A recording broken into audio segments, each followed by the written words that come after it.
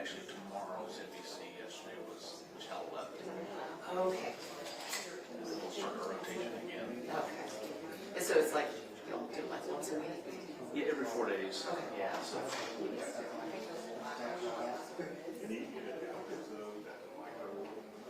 Great stuff. Yeah. Yeah, we had Star Telegram that I think that was when we used to and for still photos on Tuesday.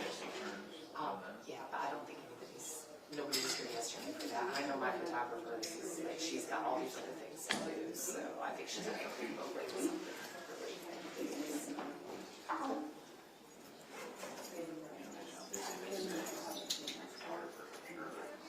We lost our editor still. We lost our other photographer a few months ago. He moved on to something else. So they've been processing getting someone else, but I'm not sure if that person's going to be up to speed yet. So. But you guys, how much I appreciate y'all's professionalism. I'm just supposed to let everybody remember today that whenever we go in recess, we need to raise the camera up and kill the audio. Okay. Is it okay if I move in on this tight on the seal like I have right now? Oh, yeah. That way back in. Okay, that'll be. Yeah, like this, what you're seeing right here. I'll trust. Normally I say up. You can look at it here just to let you know. Yeah, as long as I'll trust. Because normally I say up just so we. You got it. And all I got to do is these attorneys turn here. So these are down, the audio's dead. Right. Yeah. Appreciate it. Thank you very much. No problem. And if there's anything special that the judge does not want to know about, he will say, he will let you know, and then he will signal you. No problem. Thanks a lot. If you see something that, I don't know, you know, just let me know. He's got it running. I run under. Yeah, there's going to be. Yesterday, what Channel 4 does, because everybody gets the same screen. What we did was we just ran because of what was being filmed. We just put a slate up with audio underneath, so nothing would happen, right? So I think they're respectful. Yes, I think that's what we're going to do today, this afternoon, but I don't know what the other station's going to do. But I'll make sure whatever I The put big out thing is. big thing is during recess, lawyers, you know, everybody's got to take their hair down for a couple of seconds and nobody wants to get caught with your Right. boss. I agree. I'd be concerned the same way. Thanks a lot. You got it. What's your name again? Sherry. Carrie from Paul. All right, thanks. Yeah.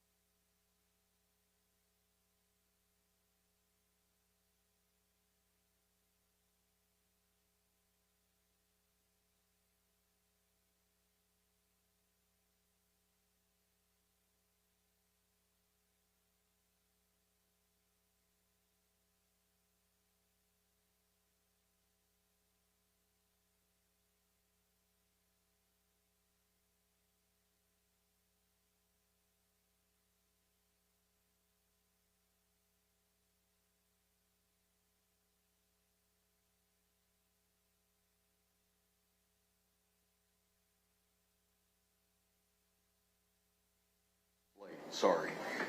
But we are ready to proceed. Mr. Staten, you may continue. Thank you, George. Appreciate it.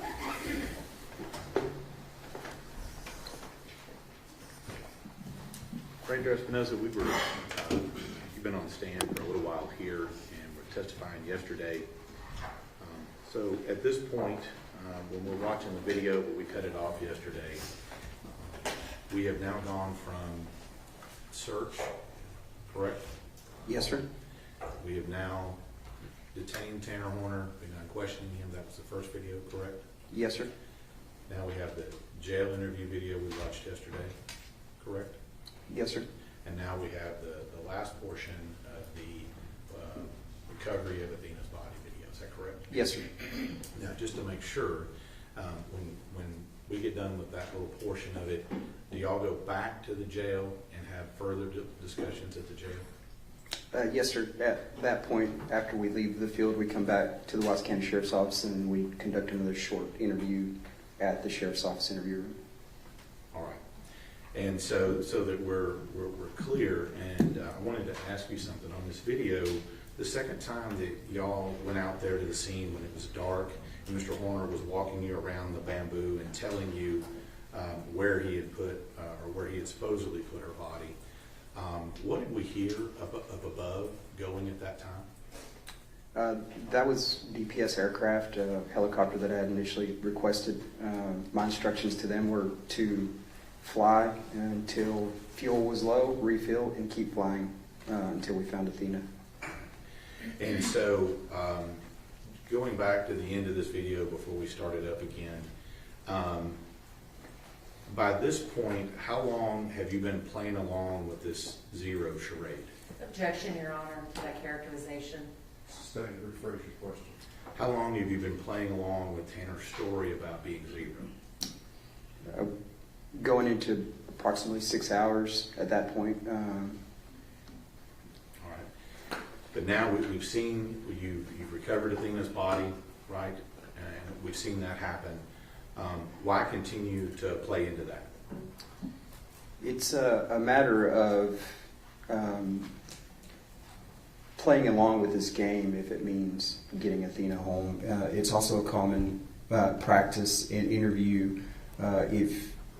As I'm assessing the interview, I know that if I don't play into this game, he could potentially shut down on me, and then the odds of recovering Athena, the window gets smaller. So I have to play into this game. I have to just take the lies he's given me. I have to continue that interview and maintain that rapport, because ultimately, at the end of the day, it's about finding Athena. So once you've found her, and we'll see that in this video here, is there an additional video after you go back to the jail and have that short conversation?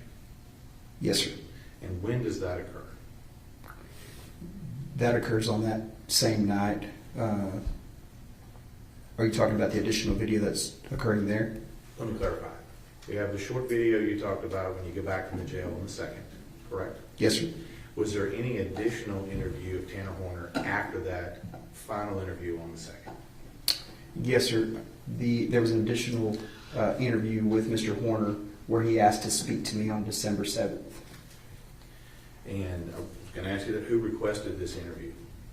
The defendant, Mr. Horner, requested it. Now, at this point, other than telling you where Athena was located now, is there anything else truthful that Tanner Horner has told you? No, sir. Now, let me just ask you, up until this point, how many different versions has Tanner Horner told you of how things went down at Athena's residence? He's given me numerous different versions of how the events of that day transpired. And up to this point, before we start this video again, how many different versions has Tanner Horner told you up to this point about whether he did or did not remove Athena's clothes? He's also given me numerous versions of what happened to the clothes, if she was clothed or wasn't clothed. And then also, how many different versions has Tanner Horner told you up to this point as to where her body's located? he gave me two versions. One was at that bamboo, and obviously when he finally decided to take me to her. Now, when we watch this this video, you're still talking to this alter ego Zero during this time. Is that right? Yes, sir. At some point, do we get Tanner back? Yes, sir. Well, how does that happen? At one point during the course of that interview, after we've located Athena's body, he pretends to come out of this psychosis or whatever was going on at the time, and then I get Tanner back for a little bit. And of course, the only time I'm getting the truth is when I'm playing into his game of Zero. So I asked to speak to Zero because I feel like that's the only time I'm getting the truth. And do you do that? Yes, sir. And what happens? Zero comes back. So all you got to do is ask. Yes, sir. Now, throughout all of this, who does Tanner Horner continue to blame for what happened to Athena? Everybody but himself. And has that been a consistent theme throughout all of this? Yes, sir. Now let me ask you, when we're doing this, and I'm trying to figure this out here. So when Tanner Horner wants a cigarette, or he's telling you the story about how he wanted to leave her on the scene, who is he then? I feel like in that time he's Tanner. But when you start digging in and asking him what happened to Athena and what's going on, who is he then? That's going to be Zero. When he's telling you that he's worried about his kids and wanting to see his child and things of that nature, who's he then? Tanner. But when you guys start challenging him regarding some of his inconsistencies, who is he then? Zero. And is this a pattern that continues throughout what we're going to see today? Yes, sir. Yeah. Throughout the course of the interview, that's obviously, like I stated before, something that I acknowledged based on the interview. And it's very strategic for us because, again, we want to maintain that rapport. We don't need him shutting down because we're trying. Now that we've found Athena, we still need to get to the truth. So if getting to the truth is playing this game, I'm willing to play it.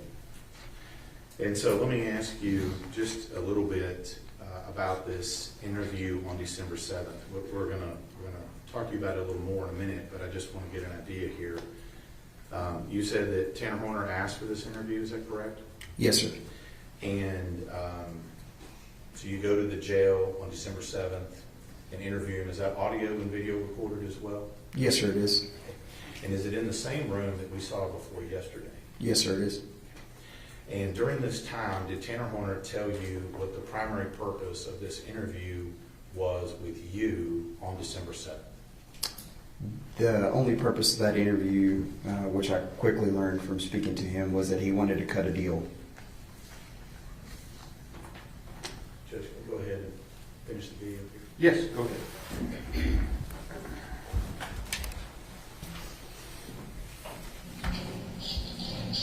Get that?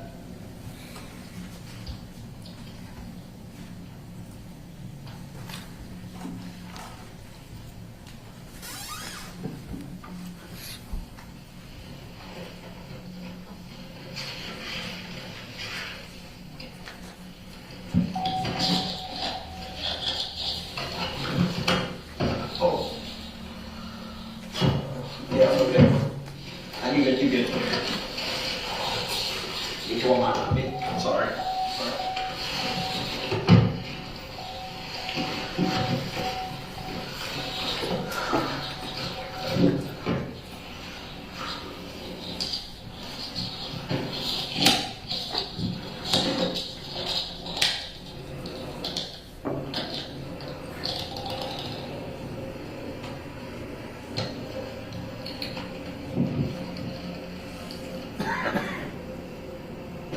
Zero.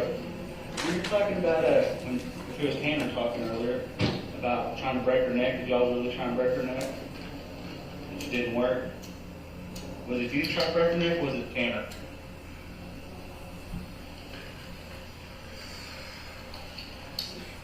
you? Did you choke her from behind like you said earlier? Did she defecate on herself? Did she struggle? Did she try and claw you or anything like that? How's she trying to claw you? Trying to kick you? Did she actually get a kick on you? She's screaming on? Wasn't able to. So about it. Did it end quick? So you talked about a sock being in the truck. Is that her sock? You remember where you tossed that at? You don't remember, just some random place, for sure? Tanner tossed the sock. Tanner tossed it. So what was Tanner tossed it when he threw up?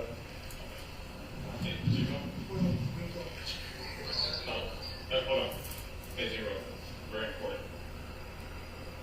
What items of her did you take to Tanner's house?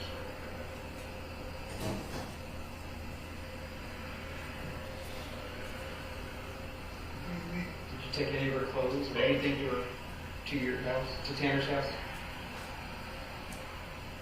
You didn't take anything over there?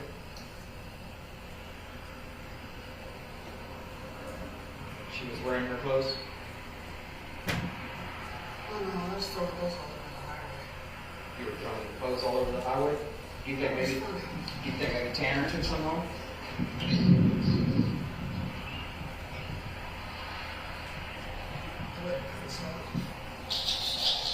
Are you saying you stripped her naked and throw her clothes out the window on the highway? Is that what you're saying? That was funny. You thought it was funny? Did you take all her clothes off of her? Shirt, pants, panties, everything? Well, I left the panties on. Left the panties on? So did Tanner take any of the clothes home, you think? You don't think so? You think Tanner He's took, not stupid. you think Tanner took anything home? He's not stupid. I think He Tanner might be a had, little bitch, but he's not stupid. I think Tanner had stated to me earlier that he doesn't shit where he eats. Is that why? That was me. That was you? You don't shit where you eat? So you didn't take anything back to Tanner's house? Okay. So the only thing she was wearing when she went in the water was her panties? How long have we been talking to you, Zero? The whole time? When did you take over? When he addressed me as such. So when we were in the building earlier, it was Tanner talking to us?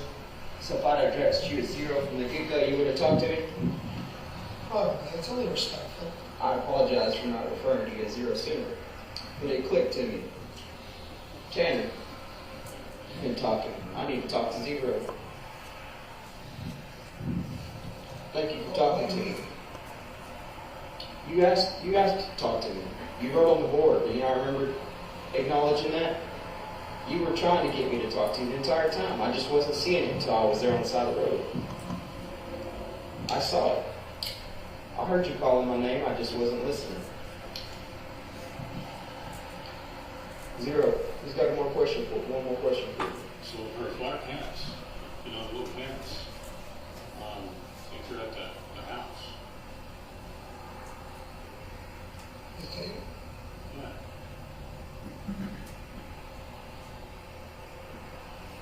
Remember that now?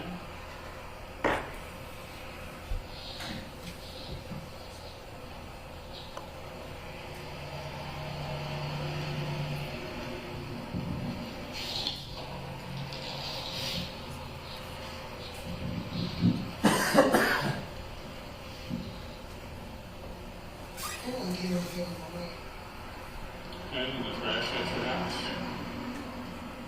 At your house, in the trash? Just in the trash. Just in the trash, okay. Okay, anything else there at the house? Shut me. You're being truthful? Truthful as I can. Hey, Zero, when you took her, was she wearing a jacket or anything? No jacket, no shoes? No jacket, no shoes. But she's wearing little pants and a shirt? Yes. Was it long sleeve, short sleeve? I think it was short sleeve. Think it was short sleeve? What color was it? I don't know. You don't know? It was dark.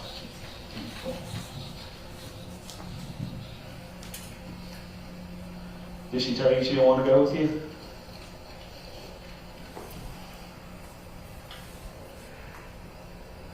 Of course.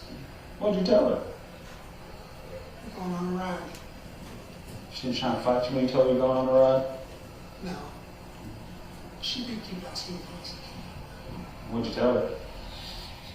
Told her no. We're just going on a ride. She's going on a ride? So did you hit her before you dropped the package? I'm sorry, did Tanner hit her before the package was dropped off or after? I want to talk to him. No, I want to talk to Zero. I want to talk to you. Because you're being more honest, you're being more helpful. I want to talk to you. And I wouldn't let Taylor. I understand. All I took was a quick motion and I'd be able to send me on that. I don't want to do that. I mean, I don't want you to die. He wants to die. I want him to die, but I want to live. So if he dies, you die. That's not helpful for you. You know what I mean? And you're being helpful for us right now. I really appreciate that. You said it was funny throwing her clothes out on the highway. Which highway did you throw them out on? 114. 114. So before you even got out of Wise County? Why'd you take the clothes out, Zero? It's funny. A form of humiliation? She was going to tell. So you got to punish her? Did she tell you she was going to tell? She did? When did she tell you she was going to tell? She said she was going to tell her dad. At the house or after y'all left? At the house. At the house? I understand. I'd be a little upset too. Zero. That question. Her boots and jacket were they at? They're not boots and jacket. Okay. Where did you show her? In the back of the truck. Okay. And where were you parked at that time? Private road. The private road? Okay. And then when were her clothes removed? Garage. Okay. And then what? And drove off. Okay. And what was done with her, the clothes at that point? They did. So her clothes were taken off and you're driving down the road and she's not wearing clothing, correct? Am I correct? Okay. And then what? What did you do next? Found a place to go. And where was that? Like a creek. Okay. And then what direction did you go? And I started heading back to the station. And I let him take back over. Tanner doesn't remember times. Do you remember about what time it was? About 6:30 when I started heading back, I believe. When did you put her in the creek? You remember about what time that was? A little bit before 7. When did you turn your phone? When did you turn his phone back on? And I let him take back over. Do you remember what time that was?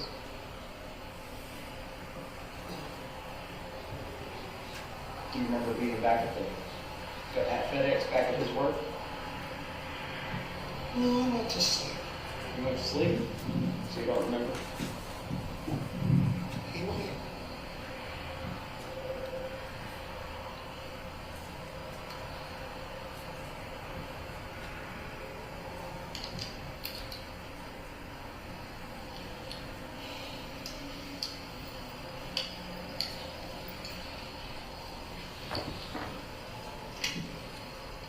You got any questions for me?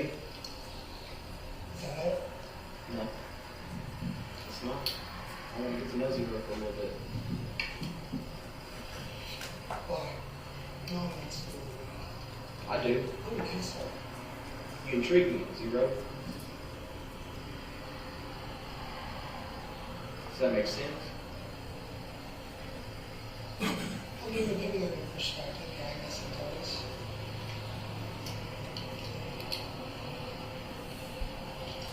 so I can get some water.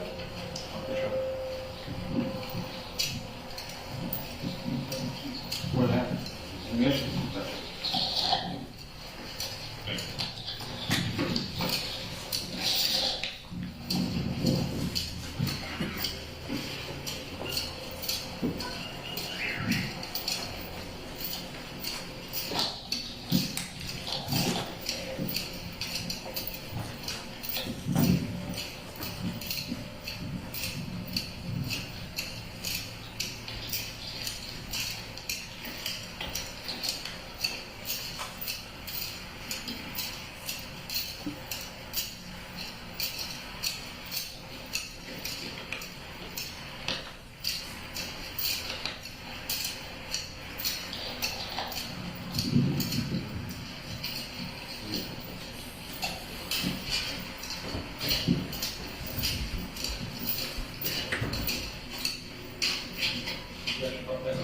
No, sir.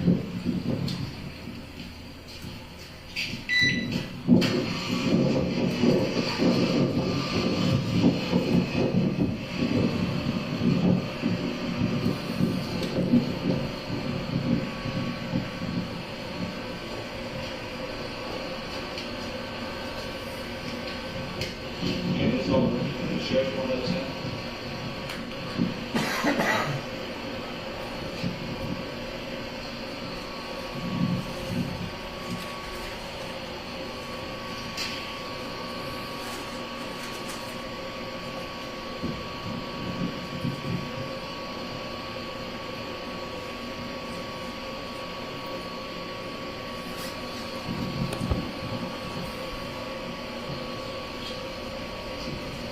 Hang on, wind up pants and sock out there in the back shed. Zero up.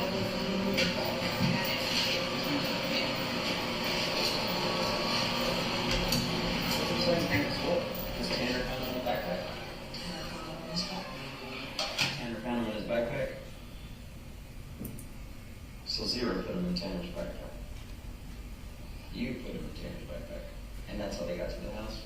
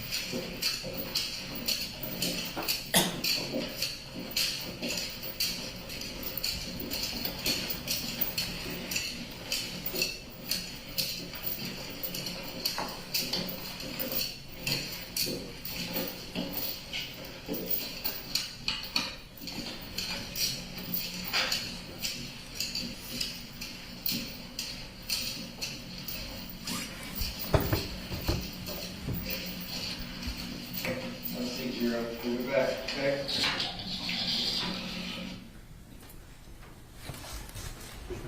Yes, sir. Yes, but I'm going to show you what Market States Exhibit 38. Do you recognize that? Yes, sir, I do. And what's that? It's going to be the interview from the Wise County Sheriff's Office interview room, which I've initialed. And that initial again means that you've reviewed it, and is that a true and correct copy of that interview? Yes, sir. And just to clarify, since we've got several videos here, this is the one that we're going to see right after where the video just ended. Is that correct? Correct. Yeah, the body camera stops, and then the interview room camera would take over. So essentially, you'll see the transition. Judge Rudolph states 38. Any additional objections other than those previously mentioned? No further objections. Okay, those objections remain overruled and State's Exhibit 38 is admitted. So this one's fairly short. Can you publish this one? Absolutely.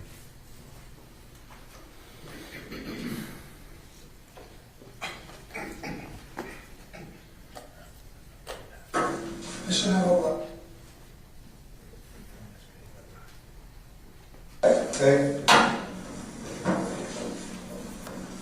I should have a letter.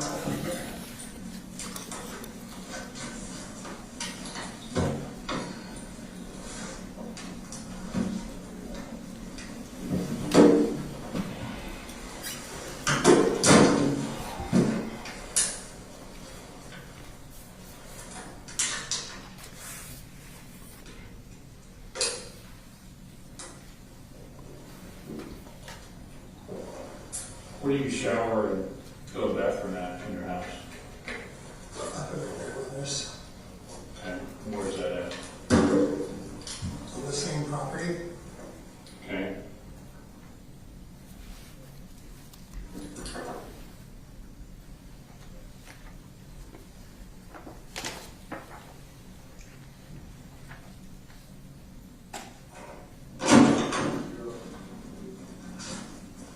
What about the bathroom? What about a bathroom? Yeah, where do you go to the bathroom at? My grandmother's. Okay.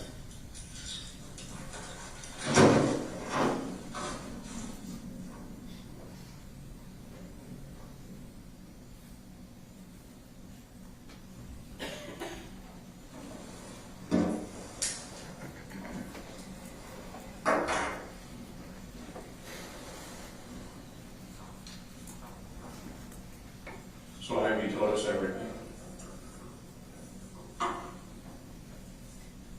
What? Have you told us everything? Me?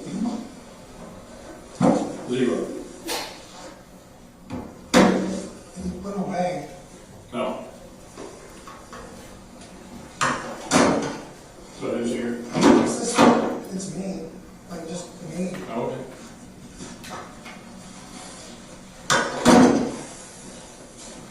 Did you have a little zero? It's not zero. Tanner, Yeah. welcome back. You okay? I'm a little flabbergasted, I guess. Why is that?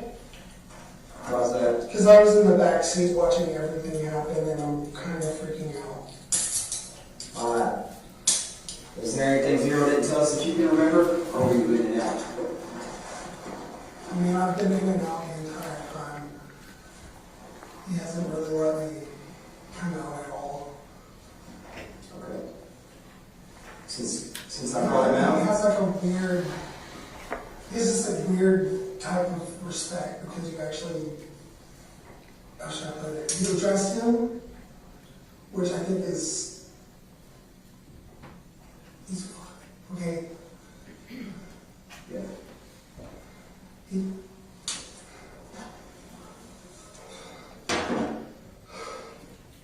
There's a lot to process, Tanner. There's a lot that happened. So, we're going to step out for just a second, okay? And give you a second to process that, okay? Give us just a minute.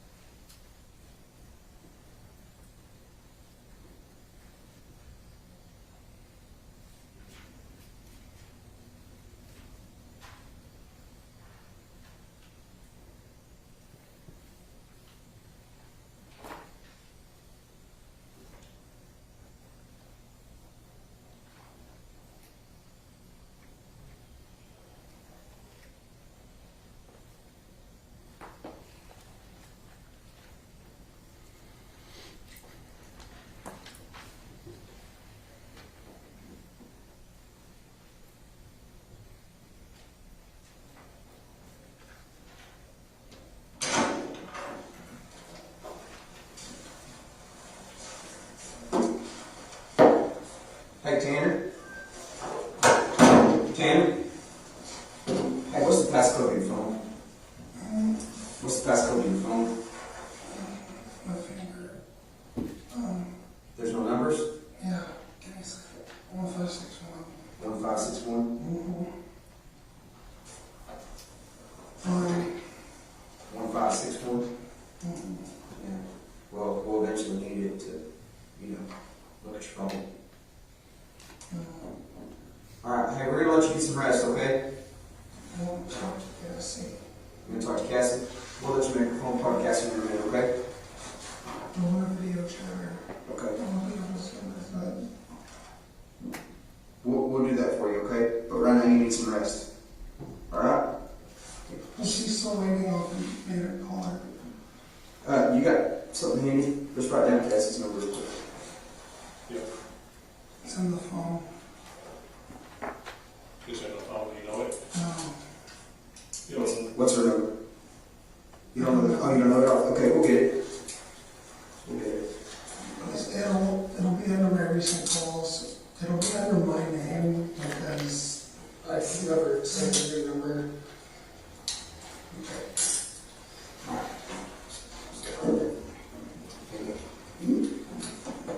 Almost. I used to be able to do that.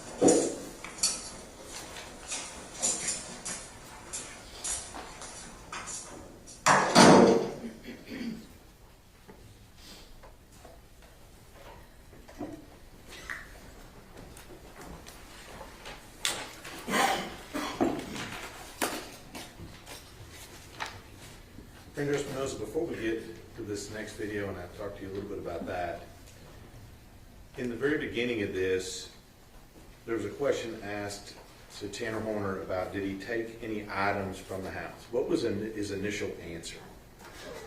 No.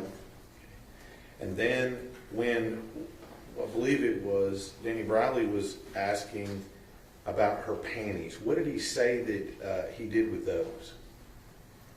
He stated they were still on her. Okay. What do you know about that statement? That was a lie. And why do you know it's a lie? I visually could see her body, and I was privy to information of evidence. Objection, Your Honor, that is hearsay. Overruled. Just don't testify what the information was. The clothing was located at Tanner's house. Objection, Your Honor, that's based on Sustained. hearsay. That's sustained. Now, let's talk about that. As part of this interview, one of the officers mentions to Tanner Horner that there were some pants located at his house. Did you hear that? Yes, sir. And does then Tanner Horner now remember that there might be some pants at the house? Yes, sir. I believe he stated they were placed into a backpack. And did he state what he had done with the pants at the house? They were thrown in the trash. I want to clarify this here. When asked why he took her clothes off, what did he say? It was about humiliation. Objection, that is mischaracterization. Or You say it was funny? Yes, sir.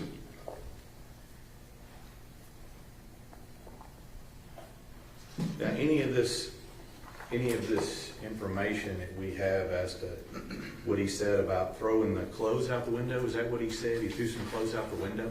Yes, sir. I believe the statement he made. So all of this information about that, if we wanted to know if that information is true or not, what would we need to know if that information is true or not?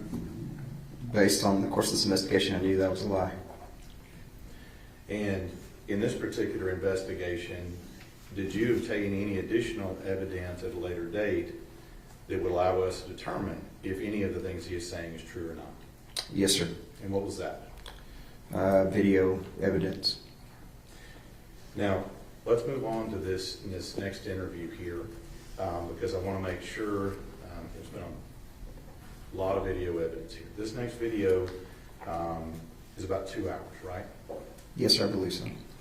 And this was the interview that Mr. Horner requested of you. Yes, sir. Let's talk a little bit about, in the beginning of that,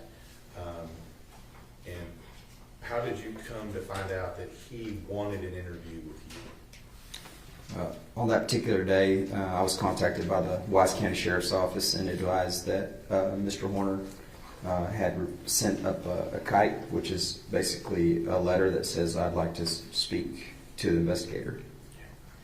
And do you remember about what time that you arrived to conduct that interview? I can't remember the approximate time. Secondarily, you said that's on December 7th. So how many days is that after you located Athena's body? Approximately 5 days. And how many days after he had murdered her was that? It was going to be approximately 7 days. So a week after he's kidnapped and murdered Athena, he's wanting to talk to you again. Yes, sir. Now, you said earlier that he had indicated to you the purpose of his interview. Pardon me, get a little bit of feedback there. Purpose of his interview was he wanted to cut a deal. Is that what you said? Yes, sir, I did. And let me ask you a couple of questions about that. When people say that they want to cut a deal, what does that mean? Objection, Your Honor, that calls for speculation. I'll let him answer. Overruled.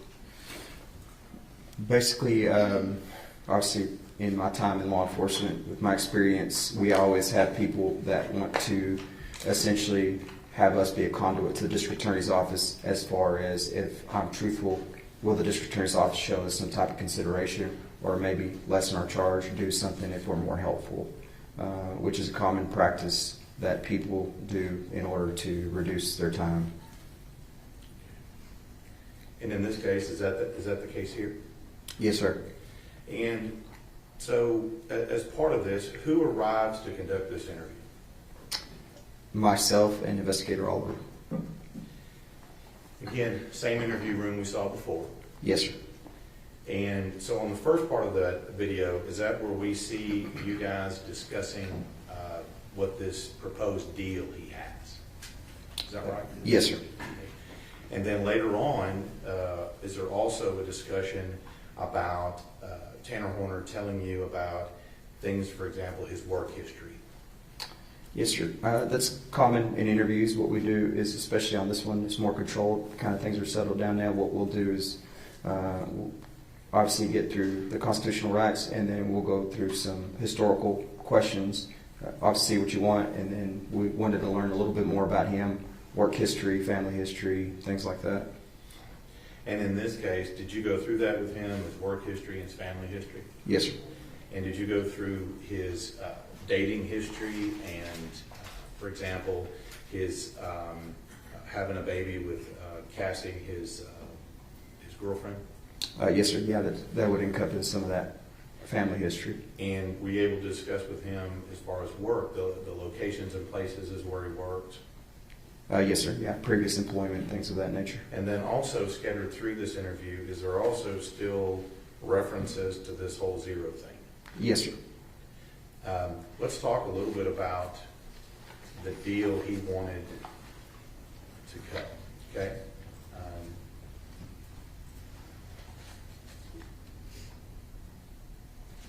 Prior to talking to him, did you advise him of his rights or have a discussion about his rights at that point? Yes, sir, we did. And he had asked for this interview, correct? Yes, sir.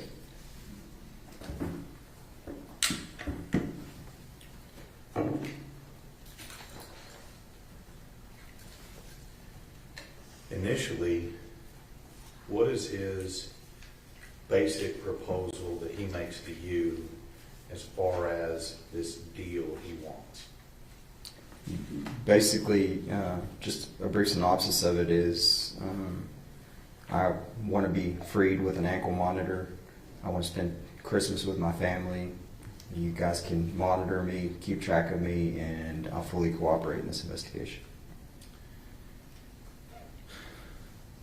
So that's his proposal. If you'll let him out, then he'll tell you the truth. Yes, sir. Now, during this time, did you ever agree to anything about that? No, that's another thing. We can't make any promises. We can never do any guarantees. That is not in my job responsibilities, and I am 100% forthcoming with people on that. I can't make him any promises. I actually told him that's not going to happen. And as part of this interview, you said he wants to have Christmas with his son. Yes, sir. And in fact, he says that if he can do that, he'll tell you everything. Is that right? Yes, sir. So you, essentially, he wants you to give him something for him to be truthful about what he did to Athena on November 30th. That's correct. Now, it is part of this investigation and questioning. Do you ask him some questions during this process about the why and what happened to Athena? Yes, sir, I do. And at all points in this, does he volunteer any additional information about that? No, sir. Usually when we start talking, he diverts back to this deal, refers back to it, and then it's more me essentially trying to pry information out of him. It's just, hey, be honest with me, talk to me, tell me about this. And so does this process of you trying to question him and then him wanting you to give him something to tell the truth, does that repeat several times? Yes, sir. Yeah, throughout the course of the interview, you could kind of see how that plays out. And that's in the first part of the interview, correct? Yes, sir. The middle part of the interview is what you're talking about when we discuss all of the history. Is that right? His family history and things of that nature? Yes, sir. And then at the end of this, do you also have another detailed discussion about this whole zero thing? Yes, sir. We speak about it. And let me ask you a couple of questions about that. At any point during all of this, does Tanner Horner ever take responsibility for what he does, what he did? No, sir. And during all of this, do you ask him questions about whether he feels remorseful or not? I do. And at any point, does he directly express remorse for what he's done? No, sir.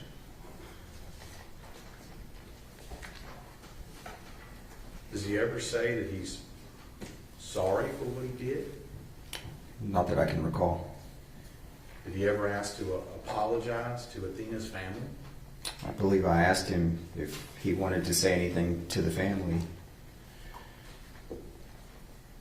And what was his answer? He just said he wanted to give him a hug, I believe was the response I got. Judge Brown? Yes, sir.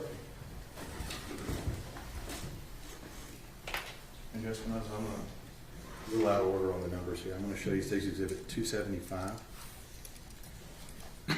Same questions as before. Do you know what that is, and how do you know what that is? It's going to be the reinitiated interview, and it's going to have my initials on it with a date stamp of December 7th. Indicating you've reviewed this? Yes, sir. Okay.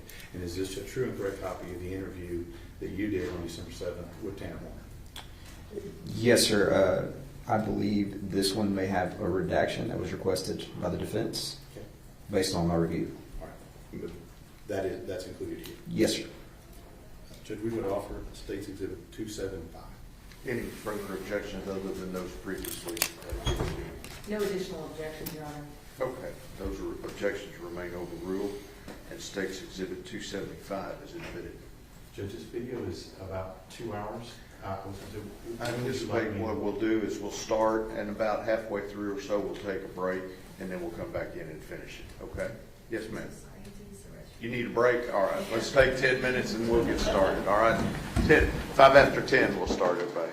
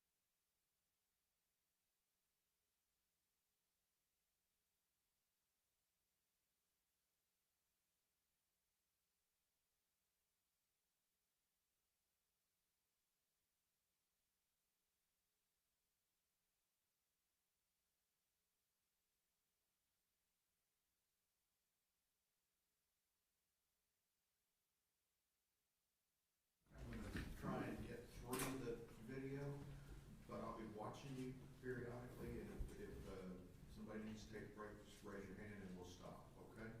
Mr. State, you may proceed. Thank you, Your Honor. Code list states 275. 275A. Go ahead, Steve.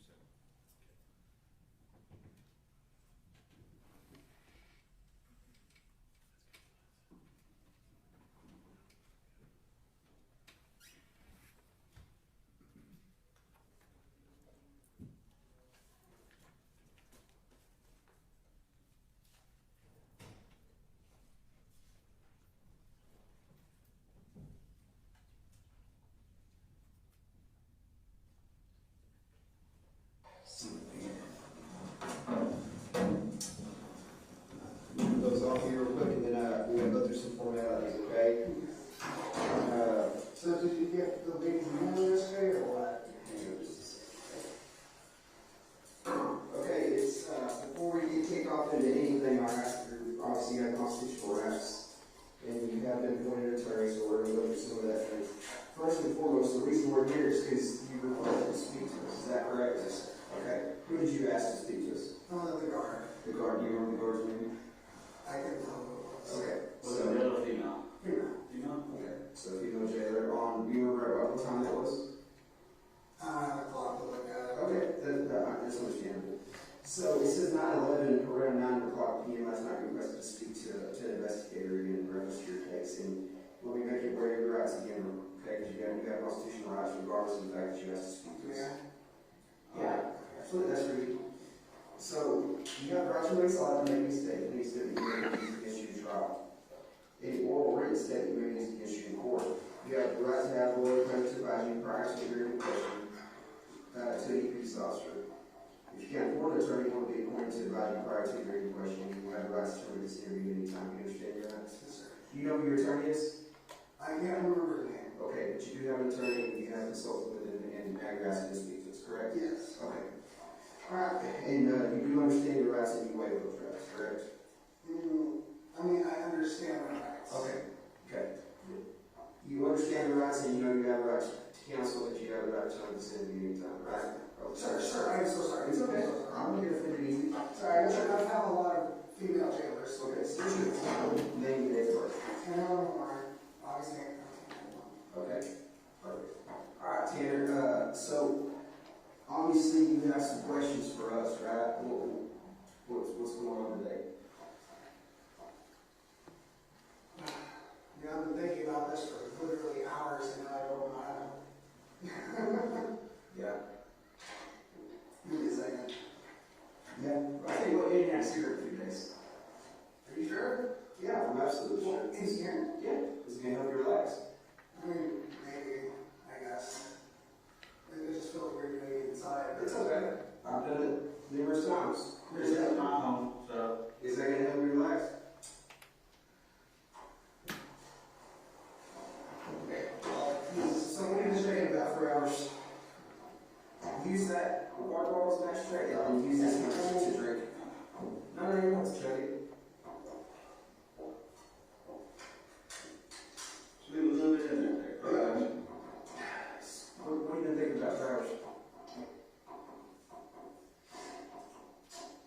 So, I imagine you have basically a list of bullet points that you want to know from me, correct? Yep, absolutely. There's only one thing in this world that I want. What's that? I don't want a month. If you can't do that, I understand. You don't want what? I want a month. A month of what?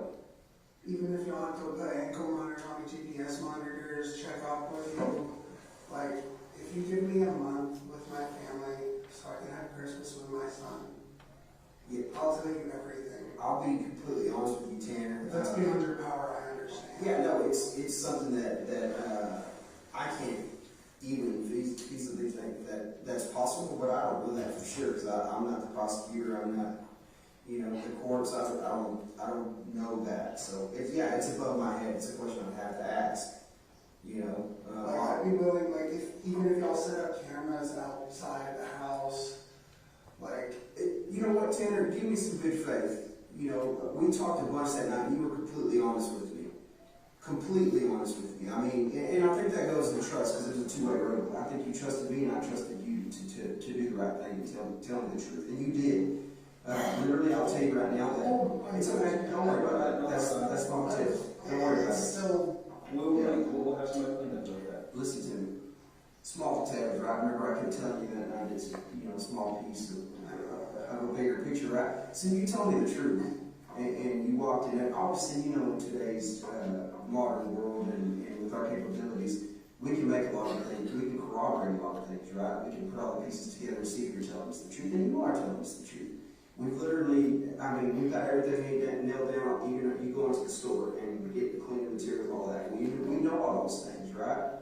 So a lot of the what has been answered. I think I told you that from the beginning, right? What happened has been answered. What path you took has been answered. Where you put her has been answered, right? That was the biggest thing for me. I think I told you from day one. It's like, just let me bring her home, right? I think that was the statement I made to you, and that was my sole intent. I just wanted to bring her home, and we got her home now. But a lot of the why this happened hasn't been answered, and I know that you want some good faith and some things that are beyond my power to do. But I think you got to give me some more good faith on why this happened. Why did this happen? Well, the thing is, I'm willing to tell everything. Even if you have to make a list, I'll make video entries of every detail of everything. If you can somehow give me a month just to be with my family, that one last month, if you can talk to somebody, anything, that's all I want. I just want to be able to have one Christmas. I can't promise you anything. I know you can't promise. I can't tell you that that's even possible, nor am I going to begin to give you any false illusions. Because I think from day one you asked, how many questions did you ask me there on the side of the road, and I answered you truthfully. I didn't count. But how many times? You asked me several questions. Did I avoid your questions? No, sir. I answered you directly, correct? No, I appreciate you. Yeah, and I was truthful with you. Well, what's a two-way road, Tanner? It's that two-way road means that what I expect of you, you should expect of me also. So I'm not going to. That's why I'm not upset that you're telling me that it might not be possible. Yeah. If there's a sliver. Yeah, I'll tell you where we're at right now is you got to give me some good faith and answer that question for me. You got to answer me the why, right? Because that's what's weighing on me, is why this happened. We don't have to get back into the details if you don't want to right now, but that's a big question I have. Why did this happen?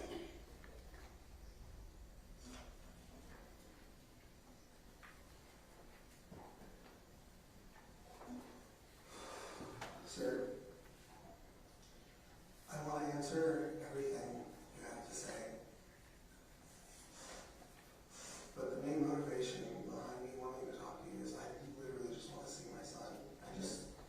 I understand I want that. to be there for him on Christmas. I want to give him that good Christmas feeling. I want to be able to leave Tanner, answer me this. that he can look back on.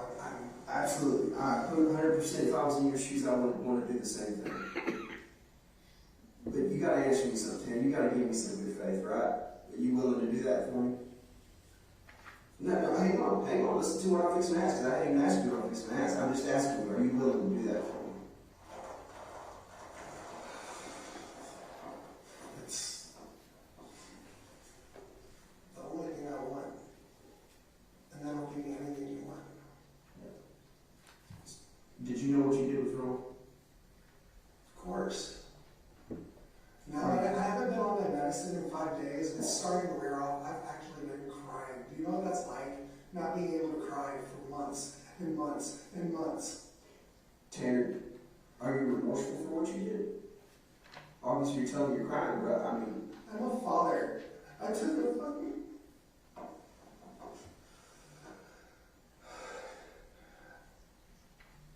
I took away something from someone. I thought I had something here.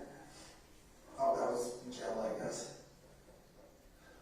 All I want is just to spend one last Christmas with my son, and I'll tell you everything. While I'm Tanner, you got distracted and you didn't answer my question. I said, are you remorseful for what you did? I'm a father. Tell me about that. Are you hurting inside for Athena? Hurting for her, I'm hurting for her family. some random person, I'd still be hurting for this child. Well, what would you want to say, if her mom and dad were here right now, what would you want to say to them?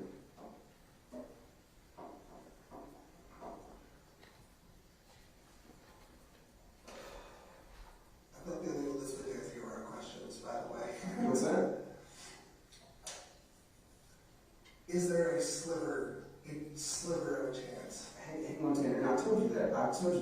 One, I'm not going to promise you anything. That's way above my head. And I'm going to shoot you straight just like I want you to shoot me straight. I don't think there's that possibility. Now, is there a possibility for you to receive equipment and things to make videos for your son and things like that? I believe so. I believe that may be a possibility.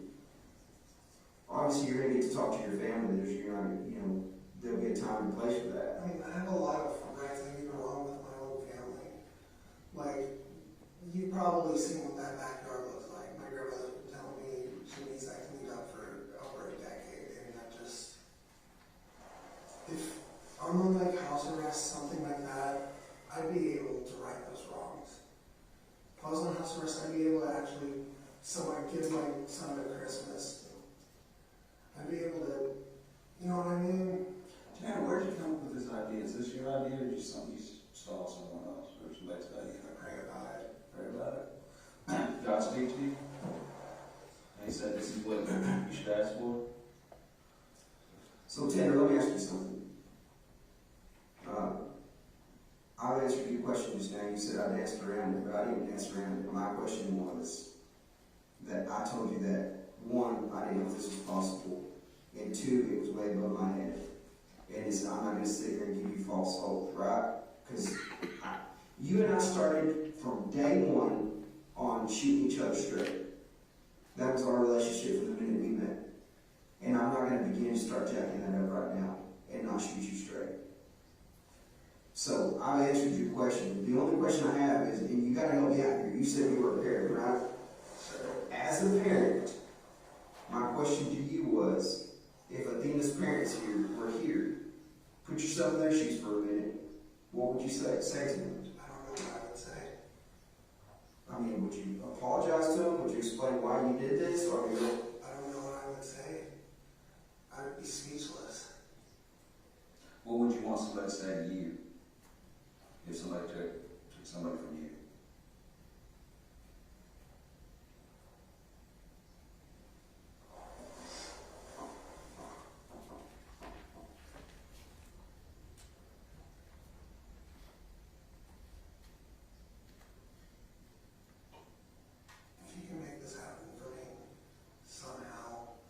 Listen to me. Here's the deal. Again, I'll go right back to what I said before. I don't do it in a minute. Yeah.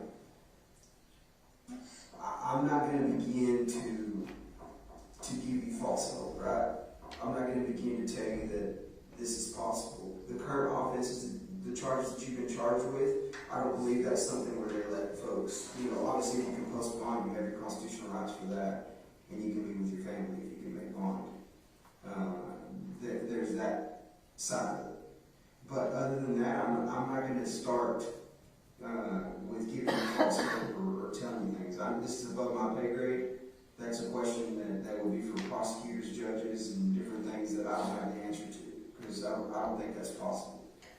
So, that being said, if I wanted to sit here and bullshit you, which I'm not, and I haven't done from day one, I would give you false hope, and I'm not going to do that. Okay? Because again, I think our relationship goes into telling each other the truth and shooting each other straight.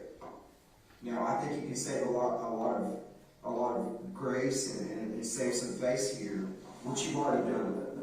First of all, hang on, let me tell you something, Tanner. From the bottom of my heart, I want to personally thank you for letting me bring her home. Thank you for that. Because guess what? That wasn't for me. That wasn't for you. That wasn't for anybody in this community. That was for her parents. You let me bring her home. You let me bring her home so she could rest and so that family could get closure. So thank you for that. From the bottom of my heart, thank you for letting me bring her home. I genuinely appreciate that. I don't think I ever got to really express that to you.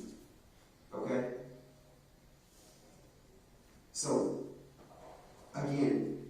thank you for cooperating with us. Thank you for being truthful, honest, transparent. I do see a little bit of remorse on you. I do see a little regret in you. And I feel you as a parent, as a person, right? Just because I wear this badge doesn't make me not human. I'm just like you, right? I'm a person, I'm human, I have feelings, I have emotions. Right? Do you understand that? So quit thinking of me as a police officer right now, think of me as a person. And understand the human aspect of this. The human aspect says that we know the what. Now the family needs to understand the why. People need to understand the why. Now we're going to start expanding our casting it a little bit further. Now we need to explain to this community why. Now we need to explain to the people why. Officers. This case has impacted everybody tremendously. I personally, Mr. Go all over, investigators that were on the front line, I didn't sleep, man. Days looking for Athena. Do you know her parents' names? No, sir. Her father's name is Jacob. Her mother's name is Maitland. Her stepmother's name is Elizabeth. They want to know why. They're curious as to why this happened. If I go to them next time I see them, because their question when I see them again is, why did this happen? We know what happened. We're always going to know the what. We get hung up in the what too many times, but we never understand the why. And you can go play every person I've talked to in the past. And I'm not going to sit here and tell you I haven't worked cases like this before. I have. And every single person has always helped you understand why, because there's always a why. Let me tell you something, Tanner. Last night, there was a prayer group for this going on, and Jacob specifically asked me, why did this happen to us? I mean, why did he get taken? He wants to know. I mean, he's got 2 other daughters, but he'd like to know why. Why did this happen? And I couldn't tell him. I looked this man dead in the face, and I couldn't tell him. I said, I don't know. He hasn't answered that for me. He doesn't want to talk to you right now. Tanner, I know what you want, and I'll listen to it. And you know, I've been honest with you, upfront with you, and you have been with us as well. But if that's something that you can help us put that piece of the puzzle in, then that's very important. I know there's a lot of other details you could have, a lot of what you want to give us, if we can grant this, but the why, it is pretty big for his family. This helps with their closure.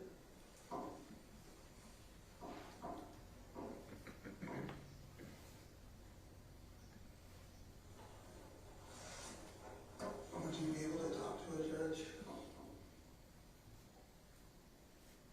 Yeah, you know what I'll do? I'll do is I'll convey what you've told me here today. I'll convey what you told me here today. I'll convey to the judge and to the prosecutors, and I'll convey to the department heads what your request is, right? And I'll also convey to them that I've told you this isn't something that I believe is feasible. Because again, I'm not going to sit here and bullshit you. I'm not going to sit here and give you false hope. But if you want me to relay something, I will. But I think as good faith, I think answering the why is crucial. They guys have to come after I got Yeah, and it's fine. Tanner, I want you to understand something. It's not crucial about the case. That's not what he's talking about. It's crucial to the family.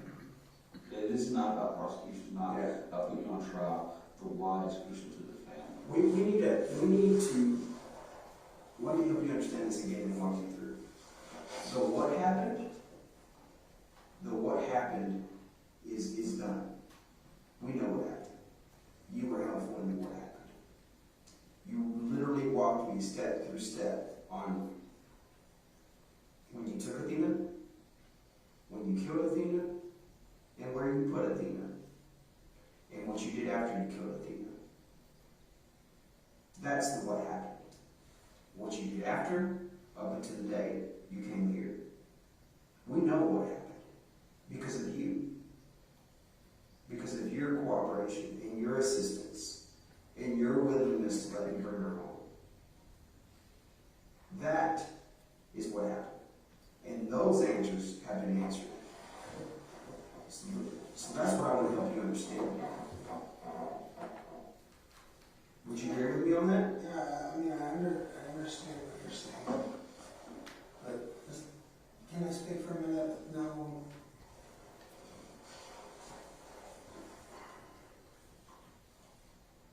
The reason I'm wanting to do this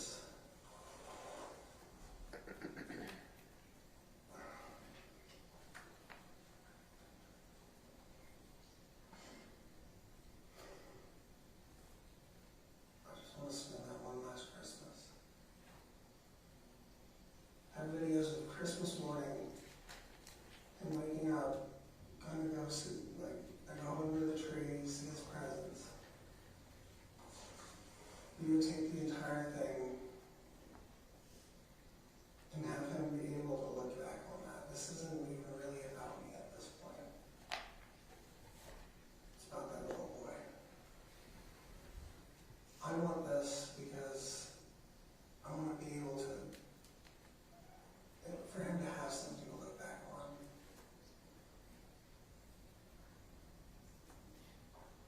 The reason I wanted to trade this is because if somehow by some million-one shot they were able to put me on a monitor, put cameras around the house, everything.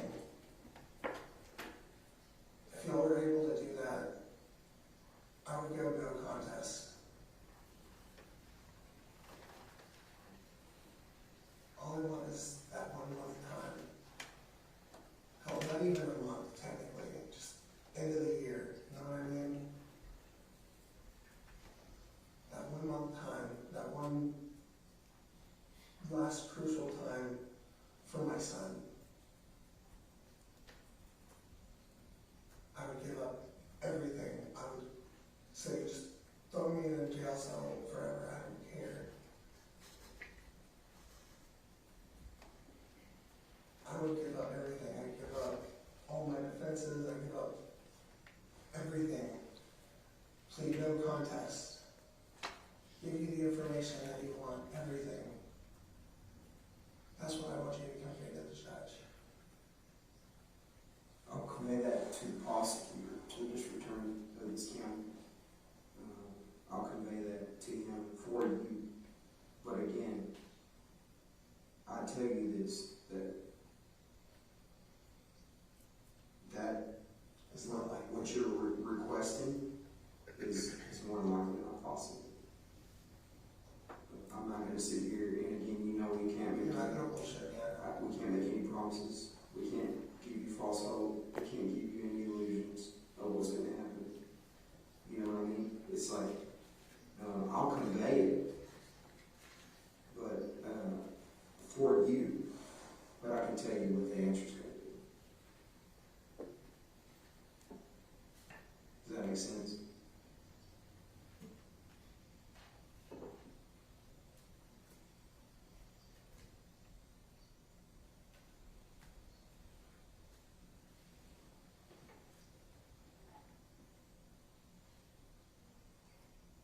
I like your shoes. Thank you. What are your thoughts, Taylor? What are you thinking?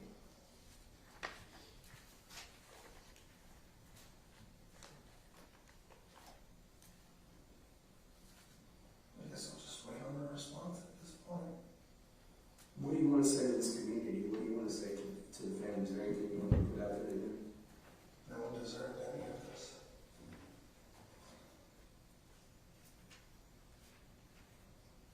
Have you spoken to your family? My mom and my grandmother are currently coming today. To see, you know what time they'll be here? Pretty soon, from what I'm guessing. Okay. Is this y'all's water? No, that's yours. Everything we got is for you.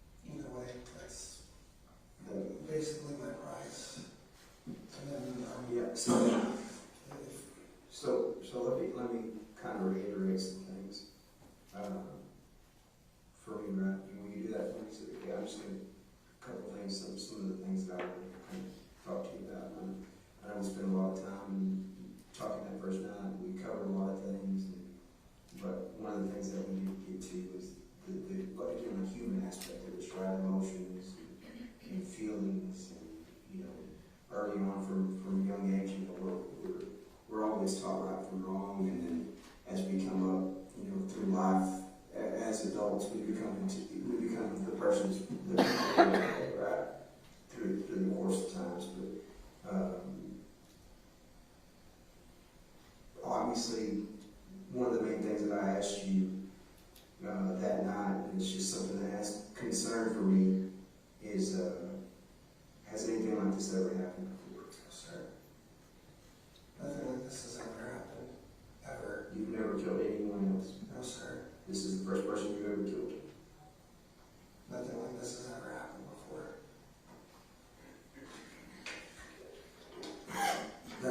I cry when I run over dogs at work. Like, I've cried over a squirrel before, dude. Then why? I fucking feed homeless people, man. Then why? Why Athena? If you cry over a squirrel, this is a 7-year-old human being.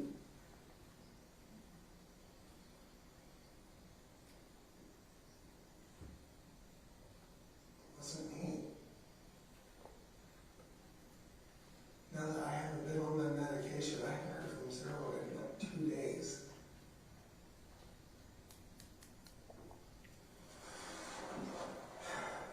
Tanner,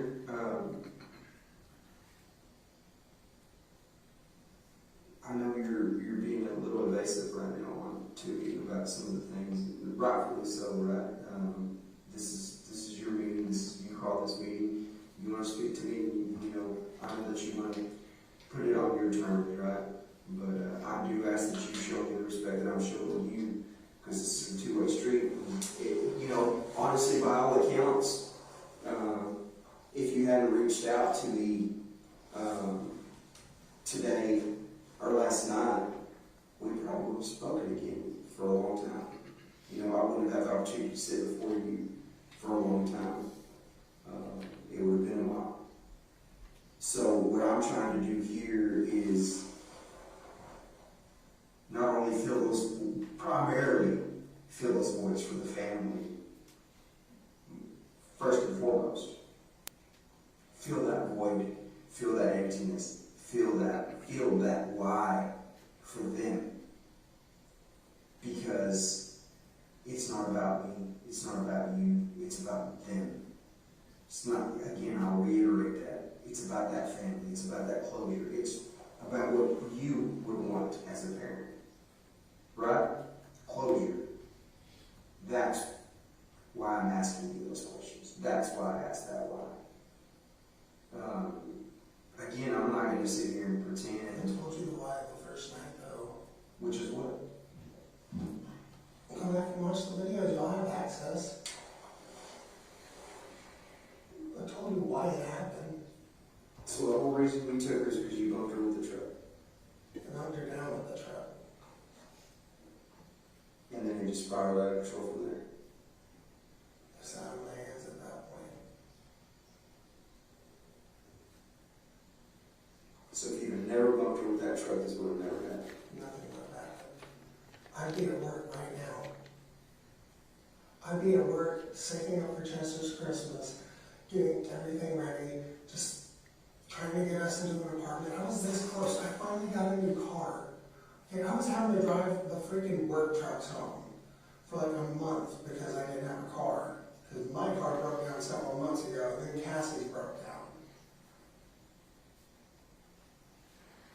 Like, life was getting really bad.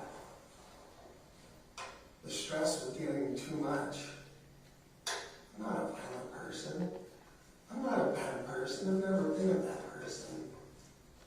Would you say for the majority of your life you've done the right thing? I've always done the right thing.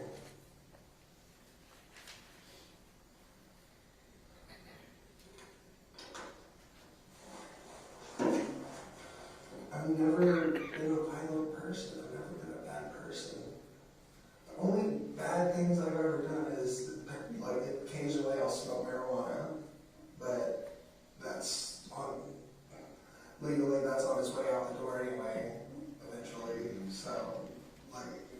all these things are coming in, but I'm not getting into all that.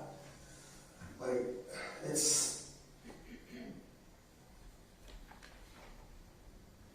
literally the worst thing I've probably done in my life.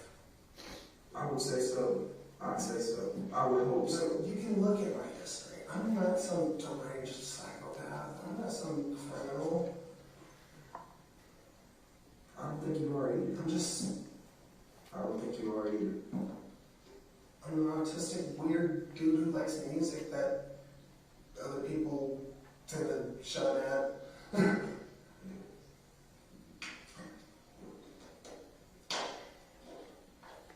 Well, musician. I was in a Christian punk band at one point. A Christian punk band. Giving, not gonna lie, the vocals weren't the best, but you know. the lead vocals? Oh no. Oh yeah. If I were to jump on a kid, your jaw would probably drop. Yeah, it sounds like it. Just the way you put your hands on your knee just now. That's pretty impressive. Yeah, I worked years mastering my craft, and at this point, I write my own music. You know, I've written my own music, but I haven't really. Like, I had lyrics and everything, but I never really got to. You know what I mean? Yeah. Put it out. Yeah. I mean, smart, freaking talented musician. You work for a living, being a productive member of society. Yeah. So you can see where that why, and you've answered the why. If you're telling me, you know, if you'd never bumped Athena with that truck, she would have never died. That's the why, right? That's some of the why. You paid, by all accounts, on your statement, the first night was that if you were scared, you know, that you were going to get put away for vehicular assault and go to jail, so you panicked and took her in the truck. And then that These are all things that have been covered. I know, I'm just saying, that's the why, right? She died because she was in the wrong place at the wrong time. Essentially. Please have another cigarette. In a minute, we'll slow the smoke down. I'm not I'm just letting it settle for a little bit. Okay? I'm not a cigarette smoker, tobacco smoker, so honestly, you know, I know you're more. probably chucking up a little bit. Yeah. So if you'll just give me, you know, let's let the smoke essentially clear for a little bit, and we'll get you looking okay. Again, I know that The fact that that little girl's dead breaks my fucking heart, dude. I'm personally, I'm glad to hear that, because if you do show some type of emotion, right? If you do have some type of remorse, that goes a long way, right? As opposed to just a cold-blooded killer monster.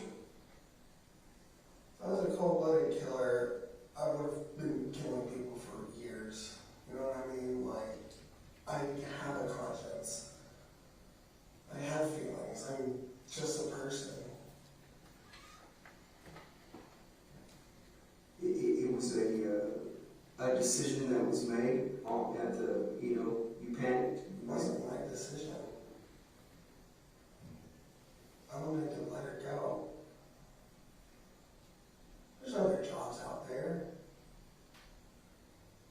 He didn't want to let her go. Now I haven't even heard from him in 2 days.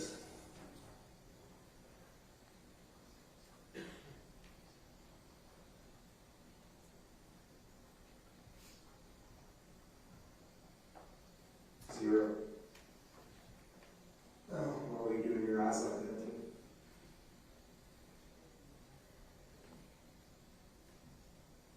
Can you do some research on something for me?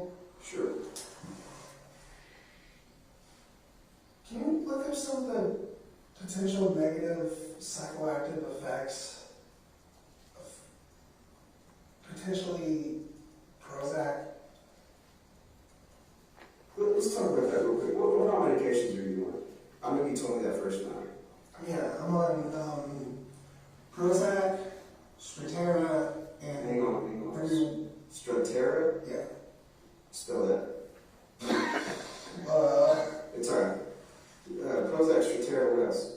In River Run for times when I can't sleep. I literally only take that one. And River Run? River Run, yeah. River Run? Also known as Brazapine. Who's your doctor? Foreign dude that works at NHMR in Penn Square. Do you remember his name? Again, foreign dude, I have no idea how to pronounce Penn Square? Yeah, Penn Where's Square. Penn Square at? It's a NHMR clinic in Fort Worth. You mentioned my clinic before. Can you write that down? Penn Square. You mentioned my clinic in Fort Worth. Oh, you did the same thing. What's that? At the same time? Yeah. That's an habit of mine. I got about this week. Broke the same one time. So gets to hurt sometimes. I do that because as a drummer, like, you can see scars for years and years of playing drums where I just like busted my fingers on freaking snare drum. Do you see any other doctors, Tanner? For him, it's weird because when I started getting back on my medication about 7-8 months ago, I'm guessing, like what ended up happening was I was going through like a suicidal episode, right? And you know, instead of leaving my son here without his father, what I wanted to do was get right. Get some help. So initially I went to Norwood to, you know, because that's where I originally got put and all that stuff. And they said they had this outpatient thing called eye care. So I went through them, and you know they helped me get back on my meds and all that stuff. So let me go back a little bit. Do you care if I get to know you a little bit better? Just real quick. Yeah, that's fine. Okay, let's just literally start about it. And I'm not going to interrupt you. I'm going to let you do your thing. I just want to know, Tanner, where did you grow up? Where were you born? What did you do? Where did you go to high school? All that stuff. Tell me a little bit about Tanner. I'm pretty much born and raised in Fort Worth. My dad's a fucking crackhead. Like, if you type in Horner, fucking, pardon my French. If you type in Horner at like Parker County, my dad's name and my brother's names come up a lot. Okay. You know, I try to disassociate from them because. What's your dad's name? Terry Warner. Senior. My oldest brother, his name is Terry Warner as well. Okay. He's junior. So born and raised in Fort Worth. Yeah. Where'd you go to school? Multiple Elementary places. Okay. Multiple places for elementary. What elementary around Fort Worth or around Parker County? Or? Yeah, like Fort Worth. Okay. So multiple places in Fort Worth. You don't really remember the names. Where's the last elementary you landed at? Last elementary was Eagle Heights. Okay. Into this in Fort Worth. No, that's technically I think Eagle School District. That's the school district. Okay. Yeah. And then where'd you go to high school? High school, that was Hazel. The years before that, I was just kind of moving around a lot, you know what I mean? Because my mom is a heroin addict, so most of my life I was actually raised by my grandparents. Well, my grandmother and my step-grandfather, which I consider him more my grandfather than anybody, because he's the man who raised me. Okay, what's his name? Bill. Bill Harbison. Harbison? Yes, sir. Where does he live? Veterans Memorial Cemetery. Okay, so he's since passed on, sorry. He passed a few years ago. Okay. So he pretty much raised you. What was your childhood like? Was it good? Was it bad? Was it rocky? Like, I didn't realize how bad it was when I was younger. okay. Because, you know, like, I didn't realize, hey, why is my mom always gone? You know what I mean? Why is my dad never around? Like, for a big portion of my childhood, my dad was in prison. And my mom in and out of jail constantly. Like, when my mom and my grandmother see me, I actually worked on this clever line. As soon as I answer that phone, and my mom's on, just be like, oh, how the tables have turned. Mm-hmm. You know, a little nod to seeing her in jail most of my life. Yeah. So my grandparents raised me, and you know, I'm glad they did, because I wouldn't be the kind of person that literally buys fucking homeless people food. You know what I mean? Like, there's been several points. They taught you right from wrong, they made you the person you were growing up. Probably instilled some work ethic. The work ethic, that came later. Okay. Yeah, the work ethic I didn't really get until I was a father. Mm-hmm. Like, because I was always in and out of jobs. You know what I mean? Like, I was... My 20s were interesting. And I got to live my 20s to the fullest. Yeah. Tell me about that. What do you mean by that? Bands. Play show after show after show. It was great. Yeah. Good times. Yeah. Like, especially Sacred Sound, the Christian punk band I was in. It was that time when I met this girl, Nicole. Oh my God. Bunch of crazy. Yeah. Bunch of crazy. That woman stressed me out so bad. What's your girl's last name? Baka. Baka? Baka. Which means cow? No. No. Funny story.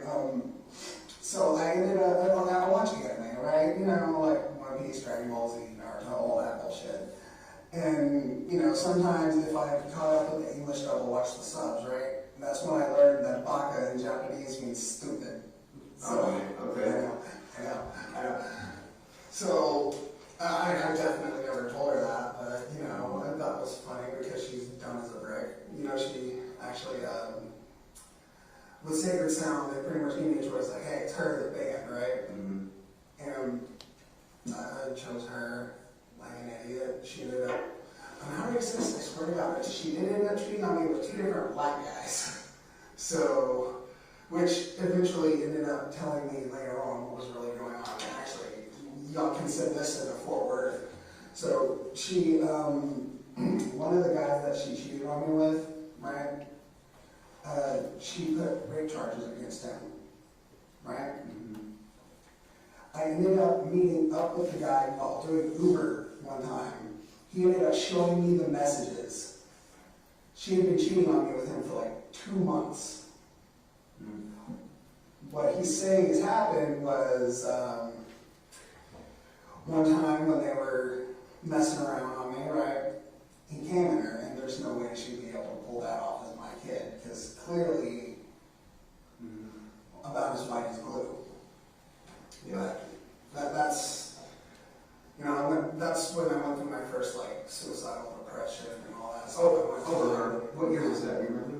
It was like 4 or 5 years ago, something. Okay, pretty recent. Yeah, that was the first time we went to middle. So that's really the first time you had any type of issue over a girl. Essentially, you were heartbroken, right? Was that a proper conclusion? I don't know what words in your mouth. I mean, 3.5 years, like, down the drain like that. So yeah, that's. You love her. Yeah. Okay. You know, ironically now, supposedly she's a lesbian. Yeah.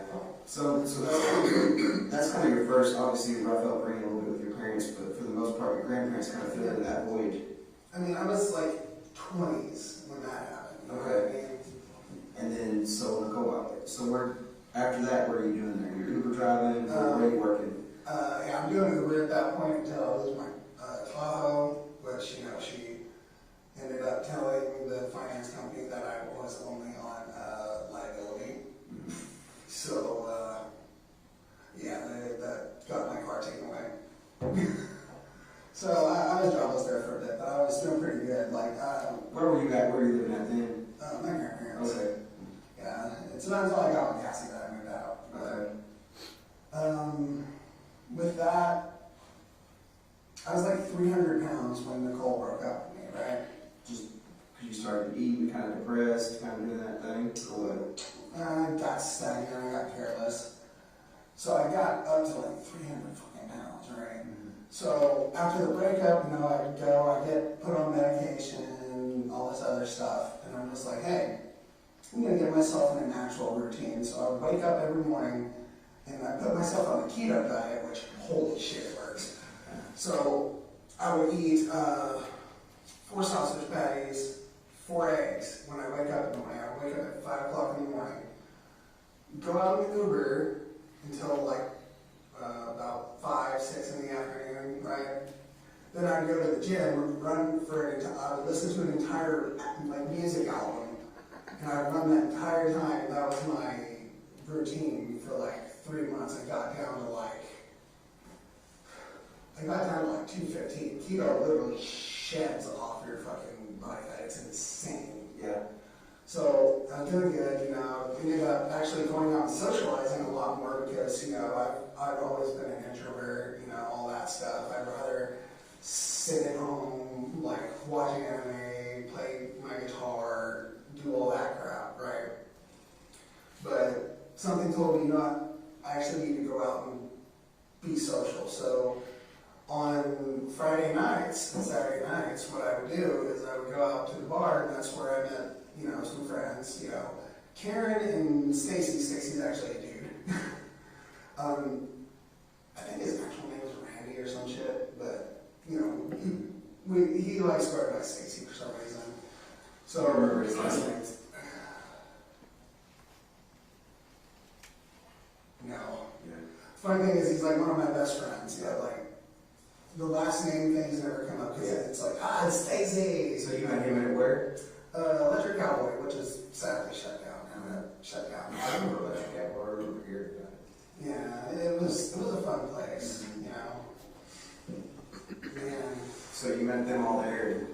Is that kind of like a routine? You don't have a routine there, but yeah, we had a routine there for a long time. And tell me about that. What would y'all do?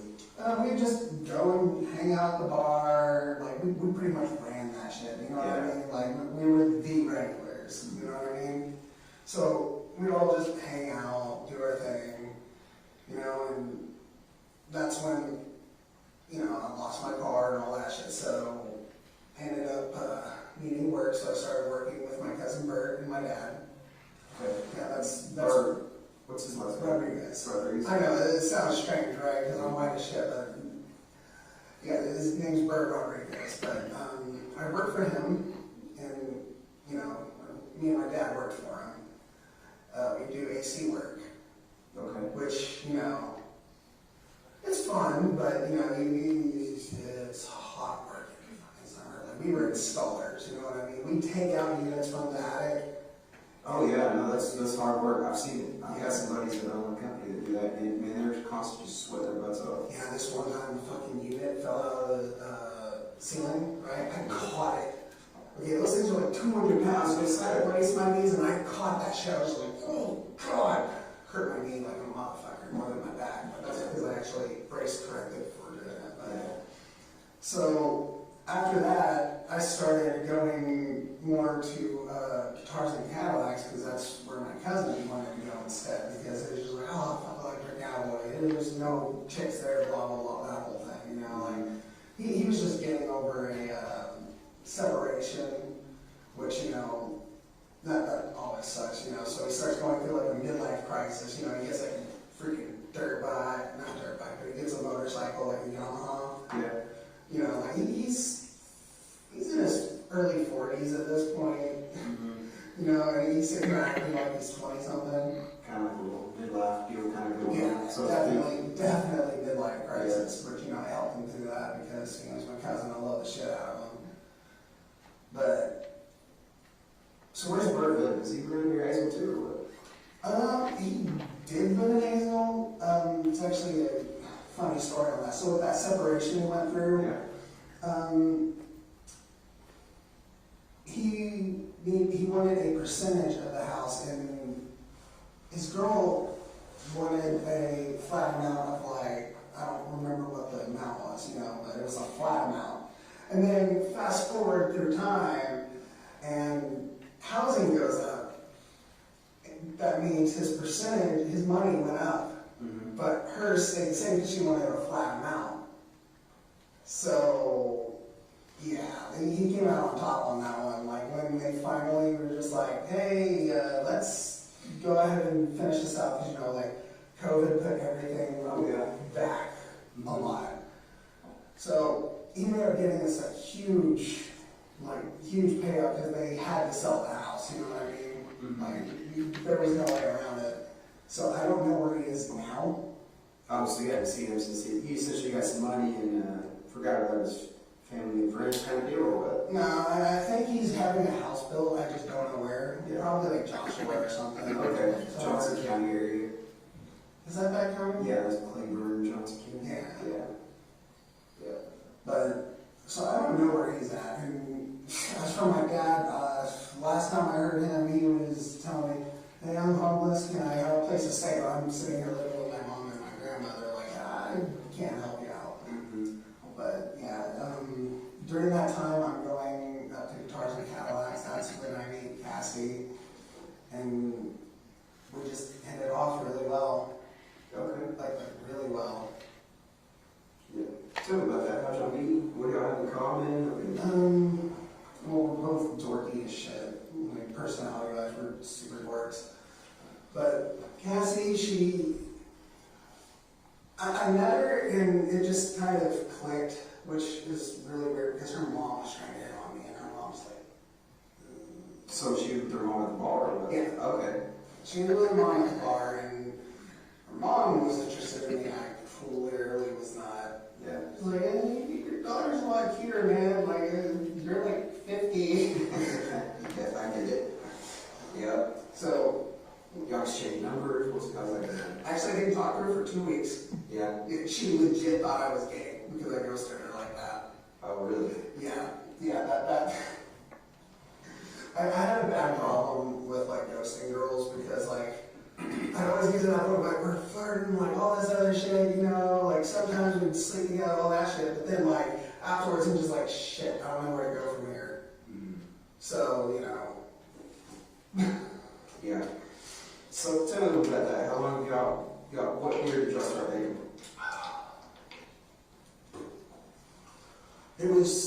We started, okay, our anniversary is on October 26th. 2000.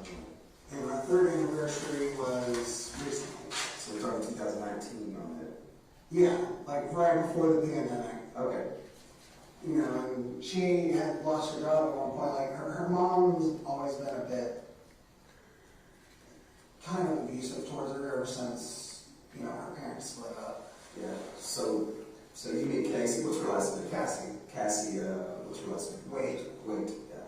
I couldn't remember. So y'all meet around 2019, and is it immediate? Y'all are dating or exclusive or? Well, our friend Jackie helped us with that. Yeah. Yeah.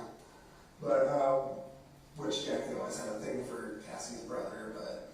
Who's Jackie? Jackie, what's her last name? I have no fucking clue. Just kind of an acquaintance or whatever, friend. Acquaintance. Actually, the first night I met her. Yeah, that was the thing.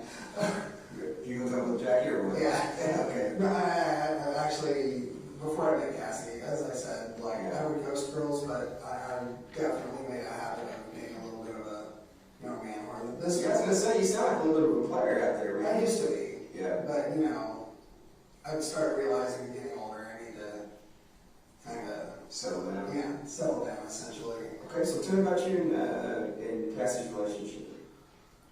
It's great. Yeah. It's really great, man. Like, she ended up, after a couple months, moving in with me at my grandmother's house because, like I said, her mom's slightly abusive.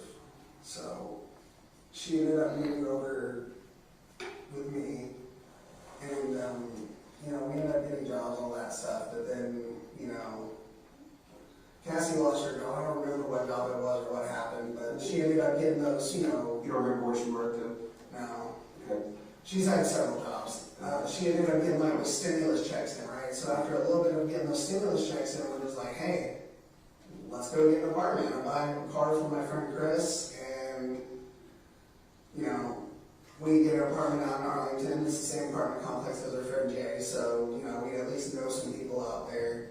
So we're out there for quite a bit, just living our lives, that whole thing. I get a job at Papa John's, which I actually used to have that job at Papa John's a couple years prior when I was with Nicole. Okay. But it was the Papa John's out in Pantego. Pantego, okay. What did you do for Papa John's? Did you work the front or did you do everything?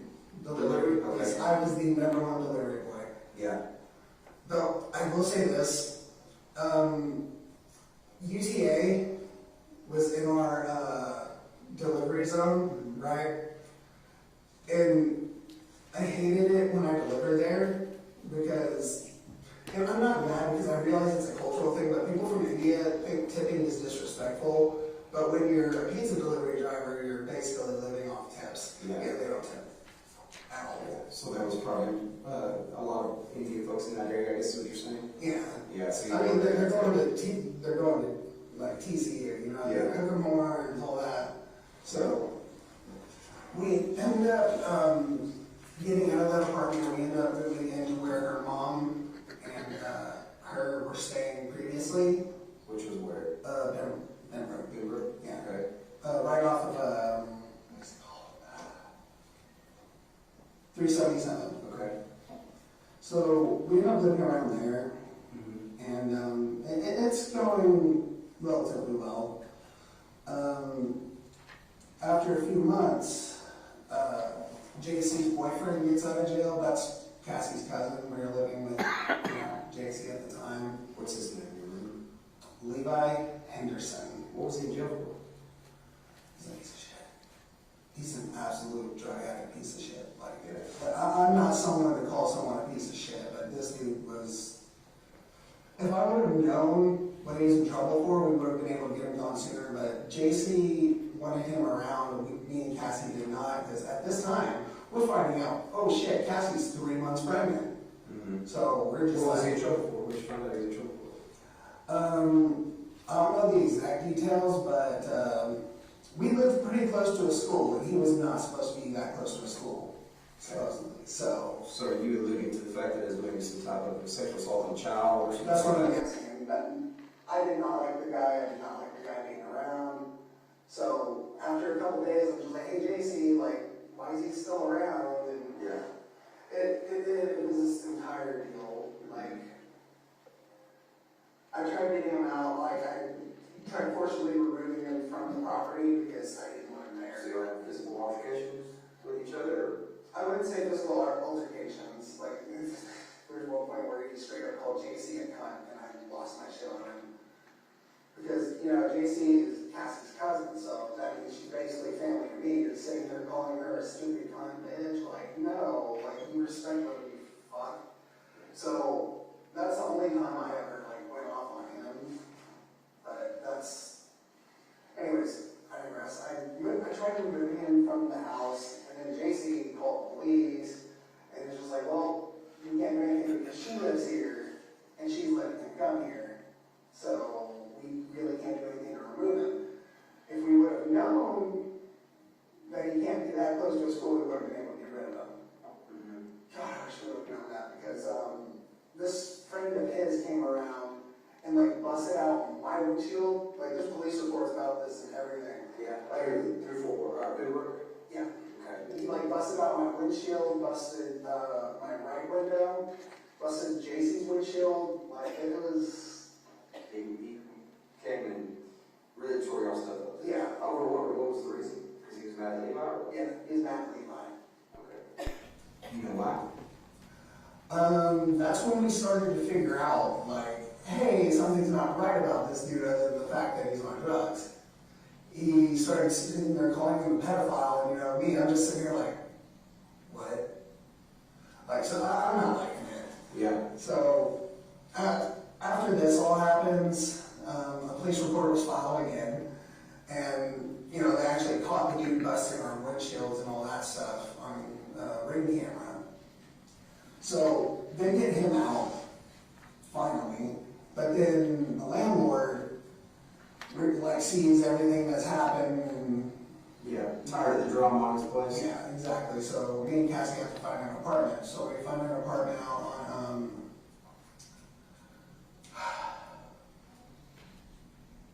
Brian Irvin? Yeah, Brian Irvin over by, I'm trying to remember. It's over by, like, the Sam's Club on the border, all that stuff. You remember the name of the complex? Just trying to get an idea where it's at. Well, they changed the name of it. Yeah. Like, they got bought out by another company. Like, we were doing the Texas Rent Relief thing, and Like, by the time the Texas Rent Relief check came in, they changed companies, like, you know, they got bought out and all that stuff, so they had to send another check, but it all happened too late, so we got evicted. Yeah. So, when we got evicted from there, our son was born. Like, he was already born at this point, he was a couple months old. What year was that? It was 2021? Yeah. You're still one, right? Yeah. So around, when was your son exactly born? February 2nd at 6:14. Okay. Yeah. What year though? I didn't mean February, I meant July. July? Yes, sir. July 2nd, 2021? Yeah, he was born at 6:14 at 6 pounds, 14 ounces. I will never forget that. What, and what'd you name him? What's his full name? Chester Thomas Lindmore. The Chester comes from Chester Bennington, the deceased singer of Linkin Park. Okay. And then what about his middle name? The Thomas comes from her brother. The Lynn comes from both her grandfather and you. Yeah, and me. Okay. But so he's got some meaning behind his. Yeah. Got some soul behind his names, huh? Yeah. Yeah. His sorry. Yeah. So Cassie, bless her heart, like the months leading up to Chester being born, we were both working at what's it called? Australian themed Outback Steakhouse. Okay. Yeah. In which that's off of 377. Okay. What were you doing for them? I was a dishwasher. She was a server, and she was pregnant and a server, so she was making more money than me, and I was making like $15 an hour. She's probably making a lot of money when she's pregnant. Exactly. I see somebody that's pregnant, I'm always going to tip extra. Yeah, no, that's such a guilt trip. But at the same time, it's just like shit. She needs the help. Yeah, absolutely. But bless her heart, man. Up until the week she was giving birth, she was working doubles. Man, I don't know how the hell she was doing it, man. That's grit and character. I know it. Yeah. I fucking love that girl. Like, yeah. That just shows her, her character. So. But after her son was born, postpartum hit really bad. And where was he? What hospital? Hewley. I think it's Burleson or Crowley, but it's like right off of 35. Yeah. Right there in that little corridor. Yeah. Yeah. So then you said postpartum hit? Yeah, postpartum hit. She got really, depressed, all that, which, Where were you living at then? That we were still at the apartment at that time. Okay. For a few months, and then, after a while, we moved over to her grandparents' house when we got evicted from there, which... Her grandparents' house? Yeah. Remind me of her grandparents. You mentioned their names earlier. I didn't mention her grandparents. So you mentioned your grandparents. I'm sorry, what was her grandparents' names? Lynn and Patsy. Lynn and Patsy. Yeah. And where do they live? Burleson. And it's Wade also? Yeah. No? What's their last name? Wade is on her dad's side. Okay. This is her mom's side. You remember their last name? It's alright, you got so many names in your head. Bolanger? I don't know, it's French, it's pronounced Bolanger, but like, yeah. So y'all moved in with her grandparents, and at that point, I guess, to give Chester somewhere to be, or... Yeah, like, we needed a good environment for him. Originally we were staying on this little, like, shed, we kept it nice, and it was kept up for a bit until Cassie's postpartum came back a bit, and we ended up moving into the house itself, which, at the time I was working for Amazon as pretty much the same thing I was doing for FedEx, you know what I mean, just delivering, all that stuff.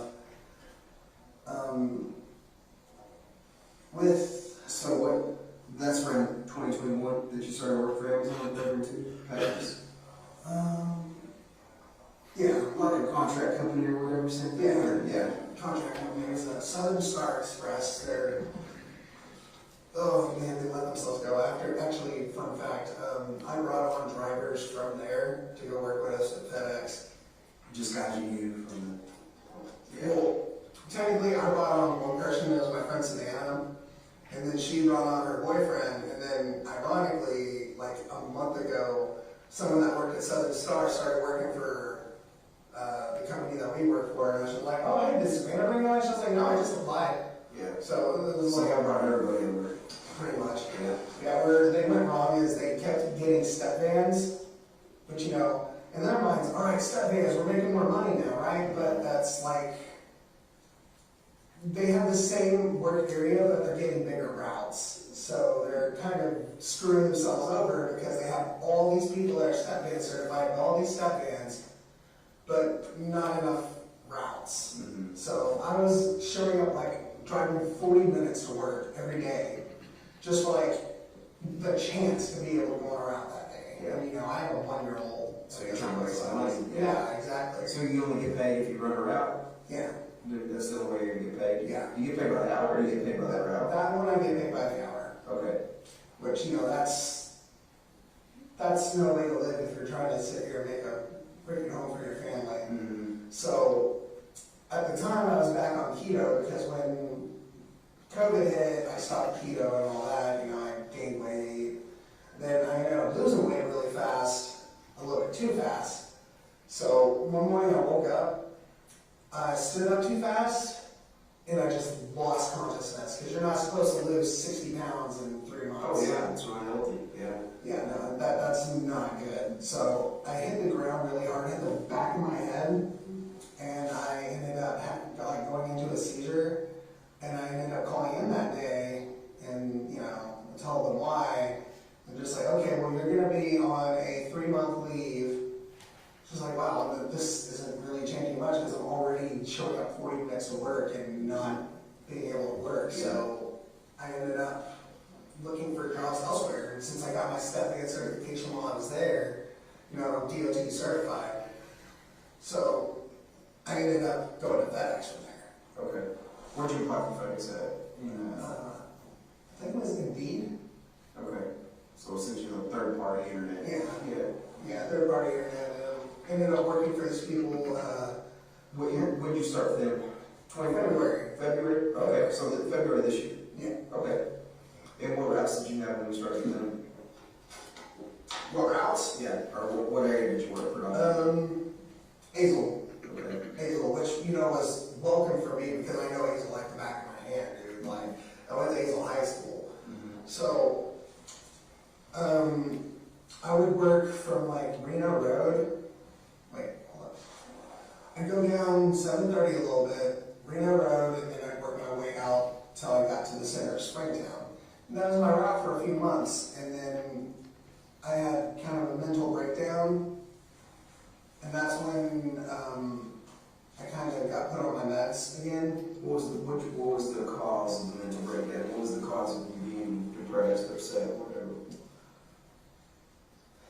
Inadequacy. I wasn't able to provide for my family. Like, I couldn't get Cassie to do anything because she was in this really bad state of depression. Like, it was just all kind of building up over a few months while I was working at FedEx. And one day I only got like 5 deliveries done in an hour. You know, I couldn't find anything on the truck. I couldn't find where anything was. Like, I was stressing out over it. So I started getting really, really, really suicidal. And it just, from that point, it was getting really bad. I ended up having to leave work early and have Cassie go take me to Millwood, and that's when they told me about their, what's it called, their outpatient program. Yeah. So essentially, observing you, medicating you, kind of deal, helping you kind of cope with some of the stress that you got going on. Is that my understanding? Yeah. On the outpatient treatment? Yeah, and that's about the time. Hold up.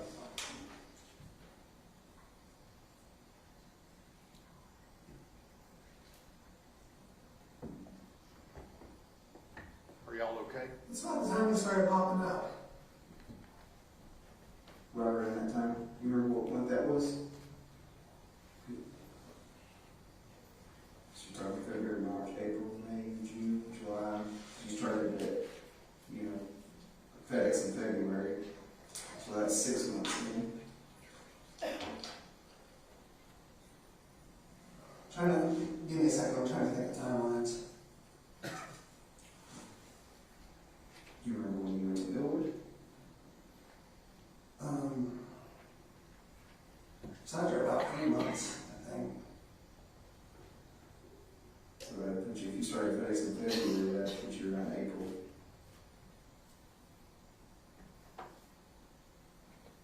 Yeah, about that. It's around that time. Okay. So April timeframe is kind of when you first, tell me about that one. How did that happen? It's just kind of, what do you mean? Like, you said that's when you first started coming in? Or you first started seeing zero? Is that what you're referring to? Well, not seeing. Or like hearing? Or It started off as like almost like a little devil on my shoulder kind of thing, you know what I mean? But then after a while, it just kind of turned into, I was switching back and forth sometimes. Like in times where I was stressed out, I would essentially switch, if that makes sense. do you think that was maybe more of a coping mechanism? Maybe some way to, you know, overcome your stress and be more assertive and... I mean, it's possible. Yeah. Because, and again, I don't want to put words in your mouth, but, you know, I know some folks that essentially, you know, put up with so much bullshit and have so much stress going on in order to cope or kind of do things different and not be, you know, regular, nice, easygoing, laid back Tanner. They kick it up a notch so they can overcome and get through some of the hard times, you know? Because it sounds like you were having a lot of coping to do. You were dealing with a lot. You got a 1-year-old at home. You got such a fiance. Is that proper fiance or girlfriend or what? Fiance. A fiance at home that's not working and she's dealing with some postpartum stuff. And you're the sole provider. You by all accounts don't have your own home. And she keeps spending all my money. So every time you get a paycheck in, it's going right down the drain. Is it going to good stuff? Is it going to Well, I mean, Chester? Or some of it does, yes, and then other parts of it, not so much. okay. So then here we are sitting in April. You go to Millwood. You do the outpatient treatment. Tell me about where do you go from there? You keep working, obviously. Yeah, I keep working. They end up putting me as a floater, which I absolutely hate. Yeah. Like me having Asperger's syndrome, I like being routine. Mm-hmm. You know what I mean? Like I have a routine. Like I used to have a way I used to do my own route. I used to go down 7:30, hit the businesses first, and then I'd move west from that point. Yeah. You know what I mean? And I'd always do it the same way every day. But now they're putting me on like different routes every day. Like since while I was away for like a week, right? So they put someone else on my route, Mm-hmm. and then they became the main on that route. I would only get that route like once a day. Yeah. And Polaris at this time had, let me see, they had Paradise, Bridgeport, let me see what else. All of Springtown, Poolville, which, fun fact, I got chased down by a peacock in Poolville.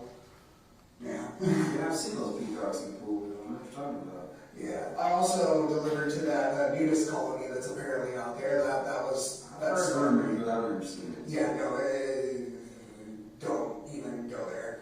No, like the dude that answers the front is like 400 pounds and like nude as hell, and I almost called the police right there. And first thing I did was just say, hey, Jason, this dude just answered this door, dude as fuck, and he's like trying to shake my hand. And she's just like, oh wait, you're on that route, okay, yeah, no, that's a nudist colony, you're fine. Please don't put me on this route again. Yeah. Like people being naked freaks me out, but So that essentially, it messed up your routine. yeah. It took you away from your comfort zone. It took you away from, you know, you like that control that I'm the same way, right? I like things organized. I like my routine. I like to do things. When you mess up my routine, it kind of throws me into a little bit of a funk. Yeah, exactly. Yeah. So, yeah, we're dealing with that. I tried getting them to put me on a nasal route because, like, let's face it, I know nasal like the back of my hand. Like, main city Eagle Route, it has high volume, but it's mostly residential. The only place that was kind of a bitch to deliver to was Walmart. And that's because they wanted their stuff early in the morning, and then they give you twice the amount of stuff, so now you're gonna have to work around all that stuff. But that wasn't a big deal for me because I still know how I'm running this route, you know? I get like 50 stops done in like 2 hours by doing all the residential shit. You need the fastest routes to everything. Yeah. Yeah. But I know how to get it done so I can hurry up and get home, because since I wasn't getting paid by the hour, my goal is hurry up and get done. So if you weren't, you were getting paid by the route on that one? Yeah. Okay. FedEx I get paid by the route. Okay. But they just keep putting me on these like stupid, like, okay, now you're on this route today, now you're on this route today, I never knew what to expect. And then that's when they ended up having to sell some of their routes to this new guy, Richard Davis. Y'all probably talked to him already. Yeah, I haven't personally talked to him, but yeah, I think they have. The guy that owns these trucks, right? The guy that owns the routes you're currently on. Yeah. Yeah, okay. Supervisor for that. Well, he's the business owner. Business owner, yeah. But the reason they sold me over to him was because they were trying to push me out towards those routes. Which, you know, that irritates the piss out of me because I, coming from Amazon, like condensed routes, you know what I mean? Because, let's face it, like I gained weight because they keep putting me on routes that I'm sitting most of the time versus running shit to the door. But it was disheartening, but you know, in my mind I'm just like, hey, I have a kid, I have to keep providing, I have to keep doing what I have to do. So it was just kind of frustrating, I guess. Okay, so how long does that go on? When did they sell over? When did you catch these new routes on this side? I don't remember when that was.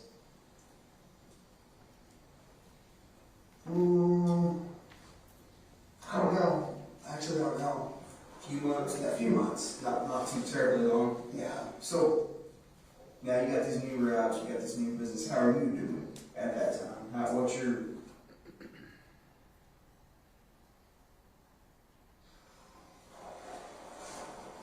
I have no clue. No clue. Everything just kind of blends in. So did that add to your stress a little bit on you and Cassie, obviously? Yeah, of course, because like we're having to change our locations again. Like it's bad. Yeah. But you're still running around, you're still working. Is she working anywhere at this point? No. No. She's she's using my Grubhub account to go get money every once in a while, but it's gone by the next day. So at least from this point, she's at least providing money for her own dumb shit. Like, dude, she'll go do Grubhub to order Grubhub later. Yeah. Gotta love that girl, but that's so dumb. But, sorry. And Grubhub is just like delivering food. Yeah. I always have a backup plan work-wise. So, we're at my grandmother's for like a month, and then, you know, my grandmother's house in general is just not a clean place. Like, they have like several little bitty dogs running around all over the place, and it's just, there's shit everywhere. Like, it's not a good place for a boy that's about to start walking. Yeah. You know what I mean? So we moved to the shed, and, you know, that shed is where I was during all my high school years because, you know, I'm a teenager, I like privacy, you know, and I have a little brother, that whole thing. So we moved back to the shed, and I cleaned the shit out of it. But then I started noticing spiders. And I'm not just talking about like, oh, it's a little house spider. No, like I saw like 3 brown recluses within a 10-minute period. And, you know, having a baby, that's... It's a no-no. Yeah, that's a big no-no. Yeah. So, we really didn't have a choice in the matter, but we had to let Chester go with her family. Okay. And did they want him? Did they want Chester? Yeah. Given the circumstance, like wolf spiders, like brown recluses in general, like I was bit by a brown recluse in the 4th grade. It was not fun. But from that, we were just, it was bad. Like, cause now, like, I'm separated from my son, like Cassie's not doing anything to help. So this is into, now we're talking like current, current events. Yeah, like last 3-4 months. Okay, so then Chester goes to Cassie's family, and you're still living with your grandmother's. She's Grubhubbing it, you're FedExing it, you're kind of just living life, right? Yeah, and at this point, we're both just kind of developing a relationship with Zero at this point, because Cassie knows him pretty well at this point. What do you mean by that? To her, she's basically dating 2 people, and Cassie herself, she has multiple, but she gets that from her grandmother, her Baja. So you're saying she has multiple personalities? Yes, sir. Okay. But I only have the one. She says I have 3, but I don't. I haven't seen evidence of the 3rd.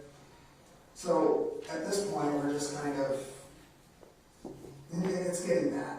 You know what I mean? Because like, I miss my son. So you're, by bad, you are like, I miss my son. a lot of altercations with each other, maybe arguments. Oh, I wouldn't say that, but it's definitely a bit irritating. You know what I mean? Yeah.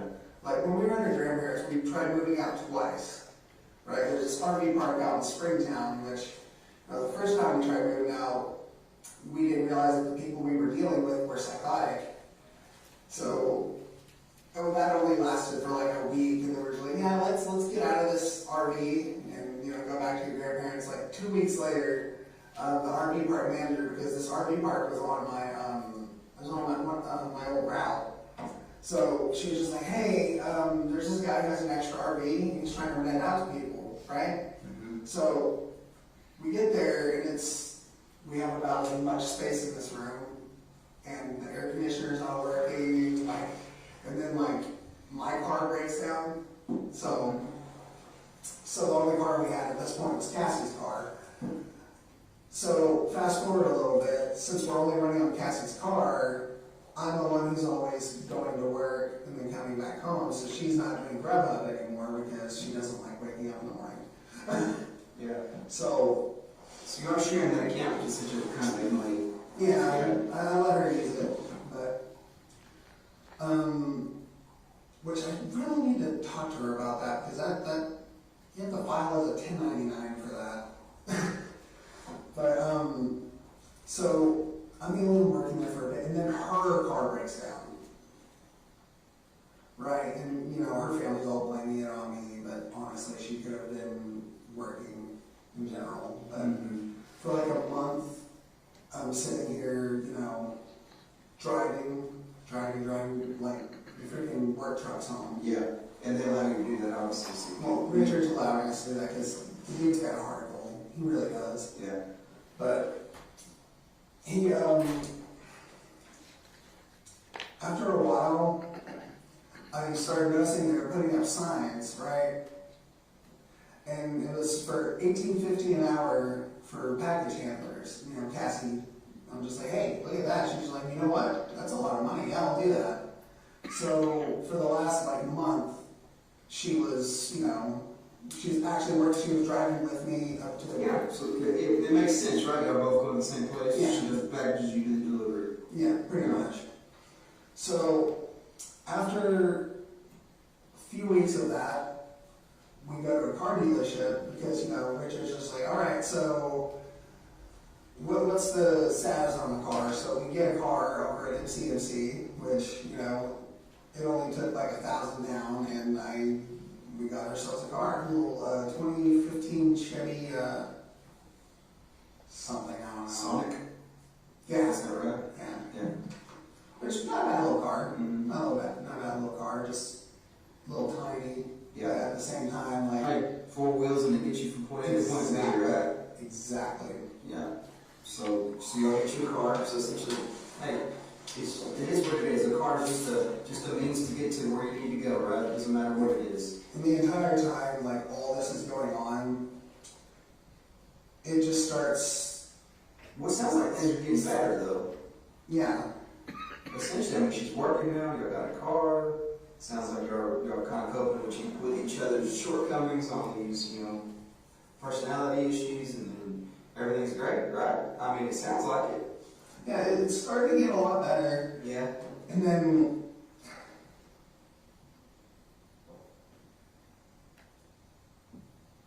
the last 4 months though, Zero becomes a little bit more prominent. He starts, ever since, once about 2 months before we moved out of her grandparents' house, becomes a lot more prevalent. He's Describe that to me. What do you mean by that? He's coming out more. He's taking over a lot more, which at the time I really didn't mind, because a lot of the times I'm just sitting here bored as hell, driving these long ass routes for sometimes it's 15 minutes in between one stop and another. You know what I mean? It gets tedious. So I didn't mind him coming out a little bit more. Plus, dude gets random. I listen to a lot of metal, all that stuff.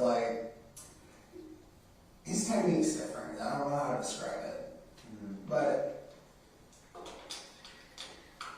so I'm starting to do a lot better. We're doing a lot better. I'm starting to understand a little bit more about this other me, essentially. Cassie's starting to understand a lot more. You describe that as you're there, you're present, but you're not present. You're not controlling. So there's different states, I could say.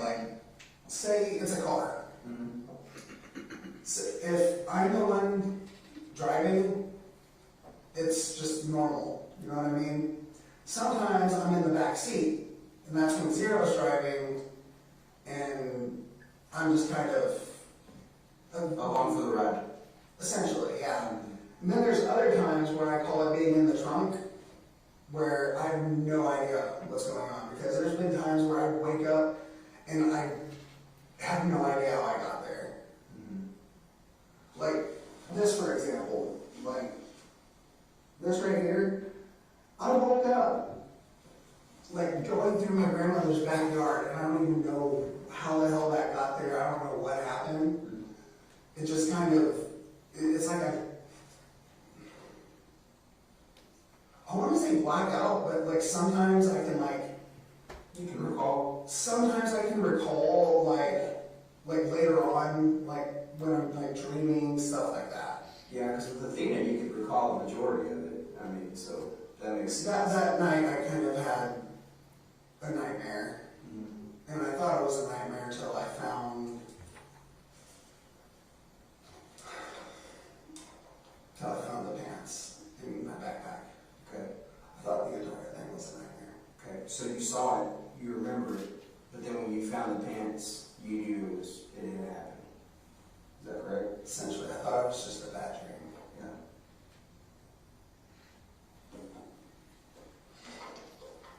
Yeah. Sorry, I haven't been able to wash my hands in days. I haven't even taken a shower in 4 days.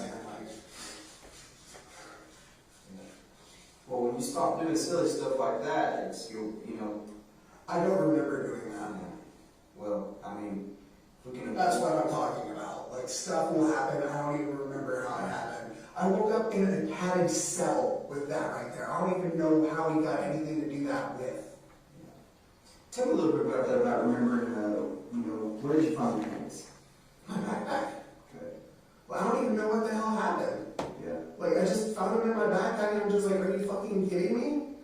I thought I just had a really fucked up nightmare. What was in your mind before that, because obviously now we've gone through kind of that.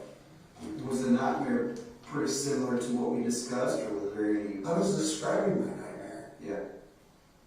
Like I said, sometimes I recall it in weird ways. I'll recall stuff in dreams. I'll recall stuff just random flashbacks to the next day. It's almost like a PTSD kind of thing. So have you recalled anything came back that you think maybe we missed that first night that we spoke? Not that I can think of. Yeah. Nothing that just sticks out to you. It's oh crap, I remember this, or telling this, nothing like that. I've been trying to think of something. Yeah. But I can't think of anything. Yeah. honest, I'm in trouble for something I don't even remember doing half the time. Half the time, yeah, yeah. Because I remember, like I said, nightmares, Yeah. dreams. Yeah, no, you recall a lot of it in great detail, and I understand some of it you don't, and obviously, ultimately talking to Zero, he filled in a bunch of the holes that Tanner wasn't able to fill in, right?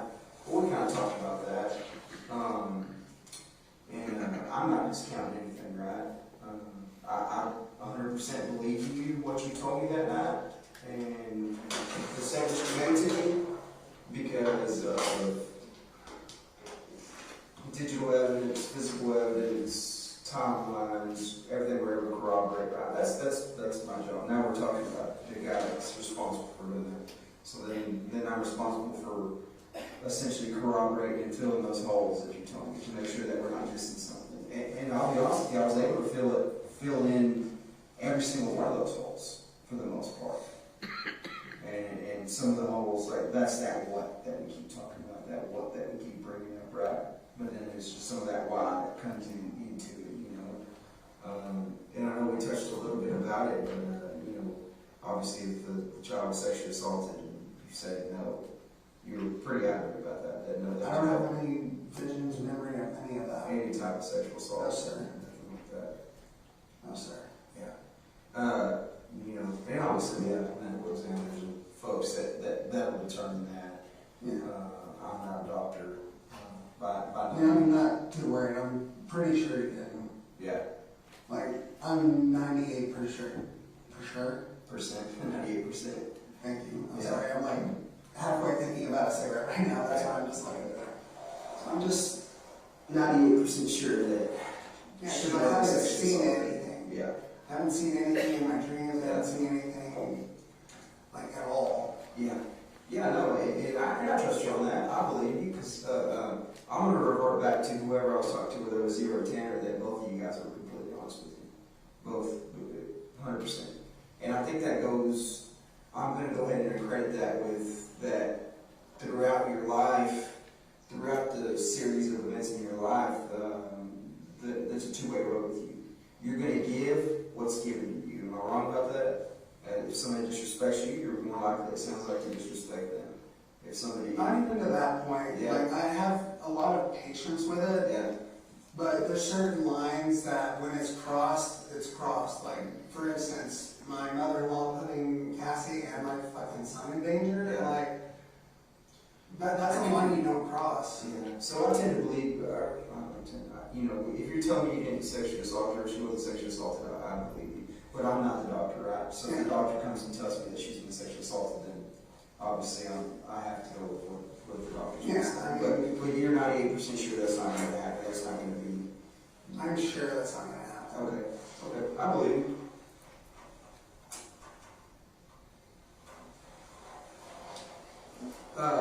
So that being said, as bits and pieces are coming back, that's one thing that you're for sure on, so whether it's sexually assaulted, and obviously we went into some of the details of the way Athena was killed.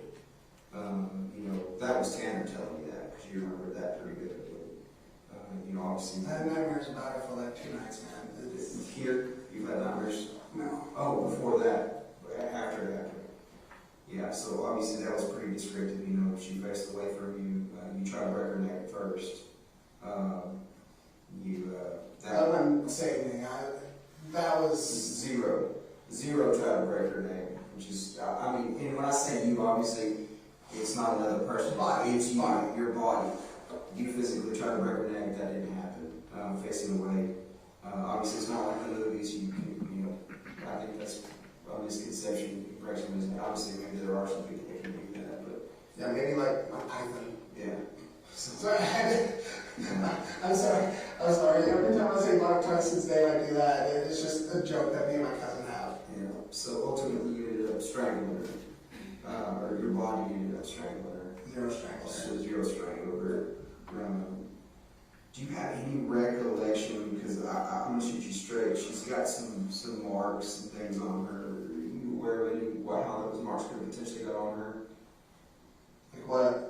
Like some patterns, scratches, or anything like that. I don't know, it depends. What do you know? I might be able to. again, this is something I don't physically know. I haven't physically seen them or visually seen them, but I've been asked that, so maybe you can feel it. It's like maybe like a pattern on her body. Maybe, and I think it may be just from the process of transporting her from, you know, the truck to essentially the Trinity River. Maybe she got scratched on her somewhere. Trinity River. Or the creek. I'm gonna say Trinity River, that's way far off. Yeah. So we're the creek there that where we found her. So any ideas on that? Where she might have gotten any scratches or scarring or anything like that? I mean, we drug her across the road. Yeah. And threw her in the bamboo. Okay. So you did. That's one thing I wanted to clarify a little bit. So she was in the bamboo at first. She was in the bamboo. At first. Yes, sir. And then what made you move her from the bamboo? That's when I was in the backseat, not in the backseat. But that was same day, right? That wasn't a different day. You came and got her and then moved her to a creek. Essentially. Yeah, same day, same time frame. When I came to, I was getting on 114, coming off of that little county road. Okay. So essentially you went back. You had to go back, get her, put her back in the truck, and then take her to the creek. As far as the time goes, I don't think that happened. What do you mean? I think it all happened in one go. Okay, so I creek is in the next spot. I got in the driver's seat, and that's when he took back over. Okay. So essentially it was like, this is probably not a good spot. Somebody's going to find her pretty quick if she's left. I wanted somebody to find her. I wanted somebody to be able to find this poor little thing. You went to the zero, didn't you? That's my guess. Okay. So then that's how she ends up in the creek. That's how he, and I can say she, I think we should give her the respect by calling her by her name, Athena. That's when Athena is such a pretty name in the creek. So, Goddess of beauty and mythology. Yeah, that's, and I thank you for filling in that blank because I was a little confused on that. I guess I got confused on, because we went to the bamboo and she wasn't there. Sorry, trying to blow out here. It's okay. And then essentially, you know, once Athena's not there, by the bamboo, I'm a little perplexed because you and I were being pretty honest. But then that's when I had to talk to Zero. And then Zero essentially took me to the creek where she was at. So zigzag, or any type of pattern, any type of scratch, anything like that on her would more than likely be from you dragging her on the road or something in the truck. Right? Yes, sir. Okay.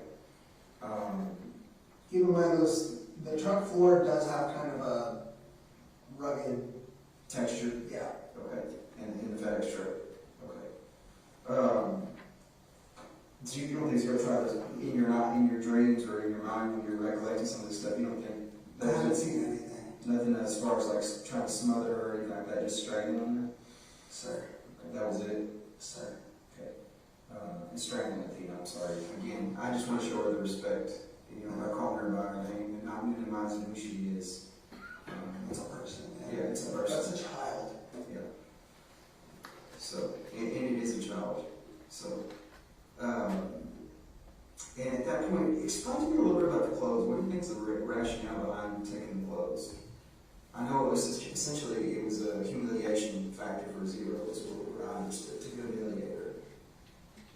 Is that It might have been like throw off trails, some kind of thing. I don't know. Okay, essentially put the clothes somewhere else, and then it's kind of like the story about the green man, right? So to throw us off. So if we find clothes somewhere, then it kind of throws us off. Is that your train of thought? Maybe is that what the thought was? That's my theory on it. Yeah. I don't know 100%. I haven't talked to Zero in a couple days. Okay. It makes sense, right? I mean, to me it makes sense. Obviously, you did tell us that the green man was to throw us off, right? So essentially seeing somebody. So now the clothes, it only makes sense that if you take the clothes. When the first time that I talked to the people from the FBI, when they saw me when I was dropping off some packages at someone's house, I was in the back seat for that. When we realized who that was, Zero took over on that. Okay. So threw him off. Yeah. I think he had access, like, we share the same mind. And he has access to our memories. And my dad used to have an old Astro band, and I think that's where he got that from. Okay. Just a repressed memory, essentially, so to speak. Yeah, and he had the missing panel off the. Yeah. And that was very descriptive, so that's what, obviously that's something that was, you know, stuck out to me. It was very descriptive of the way the man is just going. But it only makes sense. So do you remember what article? Obviously, you found the pants in your backpack at the house, at your house, right? Do you remember where any of the other articles of clothing went? I know we talked about a sock that maybe was thrown out on the side of the road. Can't think of anything else as far as that I goes. can't think of anything. No, sir. Was she completely nude when she was thrown into the creek? I believe so. Okay. So she had no more clothing on her person? No, sir. Okay. But you don't remember particularly any other signs of injuries, anything that you can remember or recall in your mind, in your memories of any other injuries that she had on her? Not that I can think No. of. Yeah. So, we recall a little bit, and I want to talk a little bit about that because I don't want to minimize the actual act. It's like, obviously, you're in the truck and find that dead end road, which we drew up here, right? Let's get to the dead end road and kind of instruct her to face away from you, and then try to strangle her, strangle her, and then she did defecate and urinate on herself, right? Is it? Yeah, you recall that. Is that maybe the reason some of the clothes came off? Because she had defecated, or is it just straight to humiliator? You think? Is that zero rules? Reword that? So do you think maybe the clothes came off because she defecated on herself, or because it was just to humiliate her? I don't remember there being any defecation on the clothes. Okay, I think Zero stated, or a memory that you recalled, was that she had potentially got a bowel movement. I remember part of what I threw out. Part of what I cleaned up was throw up. Okay. The other part was poop. Poop? Poop. So that's defecated. Essentially, she was it her poop? Yeah. Okay. And then the throw was yours? Yes, sir. Okay. So essentially, once, you think maybe she was, obviously the clothes was taken off in the truck, and then some of it was put in your backpack, but you don't remember where the other stuff went. Sure, Yes, sir. that. Okay.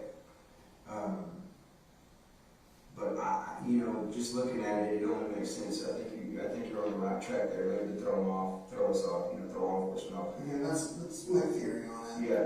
So obviously early on, your grandmother was it already on your radar? Obviously, it's all over the news. You kind of seen it. My grandmother sent me a message about it, like, dude, this is up where you're working. Like, you need anything? I was just like, I don't really know anything. Like, yeah. And you didn't talk to anybody about it? No, sir. No. You didn't mention it to anybody? You didn't tell anybody what you did? Nothing? No, sir. No. It was just you and Zero. Nobody else had a clue about it? Yes, sir. Okay. What do you do at that point when you find out? This is kind of like an oh shit moment, right? Like, this is real. What's your train of thought? What's your direction? I think I was in denial. Mm-hmm. I think a lot of it was denial because, like, I would never have it in my heart to do that. Did you think about calling law enforcement at that point? Did you think about doing anything like that? I thought about it. I didn't know what to do. Yeah. When you thought about it, what did you think about doing? What was your thoughts? You had events and things going through your head, right? Because we're human, right? We're human. We're natural. You're going to have that human emotion as a parent, as a son. You're going to have some type of emotion or some type of thought of what do I do next? I didn't know what to do next. I just tried living my life. Yeah. Just pretend it didn't happen, right? And that's human. I didn't like the motion you just made, but I'm sorry. I apologize if I offended you. Yeah. So essentially, human nature, right? Human nature to me is like sometimes I'll screw up on something. It's like, crap, I'm going to forget that it happened because I'm upset with myself. Right? essentially. Yeah. Is that the human? That's the human in us, right? Saying, hey, I did something wrong. If I can move past it, then, it didn't happen. Not even that. I didn't do it, but he did, and that's what fucks with me. Yeah. I'm wondering who the hell's been in my head this whole time, because for a long time we've been cool, we've been tight, like, me, him, and Cassie have all had conversations together. Did you think about telling Cassie this? No.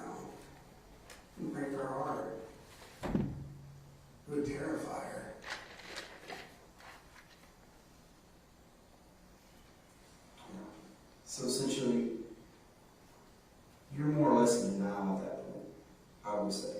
Still, a part of me is in denial because I didn't pull the trigger. What do you mean by that? I didn't pull the trigger. As far as letting somebody know what happened, or Doing it. you feel like zero pulled the trigger? I feel like, yeah. Okay. I tried to disarm the gun. Okay. I tried to stop all of this from happening.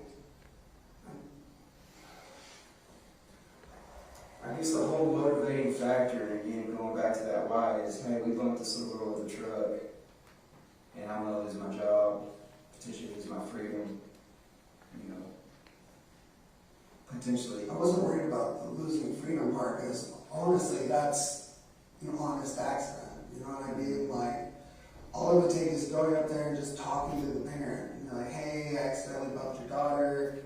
Like, there's more jobs out there. You know what I mean? Like, it's not hard to find a job. I mean, shit. Like, But that was Tanner that bumped Athena. That was Tanner that put Athena in the van. no. I set her on the back of the van, trying to calm her down, but she wasn't calming down. Zero kind of took over. Yeah.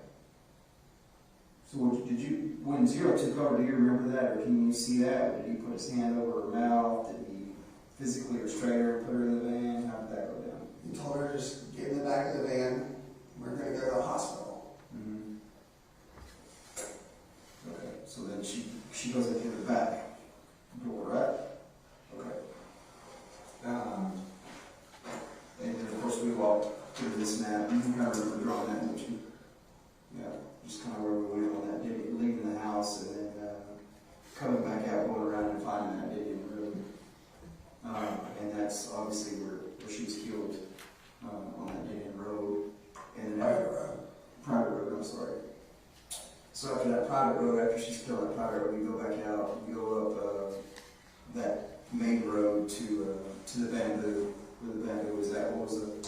On 123, they cross over 46A, 4699. Cross over 51. Yeah, over 51, 4699, and back into Boyd and then back to the creek, where essentially, you know, her body was left. And then after that, you go to the Love's convenience store, and then you ask them for cleaning material, which we obviously corroborated that. What kind of cleaning material did they give you? Do you remember what kind of spray they gave you? Just some sanitizing spray, I'm guessing. It said sanitizer on it. Okay, so just some generic spray. Paper towels, the brown paper towel, white paper towels, something like that. And then you kind of clean the poop and the vomit out of the truck, right? And that was approximately, according to my time. Do you remember what time it was? I think our time, I think we have a time stat there, was around 7 or 7 when you were there at that Love's. So, and obviously this is the time span, we believe, approximately from about 5:45 to 7. So it wasn't an extended amount, period of time, you know. It wasn't a long, drawn out thing.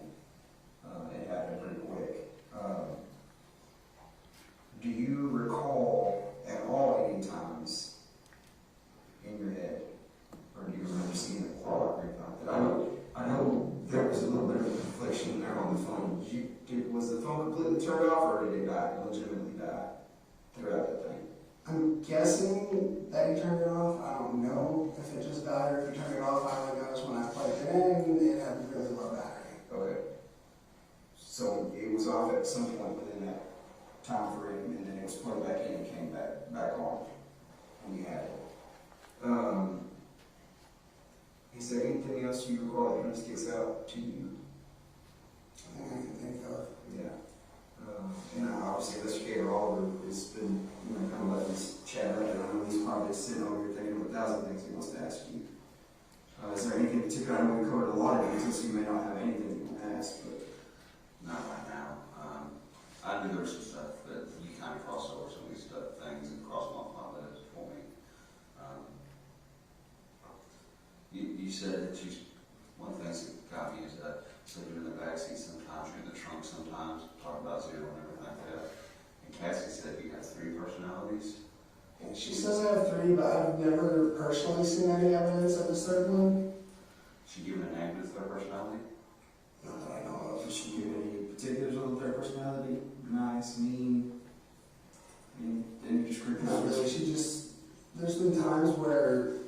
she'll just say, like, you have a third person up there, right? And I'm just like, no, I don't, because I figured of all people I would know.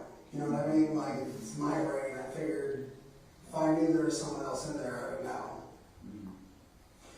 You mentioned earlier too, I guess you're aware of the FedEx cameras, that there's FedEx in that FedEx, cameras in that FedEx truck. Yeah.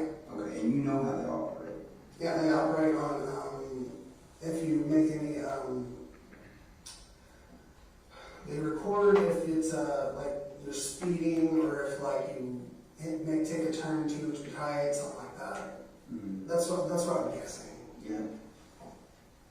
And because you made the comment earlier that we'd be able to see it on the cameras anyways. Yeah. I guess you're aware that, the cameras can be accessed without any type of, impact or anything like that. That I didn't know.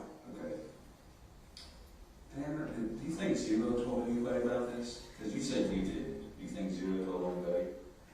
I don't think they did. You don't believe so? Is that tattoo on your forearm? No, Tell me about that. that's actually how we came up with the name for them. So this is a Christian metal band named Under Oath, and the O in Under Oath is, the O with the line through it. Mm-hmm. So that's a Christian rock band? Yeah, Christian metal band. Christian metal band, Yeah. excuse me. So, like, when we were trying to think of a name for that, other personality of mine, I just kind of looked at mine and was just like, Zero. And that's how I just came up with it. Okay. So essentially that was something you and Cassie came up with. Yeah. Okay, that makes sense. That's the first thing I saw. So Are they pretty new band? Is it? Oh, no. Technically, okay, so the first EP came out in like 99. Okay. Their second EP came out in like 2002, and then their first full-length album was 2003, and then 2004. Between 2003 and 2004, they switched vocalists because he's going through a lot of like mental problems at the time. He fell asleep at the wheel, and his girlfriend died.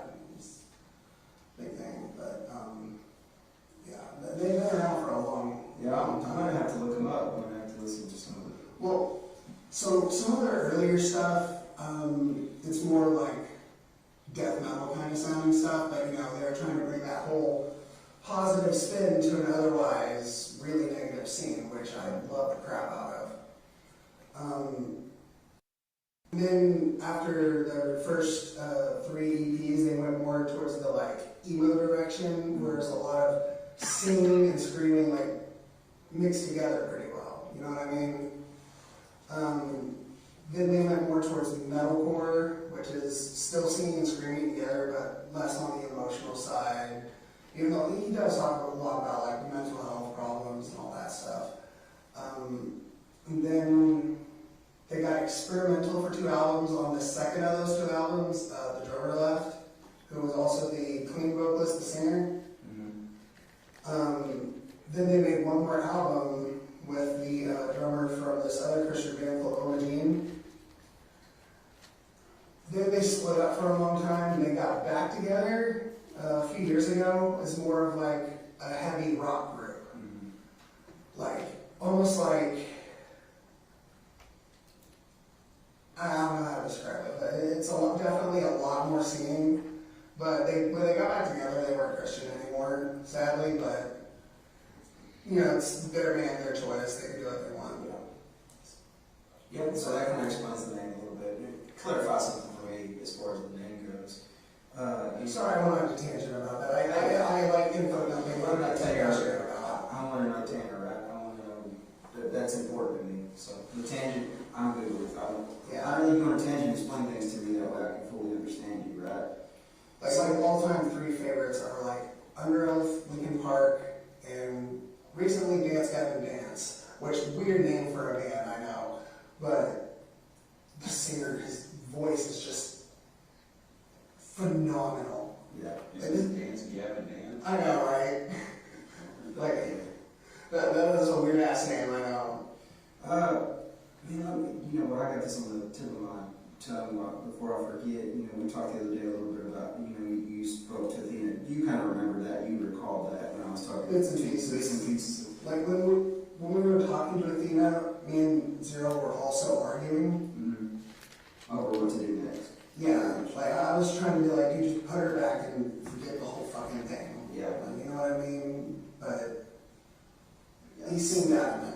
So you obviously asked her name. Yeah, he seemed a little bit different than normal too. Like, cause normally, like, he's a cool guy. You know what I mean?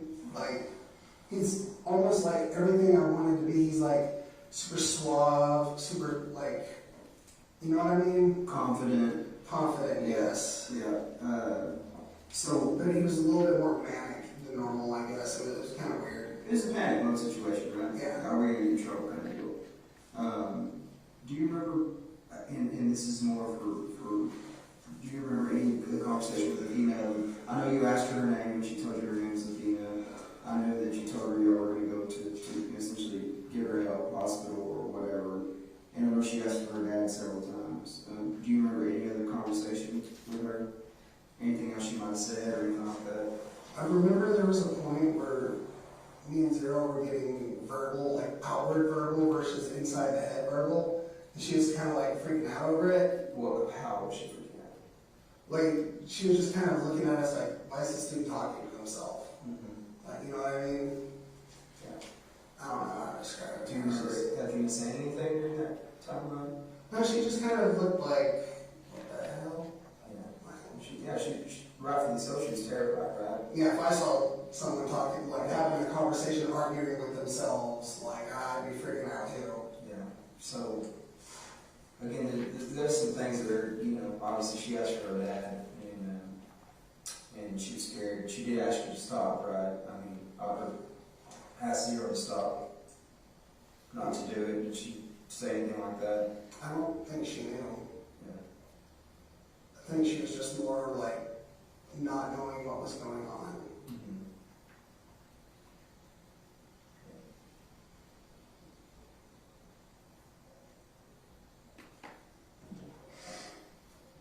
Need some more water?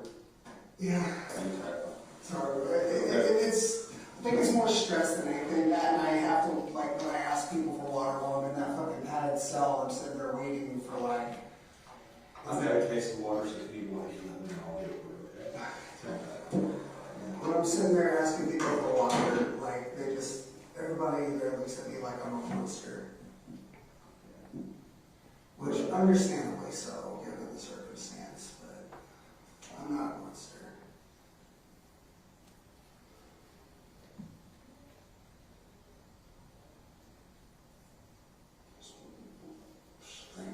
Give me just a second, okay?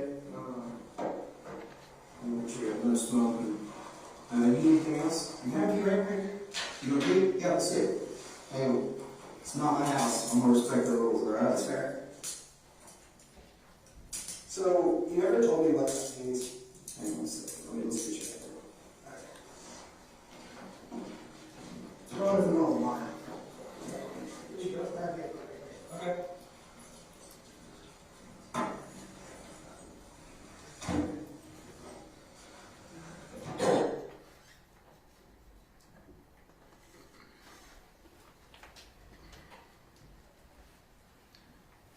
Do you have further questions to ask Ranger Espinosa? I do, Your Honor. All right, let's break for lunch. Your lunch is here, and we'll start back up at 1:15, okay?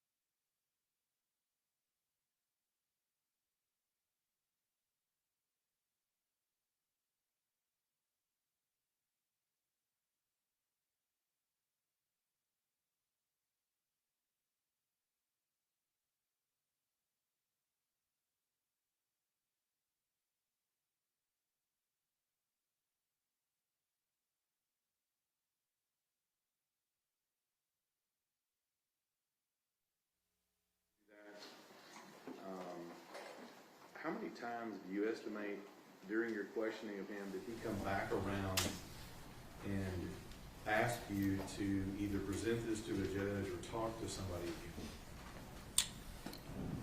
Approximately 5 or 6 times during the first course of that initial interview, he would always redirect to asking that question. And I noticed in here when we were talking about this, he presented what his terms were, his price, I think is what he said, for this, and conditioned it, if he was able to get this, he would tell you the truth. Is that what your understanding was? Yes, sir, that's what I understood. And absent meeting that price, he wasn't going to tell you the truth, right? Correct, sir. Objection, that's a mischaracterization. Overruled. So, once you get done talking about that, you said he redirected you. What types of questions were you asking him when he continued to redirect you to want this deal? I was mainly wanting to ask why this happened, as you heard in the interview, because we were able to corroborate a lot of the what with physical and digital evidence, so we already knew what transpired. It was more of a why for closure. Push that microphone back just a little bit. There you go. So at any point, was he willing to tell you why? No, sir. Now I noticed in here there was a point which we were talking about, you were asking questions about Athena. And you made a statement that basically she was in the wrong place at the wrong time. Do you remember that? Yes, sir, I recall that statement. And you made that statement to Tanner Horner, and what was his response to that? I can't exactly recall what his exact statement was to that, but I believe it was something to the extent of, I guess so. So let's talk about a couple of things that have now come up in this.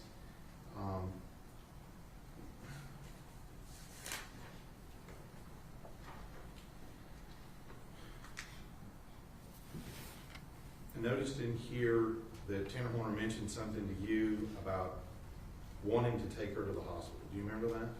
Yes, sir, I recall that. Okay. And was this the first time that's come up? Yes, sir, that was, to my recollection throughout the course, this is the first time during an interview where he had mentioned something about taking her to the hospital. And again, this is Tanner telling you that's what he wanted to do. Yes, sir. Now, when we go through this and we start looking at this, we start talking about the pants. And at some point, does he admit that he found he found Athena's pants in his backpack? Yes, sir. I believe that was a statement that he located Athena's pants in his backpack at his grandmother's residence. Now, prior to this, if you'll remember, did he deny taking any items of clothing from Athena with him? Yes, sir. Now, let me just ask you, he talked about the pants. Did he mention whether or not he took her socks with him? No, sir, he did not. The statements made on the socks were varied from he threw them out to he found one in the truck at the Love's. And did he mention where her underwear ended up? Initially, he stated that the underwear were on her, and then after that, he stated he could not remember what happened to the underwear. And let me just ask you, with regard to this whole zero thing and how it came up, was he finally able to explain to you how that it came up and how the name came about? Yes, sir. As you heard in the interview, I got a few statements from him essentially about the name, where the name originated, which was based off a tattoo, a Christian band. Then I also got some clarity on something that he and his girlfriend discussed about her having personalities, him having personalities, and that's how they came up with the name Zero, and that's how they referred to it throughout the course of that interview. All right. Let's move a little bit, if you will, now that you've done that final interview. Is your involvement in this investigation over? No, sir. What types of things are you doing once you've now found Athena's body, you conducted this interview on the 7th? Was there anything that happened in between locating her body on the 2nd and this secondary interview on the 7th? Yes, sir. Obviously, this is a tremendous investigation as far as moving parts go. There's a lot of key elements that we now got to start focus on, which is one, preservation of evidence, getting the evidence properly stored, figuring out who's going to take what to what lab, and then we also have this digital evidence that we have, which is an SD card that obtains potentially more video. So I have to figure out a way to get the proprietary owner, which basically who owns the software to play that SD card, and figure out a way to preserve that evidence. Let's back up a little bit, talk just a little bit about evidence. We have the truck in which Athena was murdered in, is that correct? Yes, sir. We have the truck in which he was found in on the 2nd, is that correct? Yes, sir. Do both of those items, are those going to need to be processed, CSI work and things like that done to them? Yes, sir. And then you also said that there was a search done at the Horner home in Lakewood, is that right? Yes, sir, that's correct.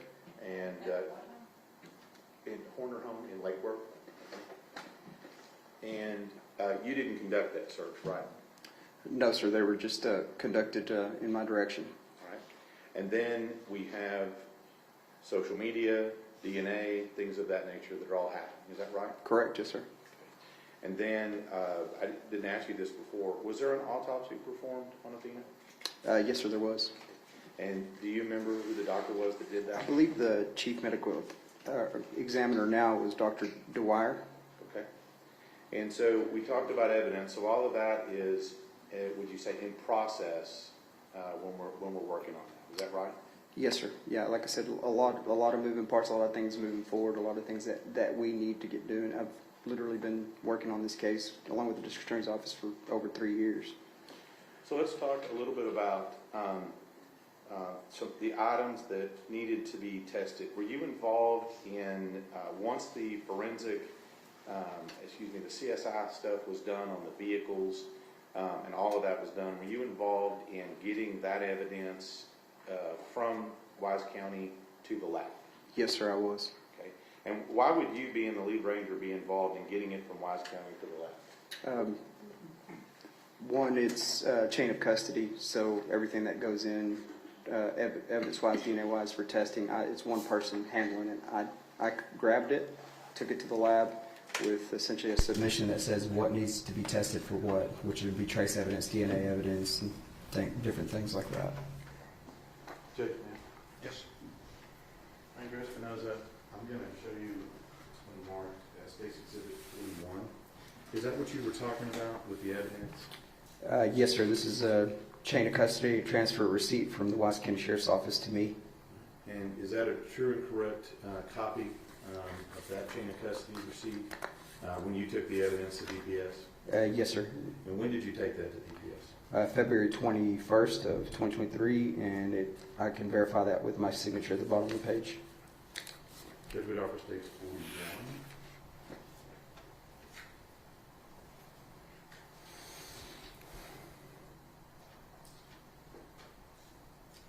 Your Honor, we object as this is a police report and not admissible under the hearsay exception. Let me see, 41.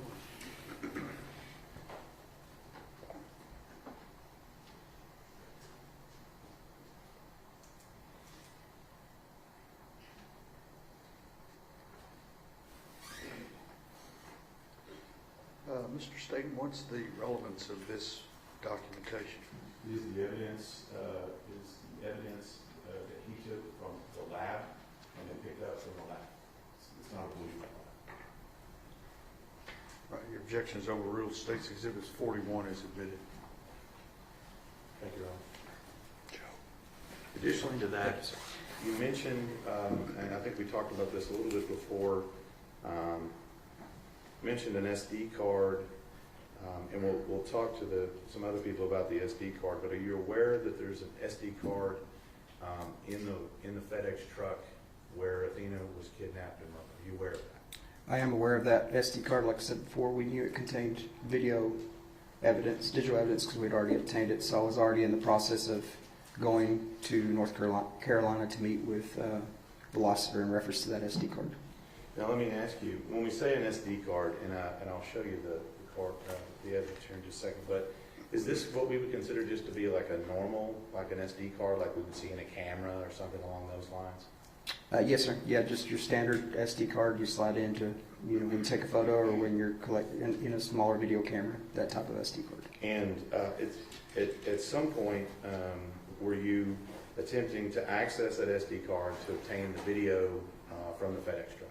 Yes, sir, I was. And were you able to do that? No, sir, I was not. Okay. And what steps did you take to be able to view what was on that SD card? Like I stated before, we knew that we needed to get with the proprietary owner, which is Velociter, and get on their schedule. They do nationwide contracts, so it was a matter of getting them at their headquarters in North Carolina. Numerous times we were working out a schedule, and we finally nailed a date down of January 23rd, and I was able to request a plane through DPS headquarters in the governor's office, and it picked me up in Decatur and flew me to North Carolina, where I met with Jim Becker to preserve and obtain the digital evidence from the FedEx truck. All right. And I'm not going to ask you specifically questions about what's on it, but let me ask you, so you said something about something being proprietary. Well, what does that mean? So, yes, sir, I did. So the software that they use for that SD card is basically only for them. If you want to play their videos, you have to have. Jack, this is all based on hearsay. You basically have to have their software in order to play that SD card. So we just can't play it. They own it. So in order for us to play that, we have to go and use their software. Okay. And that's what you mean by proprietary. It's not just a reader that we have on a common laptop. Is that Correct, yes, sir. Okay. And does that particular reader have a name? I believe it's TrueView, if my memory recalls. Okay. But we could get Jim Becker to talk about that. Is that right? Yes, sir. Yeah, he's the brains. He provided me the software, provided me the video, and then that allowed us to play it. And so, and again, I'm not going to ask you directly about it, but once you had the proprietary software, okay, once you had that, did you get that when you were in North Carolina? Yes, sir. I flew there, obtained it, stayed until we had the evidence, secured it, made sure it played, and then I flew back to Wise County from North Carolina. So at that point, you got the software, and now you can see the entirety of the video on the date in question. Is that correct? Yes, sir. Judge? Approach. Yes. I'm going to show you State's Exhibit 116. Do you recognize this? We'll take a look and you tell us why. Yes, sir, I do recognize it, and it does have my initials and a date stamp.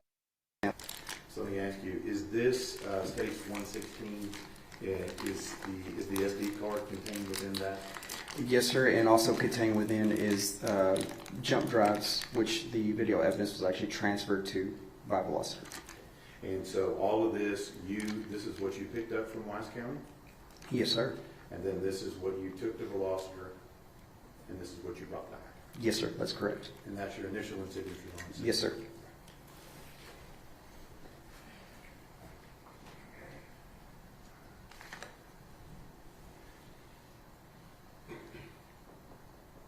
So it sounds like all you needed was their player. Is that right? Essentially, yes, sir. Okay. All right. So we've made that happen. You've gone to the crime lab. You're taking the jet to North Carolina, right? Yes, sir. So why go to all these links just for that? is very important. One, it's to preserve the evidence of what happened. It's all there. And two, it's important for us not to essentially tamper with any type of evidence. Like, I don't know the software. I don't know what it is. It's better to have the people that run it, operate it, and own it do that for us so we can get it back, and the video has everything on it.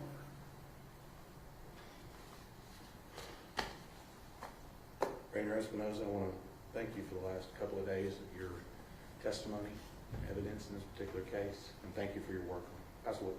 Cross-examination. Yes, Your Honor. Ranger Espinosa, while we're talking about the SD card, who removed and recovered the SD card from the van? That would be the CSI group, which would be with the ERT and the Wise County Sheriff's Office.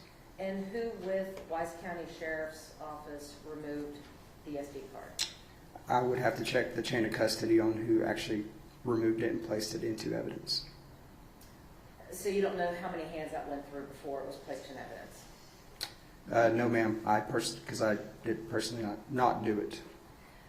You had said that you had to go to North Carolina in order to have this card reviewed by the software engineers. Is that right? Yes, ma'am. Okay, so who at Wise County, or I'll even make it a little broader, who attempted to play that SD card prior to you taking it to North Carolina? Only to my knowledge, when it was checked out of evidence, it was only Patrick McGuire with the FBI and myself while speaking to Velociter. But at some point you knew that someone had tried to play that card and were unable to. I had no knowledge of that, no, ma'am. And the reason you took it to North Carolina was because it was not able to be played on a regular reader. That's correct.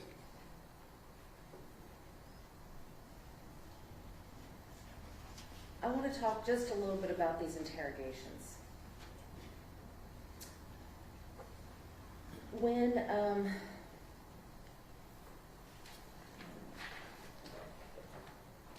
Tanner was first arrested and was first taken to the Wise County Jail, you had the moments in the car where you were talking to him. But at that point, you had not read him his rights, had you? No, ma'am, I had not.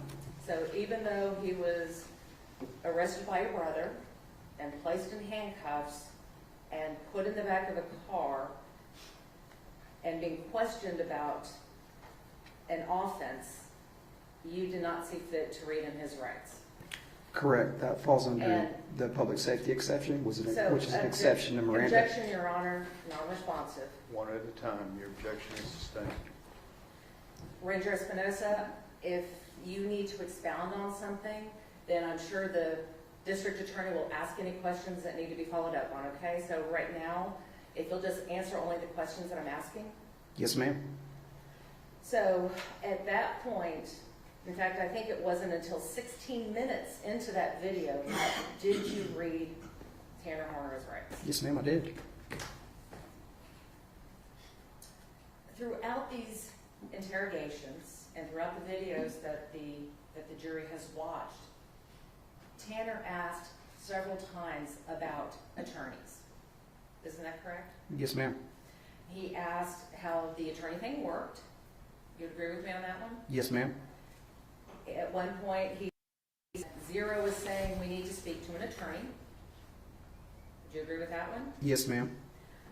He asked about what happens if I get an attorney. Yes, ma'am, I believe so. And he also asked what happens when I get an attorney. Yes, ma'am. All right, so then, and that was just in the first two interrogations. So now we get to December the 7th, and we have that fourth interrogation, the fourth video.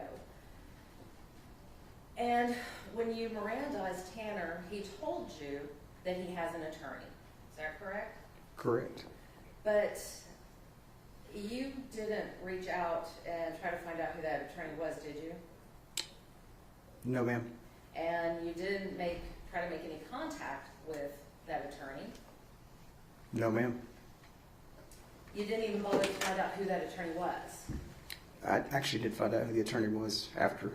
Afterwards, you found out who it was? Yes, ma'am. And did you make any attempt to contact that attorney and tell him, hey, guess what? I just spent 2 hours with your client talking to him about his case. No, ma'am, I did not.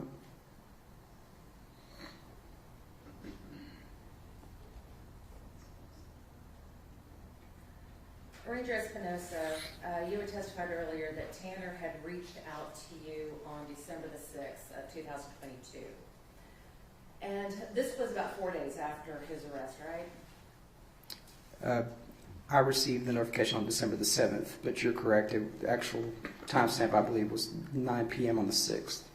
Were you aware that the night that he reached out to you, he had cut himself in his jail cell? Yes, ma'am. I believe I asked him what that was on his arms. Now, during your interrogations, Tanner talked to you about his history of self-harm, didn't he? Yes, ma'am. And you had learned through these interrogations that he had several suicide attempts. Yes, ma'am. By his statements, I was able to corroborate those. And the most recent suicide attempt was while in the custody of Weiss County Jail, correct? You'll have to tell me about the day, or... So, were you aware that he attempted suicide in the Weiss County Jail in May of 2023? Yes, ma'am, I was. Throughout the interrogations, Tanner also spoke to you about his suicidal ideations. Would you agree with that? Yes, ma'am. So, you learned that he had previously tried to hang himself. Yes, ma'am. And you also learned that he had also suicidal ideations before his arrest. Did you not? Yes, ma'am. And you learned that he had current suicidal ideations.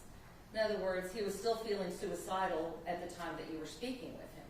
To tell Jeff, that's cause for speculation about what Tanner Horn was feeling. Suspect. Well, isn't it true, Ranger Espinosa, that Tanner asked how you can stop him from hurting himself? Yes, ma'am, I believe that was his statement. And didn't he also ask you to just shoot him in the head? Yes, ma'am. And in fact, didn't he ask you on several times, can you just shoot me in the head? To the best of my recollection, he only asked me once to shoot him in the head.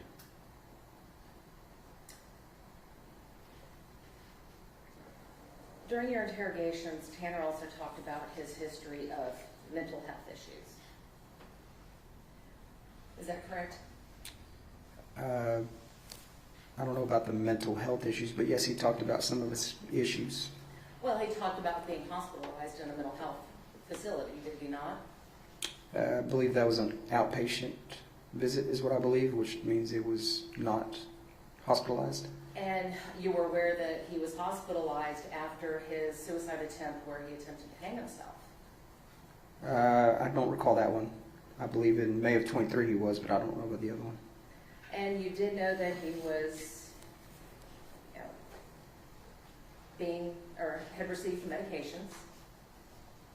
Yes, ma'am, I believe we discussed some medications during the course of that interview.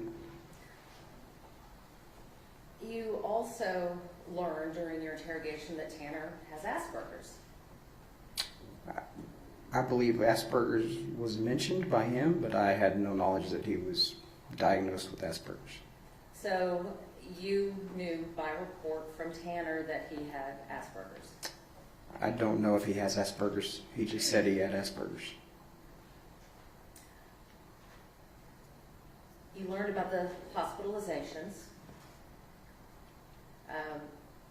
You had mentioned that he had talked to you about medications that he was taking. In fact, you even asked him about the medications he was taking. Correct. And he told you that he was taking Prozac and Strattera. Is that right? I believe so. So are you aware that Strattera is used to treat ADHD? Judge, I'll object. He's not an expert on that. I'll let him answer it if he knows it.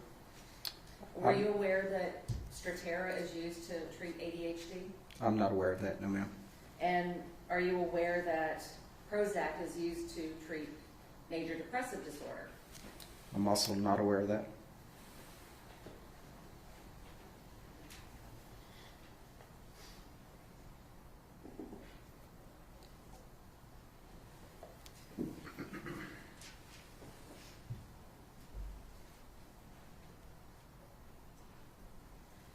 During these interrogations,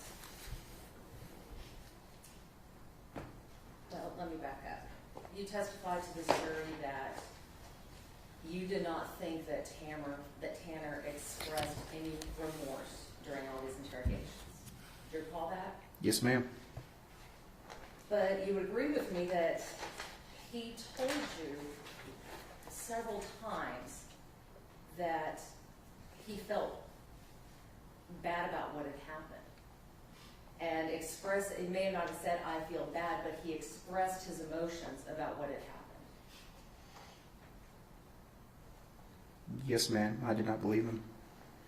Objection, Your Honor, non-responsive. Sustain. Yes, ma'am. He expressed that when you had said, he had been talking about what had happened, and you go, that's all right. And he says, no, it's not all right. Do you remember that? Yes, ma'am. I recall that. And your response to him was that, no, it's all right for you to talk to me. That's what you were referring to, right? About it being all right? Yes, ma'am. I believe so. And then based on Tanner's response, he was telling you that it was not all right to hurt a child. Yes, ma'am. I believe that's what he was implying.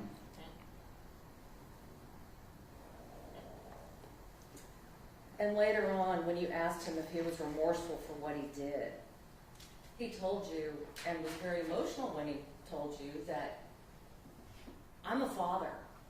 I took something away from someone. Do you remember that? Yes, ma'am. I do.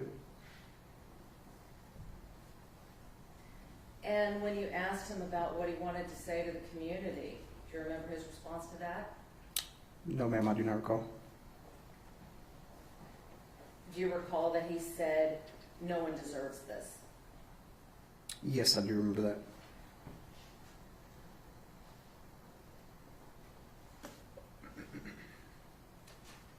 He also told you that the fact that Athena was dead broke his heart. Yes, ma'am. I recall that.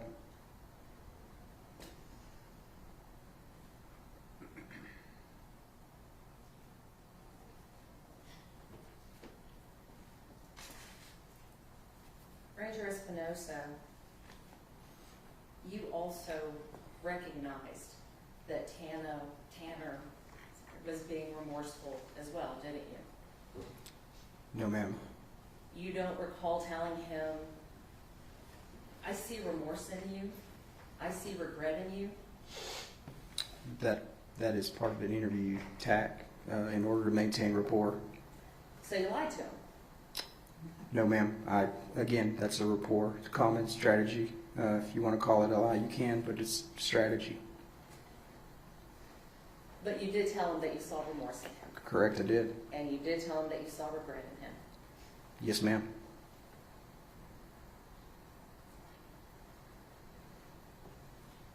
During these interrogations, Tanner was being cooperative with you. Yes, ma'am. And at times you even praised him for his cooperation. Yes, ma'am. And you even told him that you would be sure to tell everybody how cooperative he had been during the process. Correct. Did you tell everybody how cooperative he had been during the process? No, ma'am, I did not. In fact, you even thanked him for his willingness to help. Isn't that correct? Correct. And did you tell anybody, or did you tell everybody that he was willing to help? No, ma'am, I did not.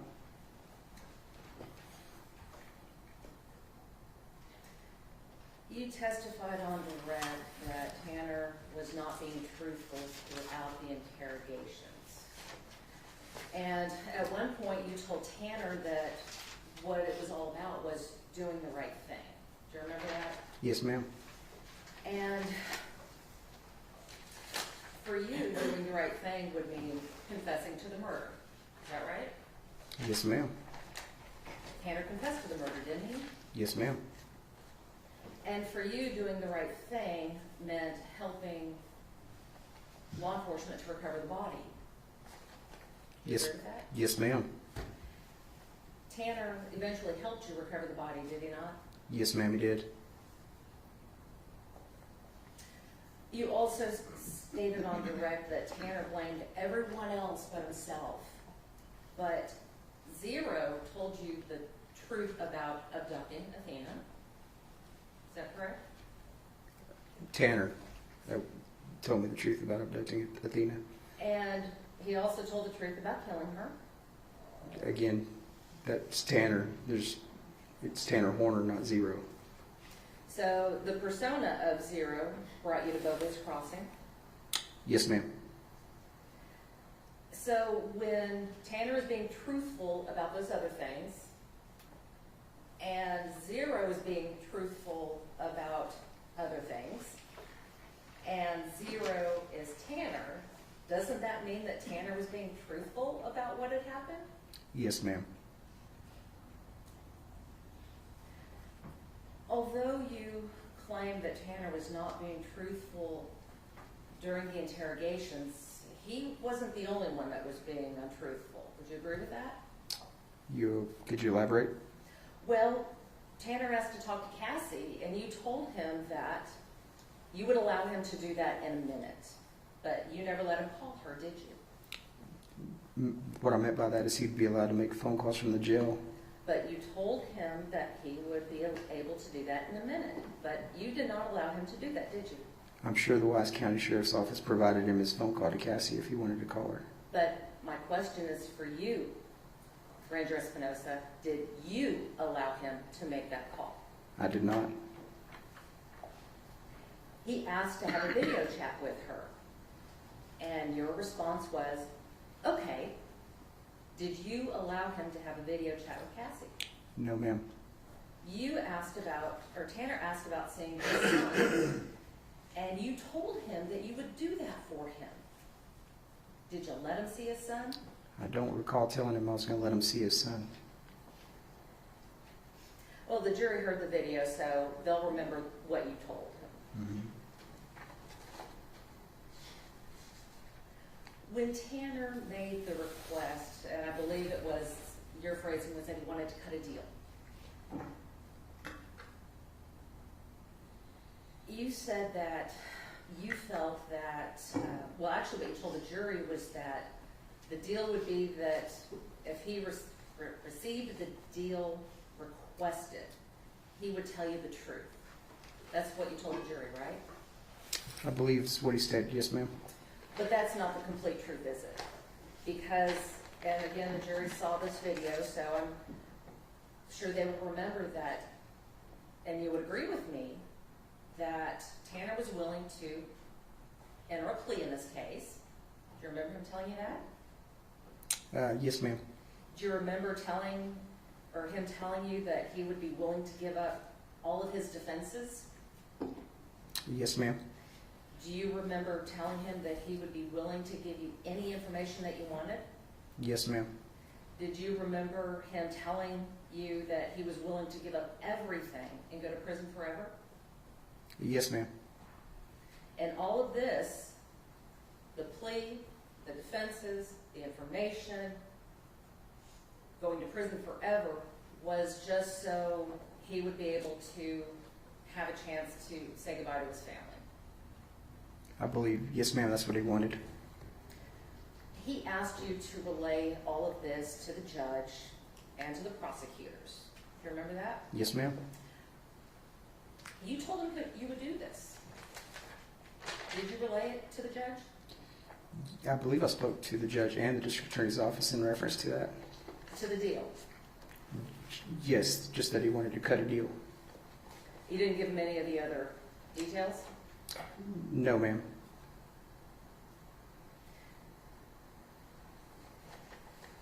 When did you speak to the judge about this? And which judge, well, let me back up. Which judge did you speak to?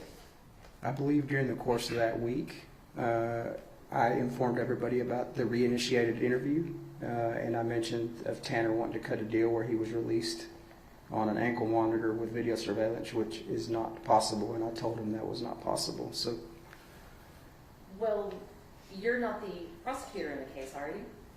no ma'am, I'm not. And you told Tanner that you couldn't give him legal advice, right?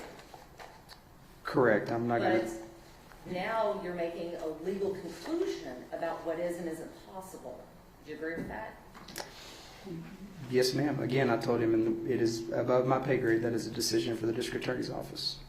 And you said it's a question that you'd have to ask. Correct. So the question I have is, and you just said that you talked to the judge about it, which judge did you talk to? It was mentioned to Brock Smith When? during that time frame sometime.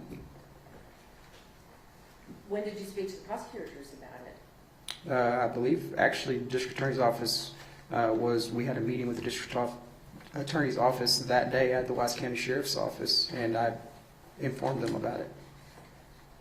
The question I have is, why wasn't that included in your police report that you prepared for this case? It was included in the police report. The fact that he was willing to give up all of his defenses? Yes ma'am, there's video evidence of that. What I'm saying is that in your written police report, you did not update your written police report to include all this information, did you? My police report says for all the details reference the videos in this report. So yes ma'am, I did include it in this case. Now, you have, how long is your police report? I believe this one is 75 pages. And you have other details in that police report. Do you agree with me? Correct. And what you're telling the jury is that something as important as he is willing to make a deal, you didn't think was important enough to put into a written form? Correct. Again, I did put it in a written form as far as reference my report. My report references that all the details are contained within the video. All right, so let's talk some more about this video. Mm-hmm. And I wanted to talk to you a little bit about Tanner's demeanor during his interrogations. Hold on one moment, I'm sorry.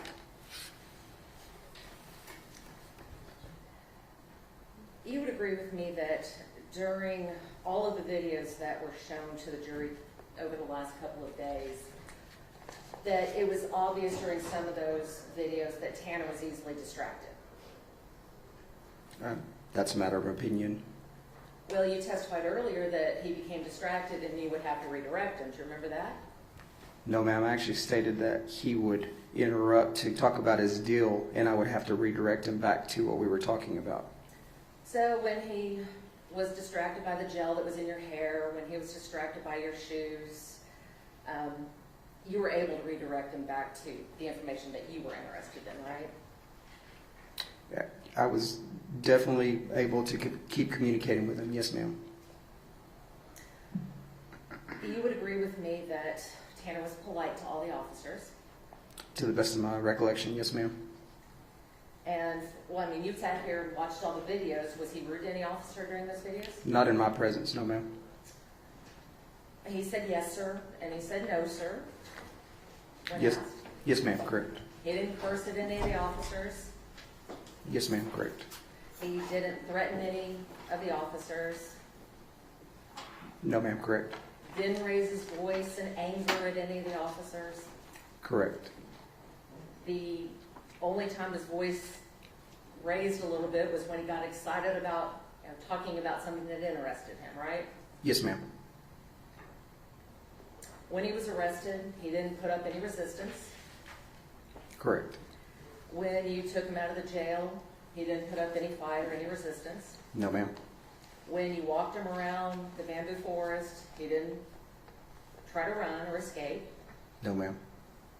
He was respectful to your authority, was he not? Yes, ma'am.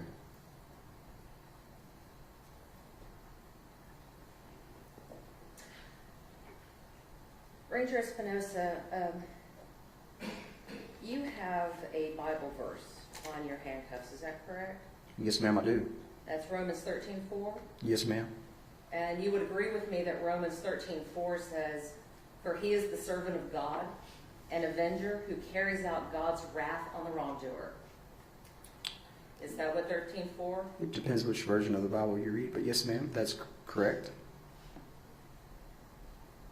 One moment, Your Honor. Yes, ma'am.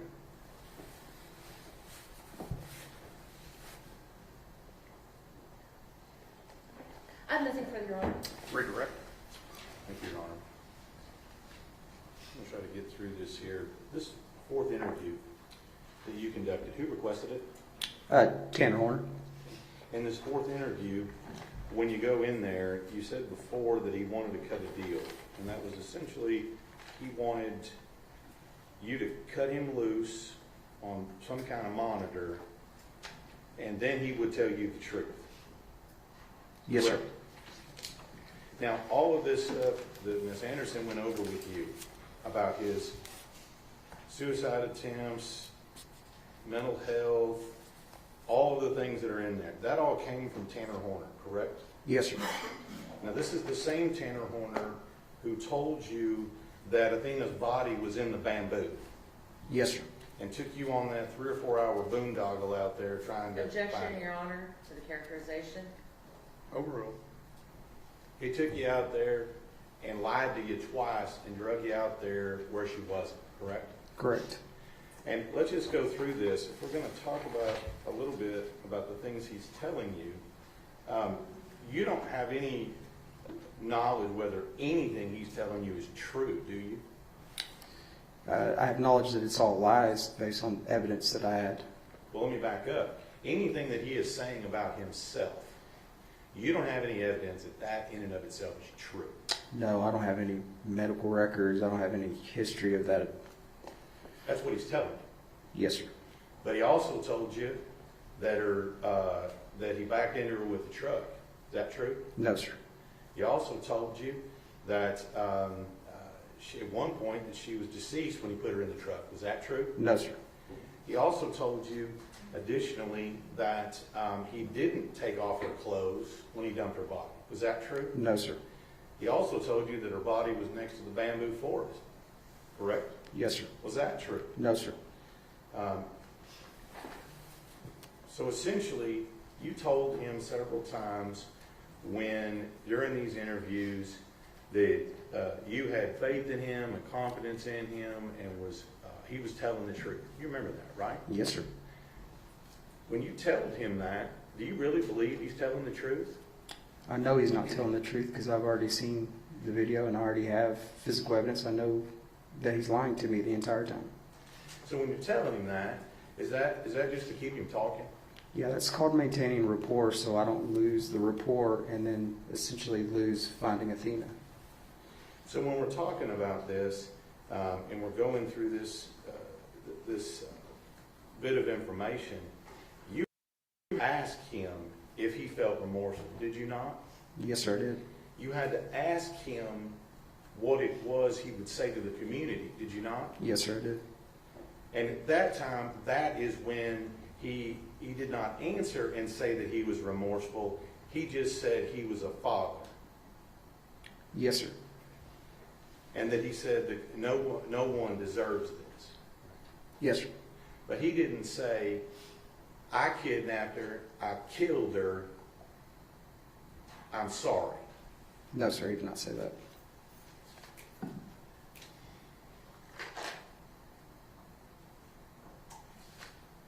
So when we talk about whether or not Tanner Horner was truthful about what happened, you were asked a minute ago if he was truthful in telling you that she was placed in the bamboo. Is that right? No, sir, he's not truthful about saying that. You were asked if that was truthful. Is that truthful? No, sir, it's not.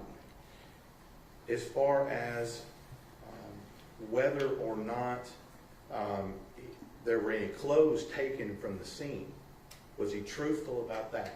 No, sir, he was not.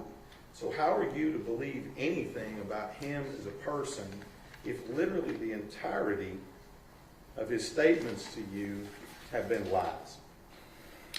I couldn't believe anything that he was saying. And in fact, when he's lying to you throughout this, you said you knew he was lying. Yes, sir. But you kept him talking. Yes, sir. And throughout the entirety of all of this, yes, he is being cooperative, Yes, sir. except that he's lying. Yes, sir. He is being cooperative, except he's trying to divert you from the truth. Objection, Your Honor. Leading. Sustained. When you sat down with him in that fourth interview, he wanted you to pay a price to buy his truth. Objection, Your Honor. Let me hear the question. Go ahead. His statement to you was that was his price to get the truth. Yes, sir, that was correct. Objection, that is a misstatement of the testimony. He Jury. never said the truth. The jury will recall the testimony.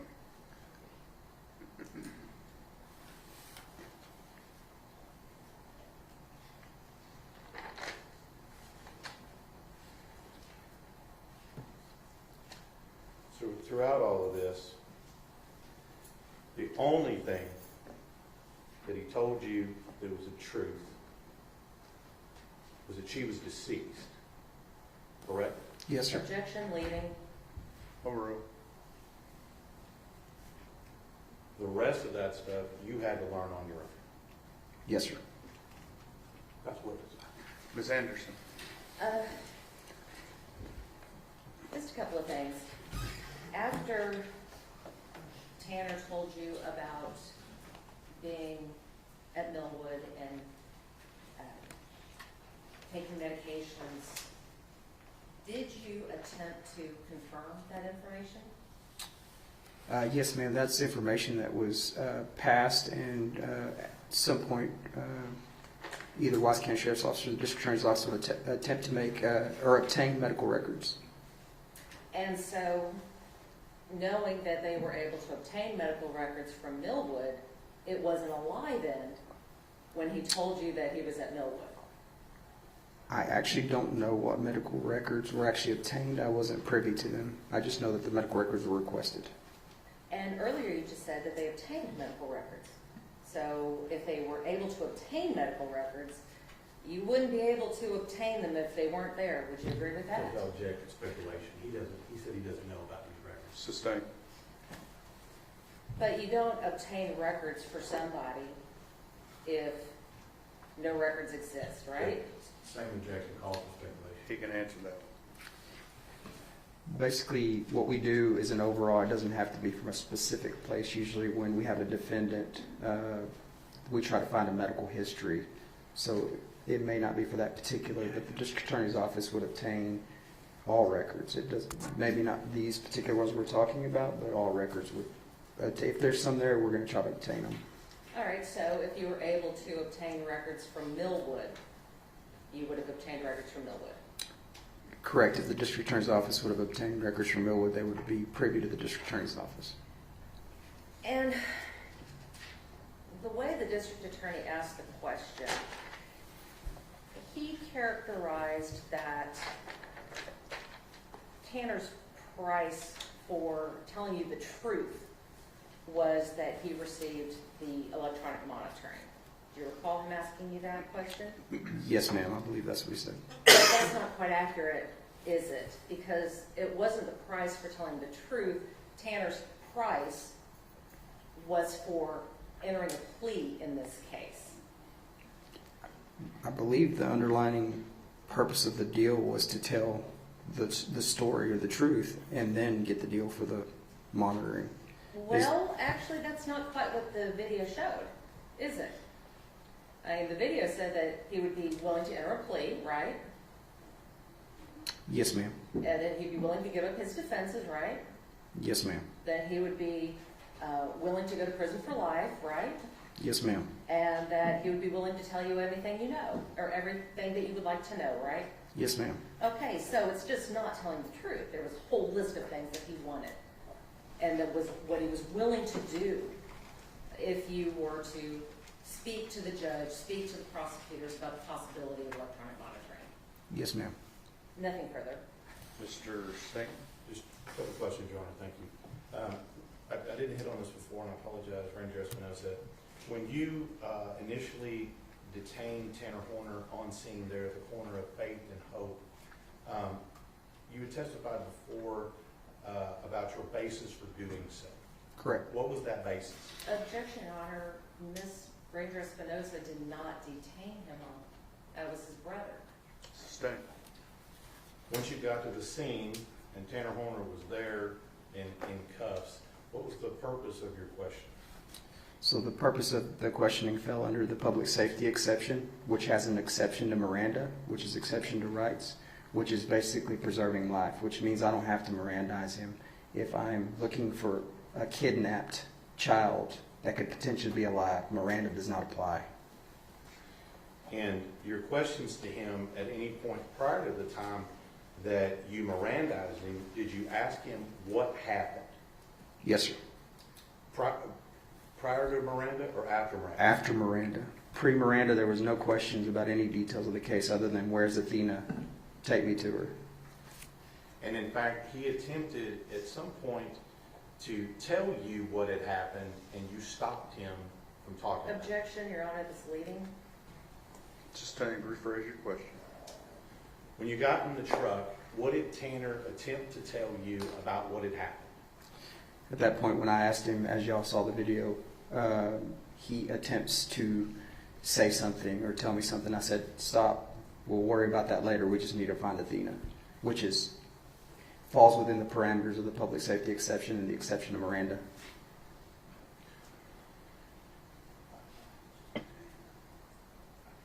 And at that point, was he under arrest or just detained? At that point, he was detained. And then once you read him his Miranda rights, at that point, was he under arrest? He was.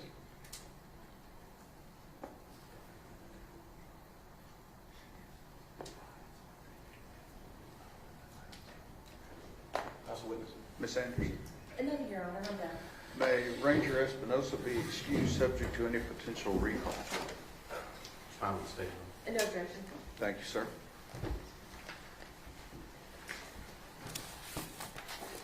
And can we approach?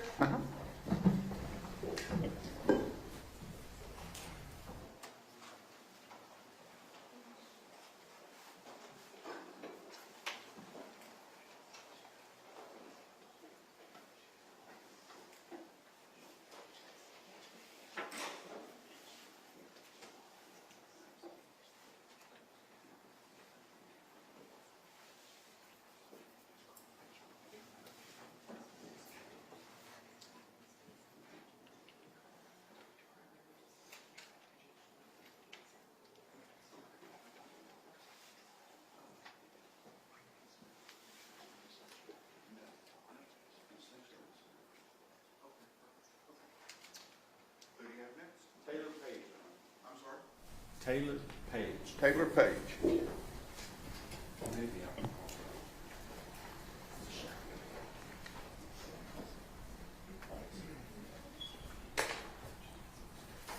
Your Honor, I do need to put a couple objections on the record.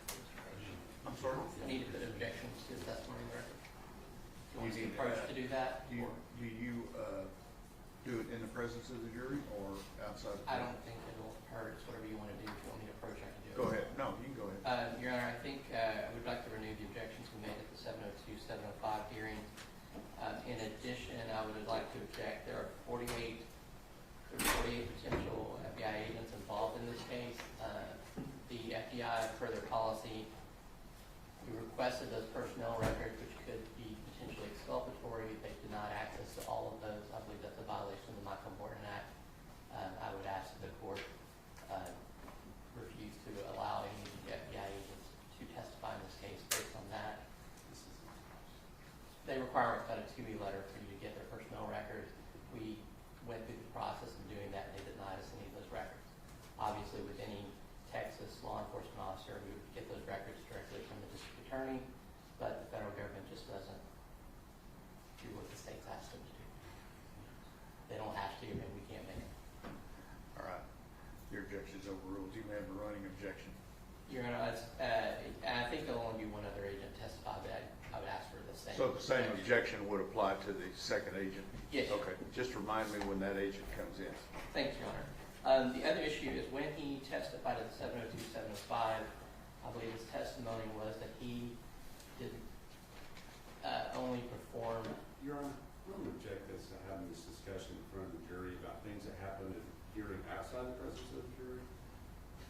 room.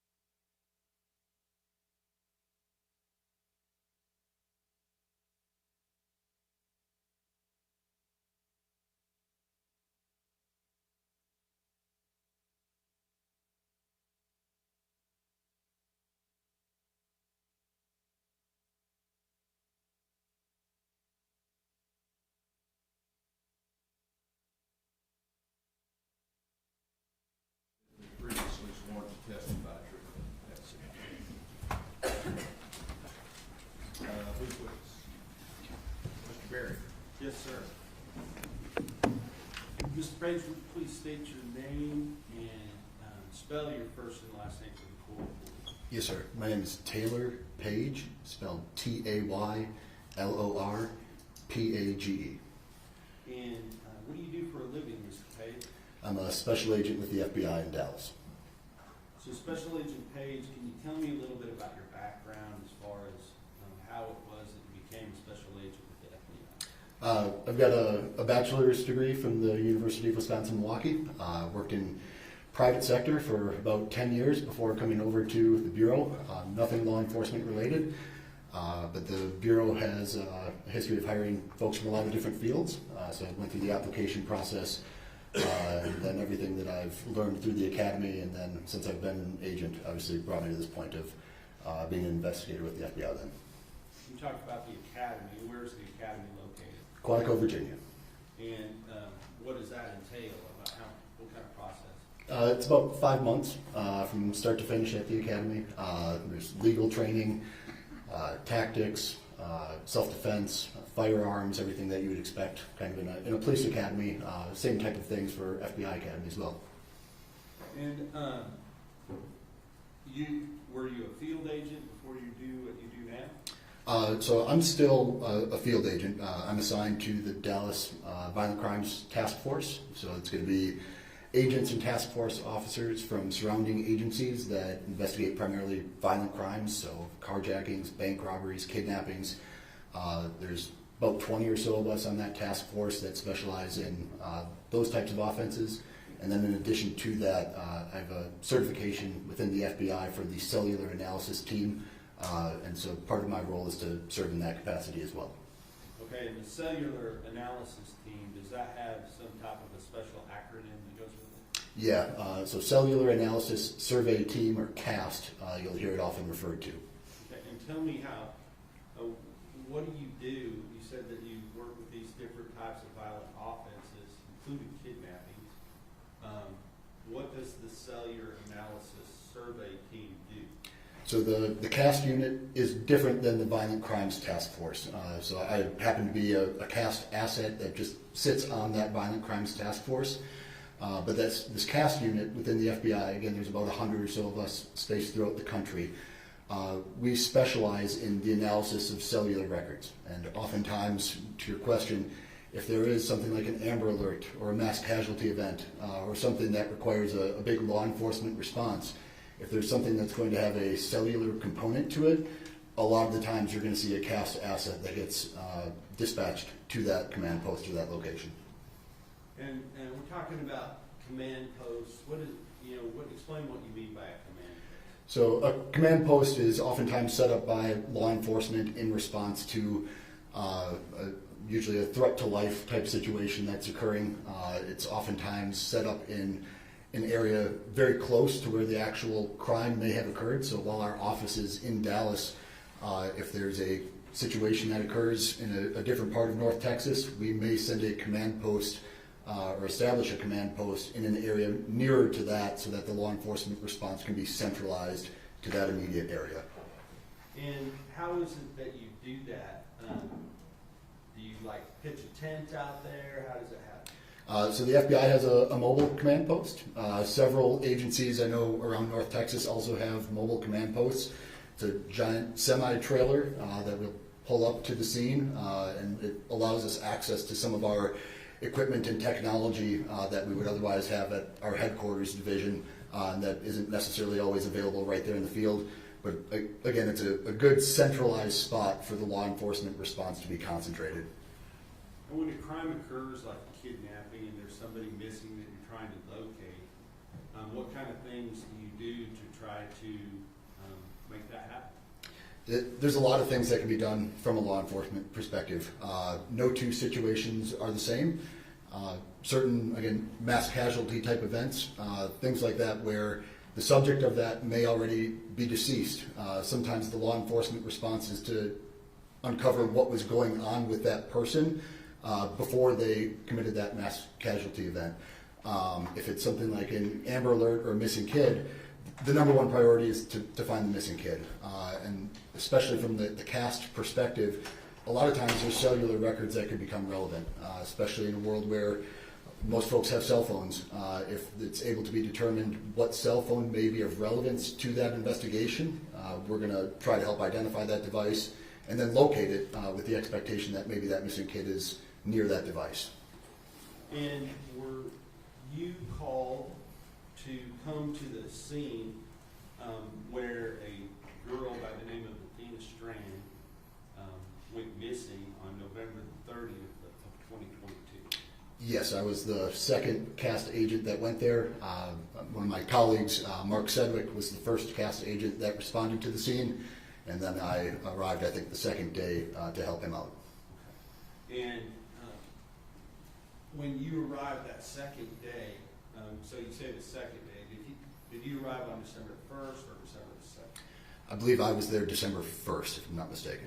Okay, so the day after, and then if the arrest took place on December the 2nd, would that be correct? I think that sounds correct. All right. So as agents, you and Mr. Sedgwick, or Special Agent Sedgwick,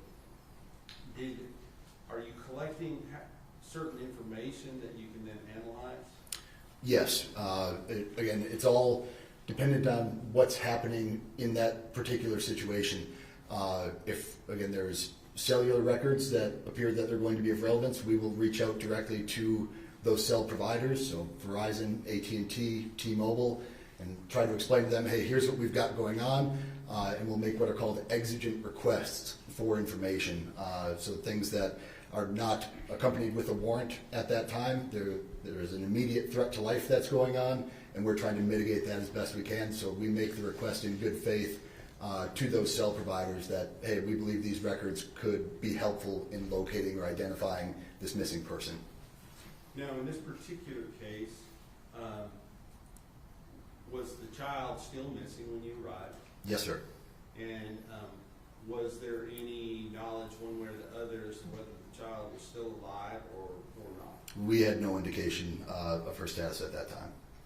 So did that qualify then for these exigent requests that you're making to different phone companies and different social media carriers, things like that? Yes, sir.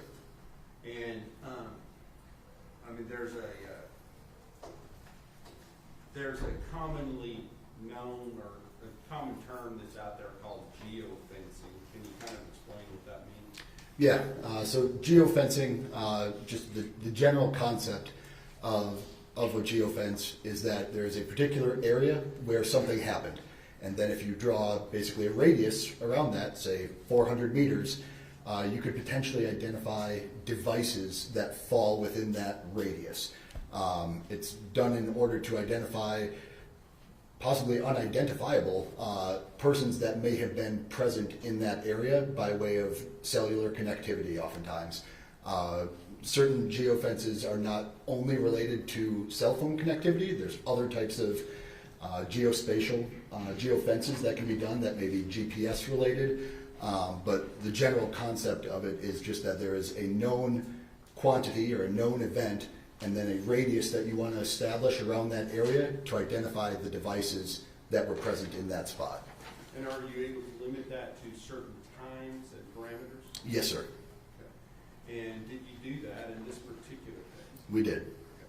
Now, when you go to the scene out there, or really any scene of a missing child, who are the first people that you are often tasked to look at and to look at their mobile devices? Usually it's the parents or close family that may be living with that person.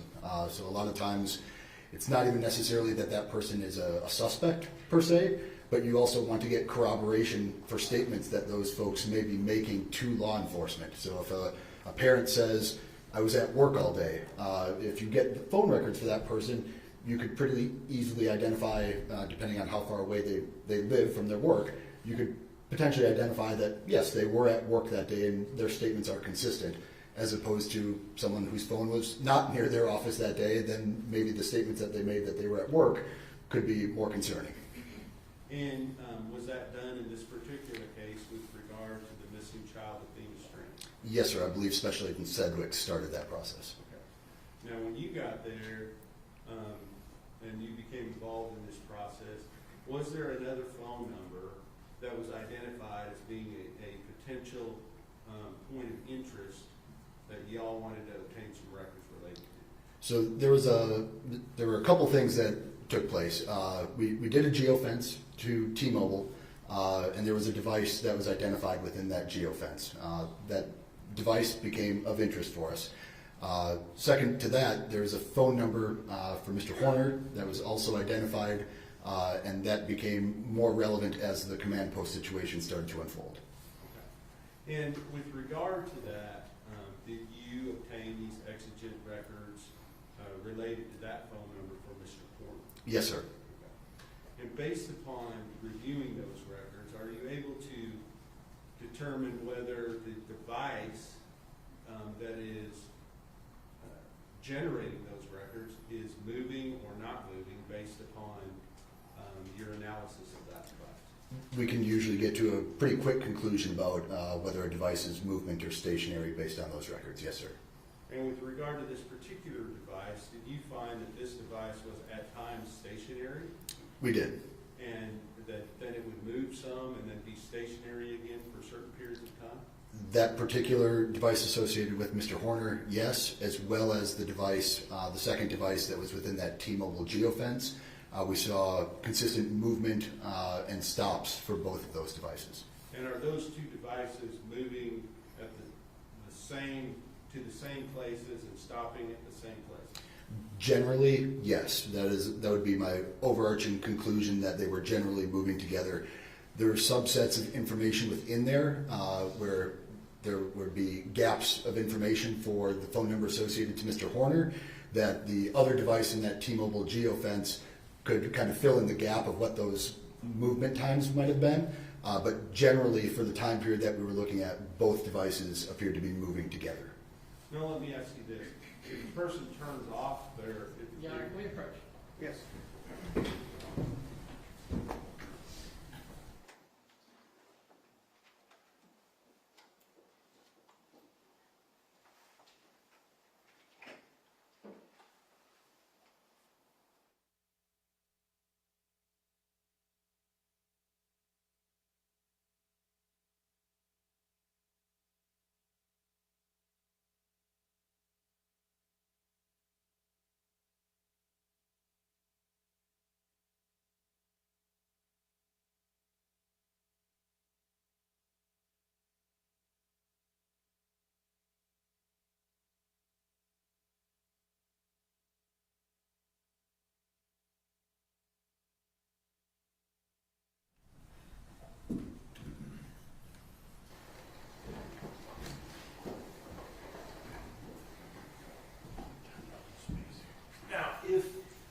If one of the types of devices that you may be looking at, cell phones. Yes, sir. Okay. There are also sometimes GPS or cell phones even that are embedded within vehicles.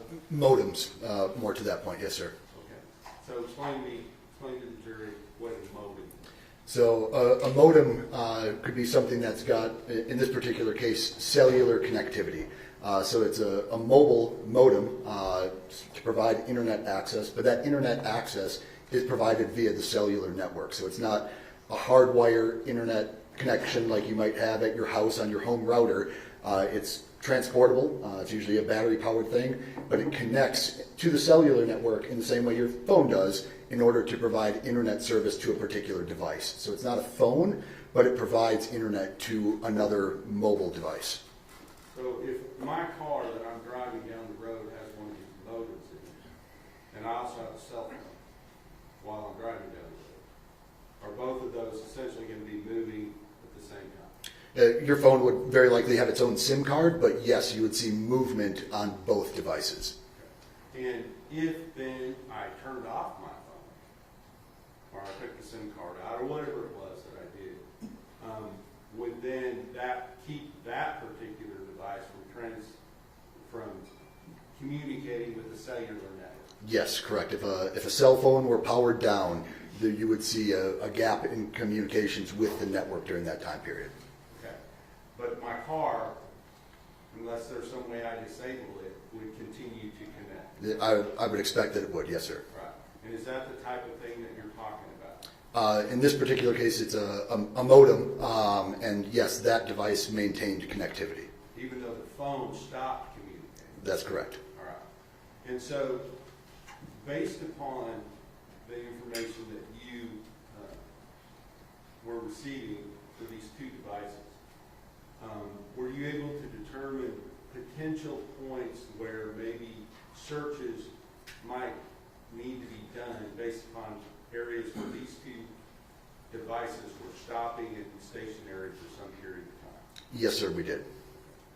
And were you familiar with the location? I'm not asking you to give an address, I'm asking if you know the location where Athena Strand body was ultimately located. I don't know the exact address, but I am familiar with it, yes, sir. And based upon the information that you had from these two devices, did you target that location as a place that needed to be searched? We did. Okay. And was that information communicated through the command post to officers in the field prior to her body ever being located? It was. Now, many officers were all called to look in a particular location during that same period of time, correct? That's my understanding, yes, sir. And so was there enough bodies to then go out and look at all these different areas where you're saying we need to look here, we need to look here, we need to look here? It can become a big strain on resources when you're trying to dispatch law enforcement to multiple spots. So to answer your question, I don't know exactly what personnel were assigned to which area, but again, we did identify the location where her body was ultimately located as one of the areas to be searched. And that location was actually identified in advance by some period of time of when she was actually located. Is that correct? Yes, sir, that's correct. But because the resources were diverted to a different location, that area was never able to be searched prior to her body being located. Is that right? I don't think it was searched thoroughly. The area that we identified was a body of water, and obviously if the body is not readily viewable on the top of the water, and especially given certain times of day, darkness would be a factor in that as well. So yeah, if you don't have adequate personnel to do a proper search of that spot, you may not find what you're looking for at that initial search. So if officers had been available to thoroughly search that location. Objection, speculation. Let me hear the question.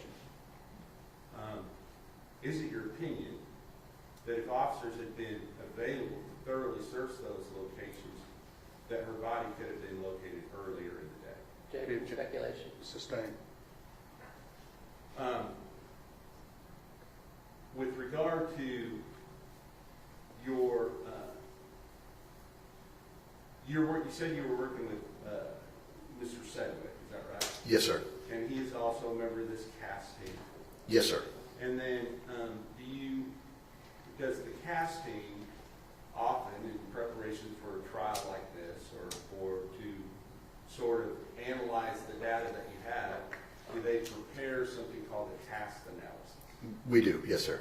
Okay, and tell me what a CAST analysis is. It's oftentimes going to be centered around cellular records, as you might expect, but then it's going to have information related to activity of the cell phones that are cellular devices that are being analyzed, and then that activity is going to be mapped in concert with known events related to a particular crime. Just because the mapping of a phone or a cellular item itself isn't necessarily meaningful unless you have locations of relevance as it relates to the crime that's being charged. And are there potentially other devices that could be used to corroborate the modem in the vehicle as well as the cell phone? Yes, sir. Okay. Would package scanner potentially be something like that? Yes, sir. Okay. Would geolocation data on a video be something like that? That would also assist in that, yes, sir. And so if those things also corroborated those points of data you already had, that would be something that might go into the CAST analysis. Yes, sir. Objection, Lynn. Don't lead your witness. Now, with regard to this particular case, was a CAS analysis done? It was. And who was the officer that did that CAS analysis? Special Agent Sedgwick. And with regard to your part in that, did you act as a technical reviewer of that? A peer review, yes, sir. Okay. And, but it would be Agent Sedgwick that would be the one to actually present that analysis, correct? That's correct. Pass the witness. Cross-examination. Good afternoon. Afternoon, sir. Good to see you again. Yes, sir. Just one question. So, as far as that analysis goes, your contribution was to request the geofence data from T-Mobile. So the initial geofence request was done by me, and then once the phone number was identified as the result of that geofence, as well as the phone number associated with Mr. Horner, both of those exigent requests were also made by me to T-Mobile. Okay. And then you're talking about from this command center, you're comparing data as it comes in with Agent Sedgwick. Yes, sir. That's all I have. Thank you, Ron. Redirect. Nothing further for this witness, Your Honor. May Agent Page be excused subject to any potential recall? Yes, Your Honor. Yes, Your Honor. Thank you, sir. Thanks, sir. Okay, I need a break. Okay? Give me 15 minutes and we'll start back up at 5 minutes to 3, okay?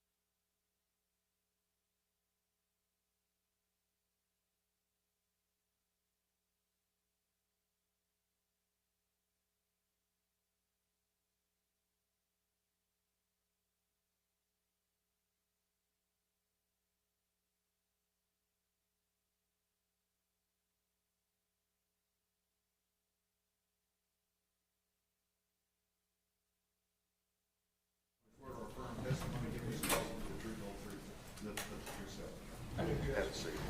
Rule of evidence in effect says you cannot be in court unless you're testifying. Once you have testified, don't discuss your testimony with anybody else except the lawyers, okay? Yes, sir. First and last name for the court reporter and spell it for her, please. Bruce Sherman, BRUCESHERMAN. Ms. Dooley. Thank you, Judge. Good afternoon. How are you, ma'am? Do me a favor, push that mic back just a little towards the way. Yeah, there, okay. Yes, sir.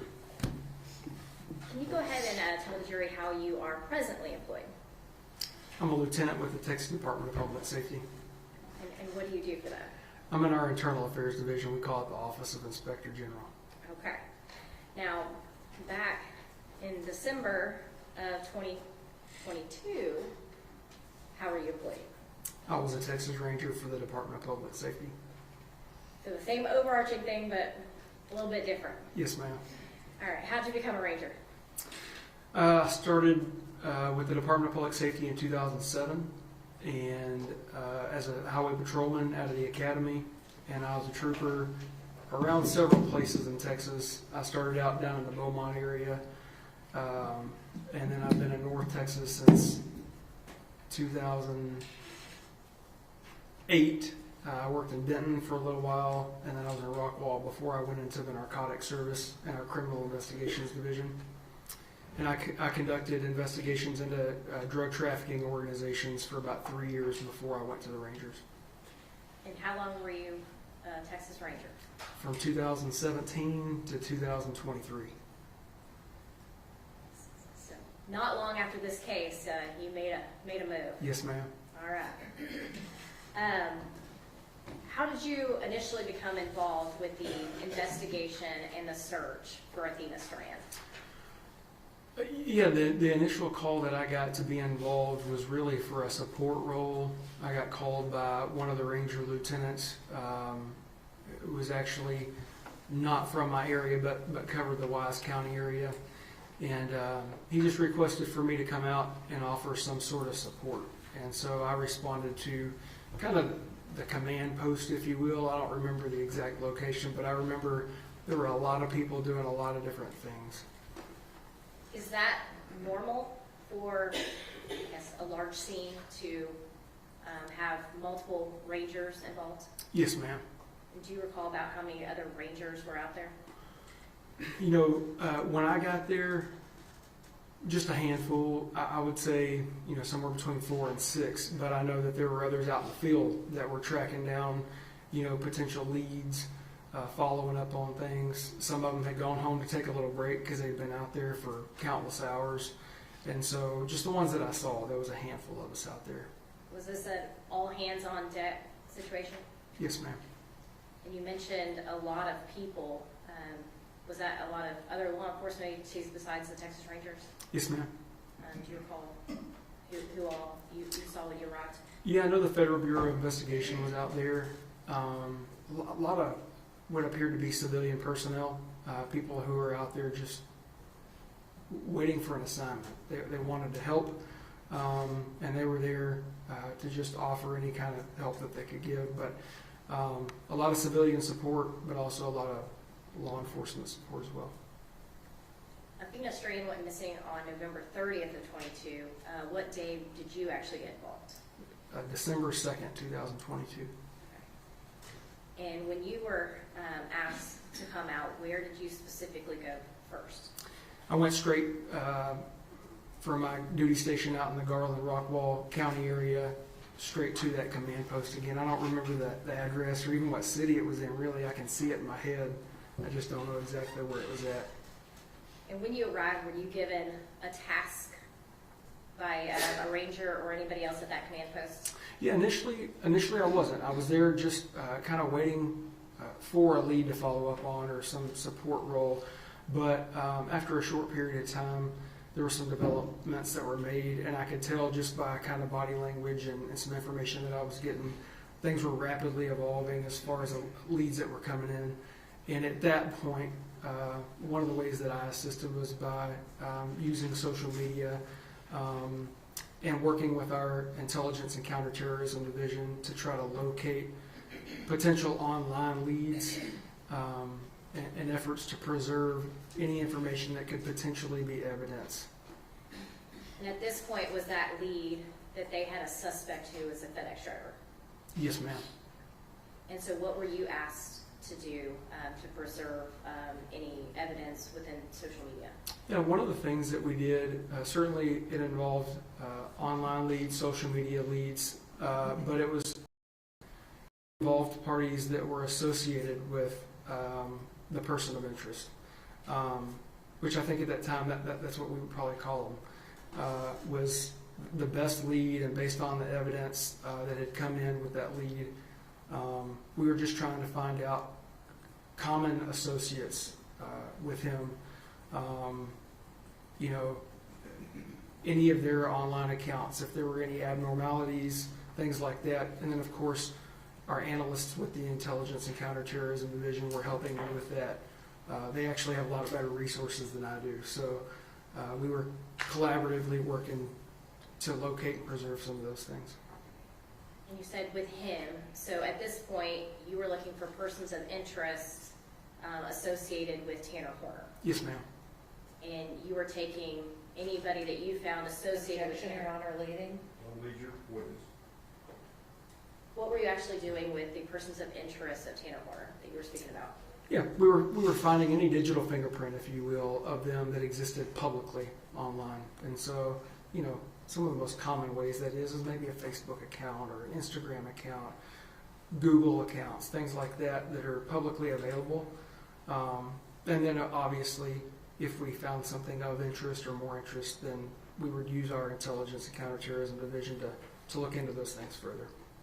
And did you start your search with Tanner Horner or with someone else? With Tanner Horner. And what did you do to preserve any accounts? Yeah, so the way that works with most of our social media and digital evidence, if you will, those don't require a formal legal process, if you will, through the court system. We're simply asking those digital online platforms, if you will, Meta, Facebook, Instagram, Google, places like that. All we're asking them to do is say we've identified an account of a person that we believe is the owner or user of that account, and based on our criminal investigation, there could be evidence there, and we're just asking you to hold that or preserve it so that it can't be deleted or tampered with. And so as we would identify those counts for Mr. Horner, we would just ask those platforms to preserve it so it couldn't be deleted or tampered with.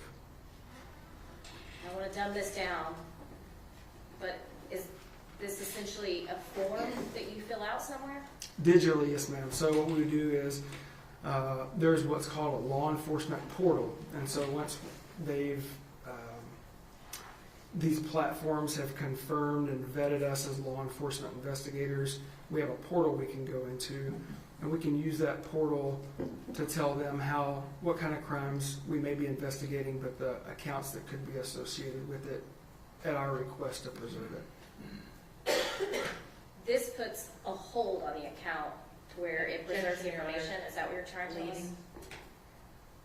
Just saying, rephrase your question. What is the actual, what is Facebook, Meta, Google, whomever you're sending these to, what are they actually doing to preserve anything? Yeah, so as far as we'll just use Mr. Horner, because that's the example we're using, he would never know, nothing changes for his account, doesn't freeze, it doesn't hold. It just means that if he goes in and tries to delete or tamper with some sort of potential evidence that's there, it can't disappear. It's there.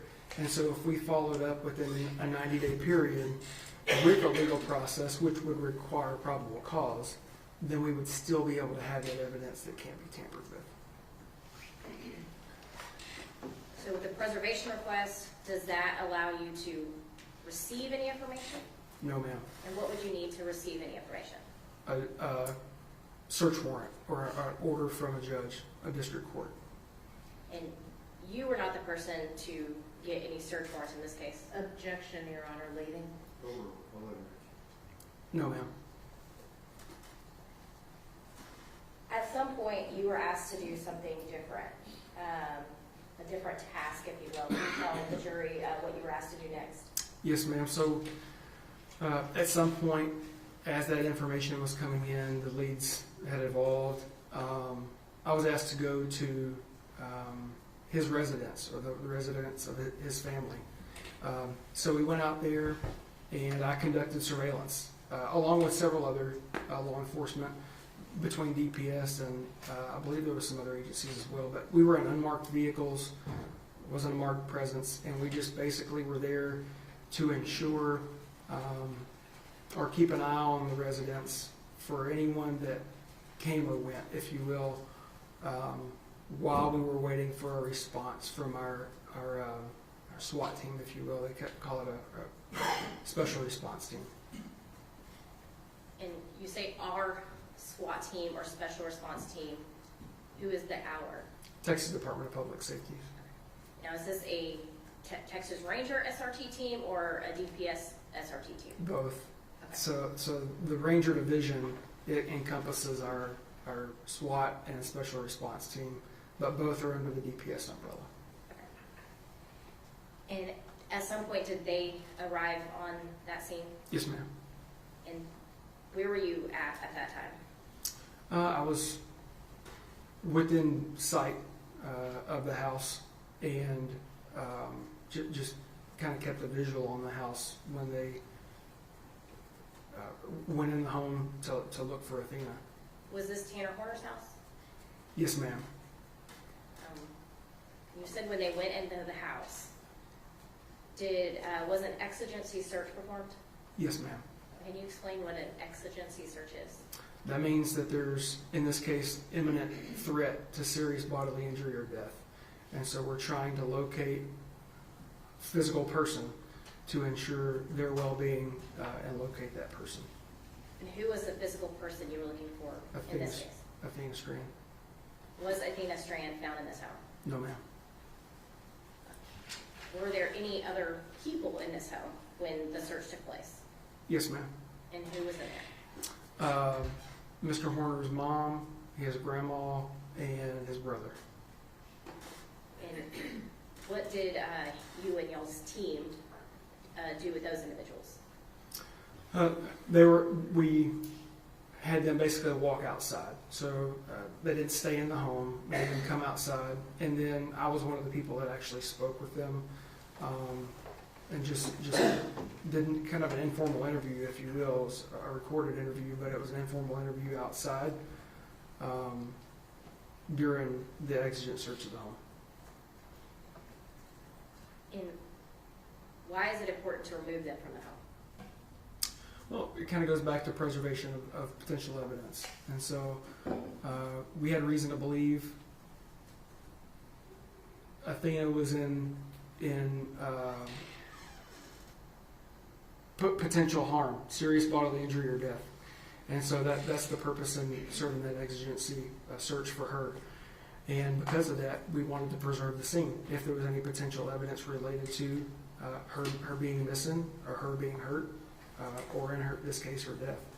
And so having them come outside with us is just a way for that team to be able to execute a thorough exigent search, maintaining the integrity of a potential scene. And at that time, the exigent search was only looking for Athena. Is that what you said? Yes, ma'am. Okay. And you mentioned you were speaking to the family members. Did you do anything else with the family members regarding their phones? Later that afternoon, we did. And what did you do with those? I did a cellular extraction of each of their phones with each of their verbal and written consent. And after the exigent search, what was your kind of role at that point on the house? Yeah, so some time went by. We basically, again, it felt like, now that I'm talking about it, it was a night of preservation on my behalf, between potential digital evidence, cellular evidence, and then the home, the residence. And so, you know, in talking to the occupants of the residence, we kind of learned a little bit about the structure of the residence, where folks lived, and the home, and a separate piece of the home, if you will. But basically, after that exigent search was conducted, we figured out that Athena wasn't there.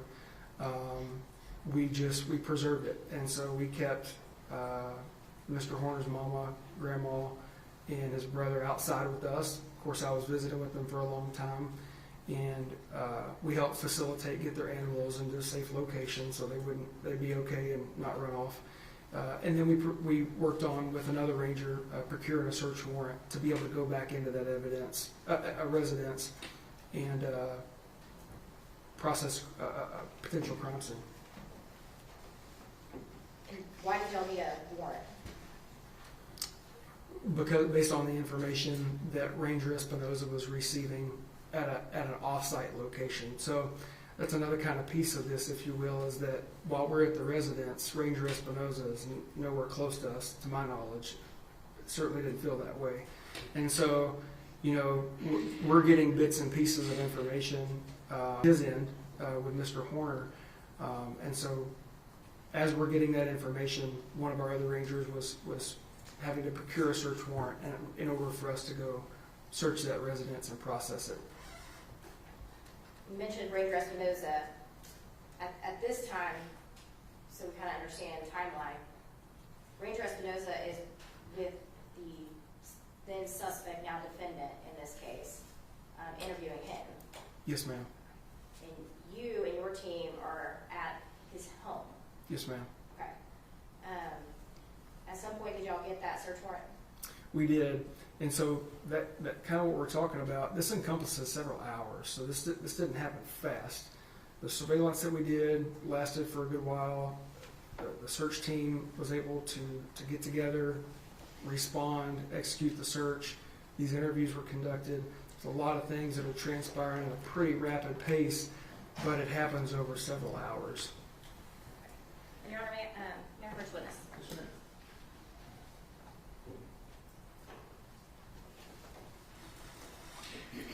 I'm going to show you what's been marked as State's Exhibit 52. Do you recognize this? Yes, ma'am. And was this photo taken by you? I think this picture was sent to me, but that. Do you recognize what's in that photo? Oh yeah, yes, ma'am. And is that how that looked on the day and night that you were there? Yes, ma'am. And so is it a very accurate depiction of what's in this photo Yes, as ma'am. you saw it? Yes, ma'am. And Your Honor, at this time, the state offers into evidence State's Exhibit 52.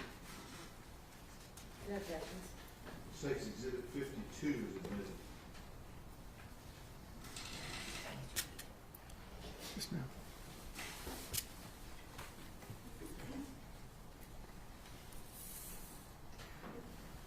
Can you tell the jury what we're looking at here? That's the front of Mr. Horner's mom, grandmother, and brother's residence. There's a separate structure to the rear where Mr. Horner and his child's mother were living.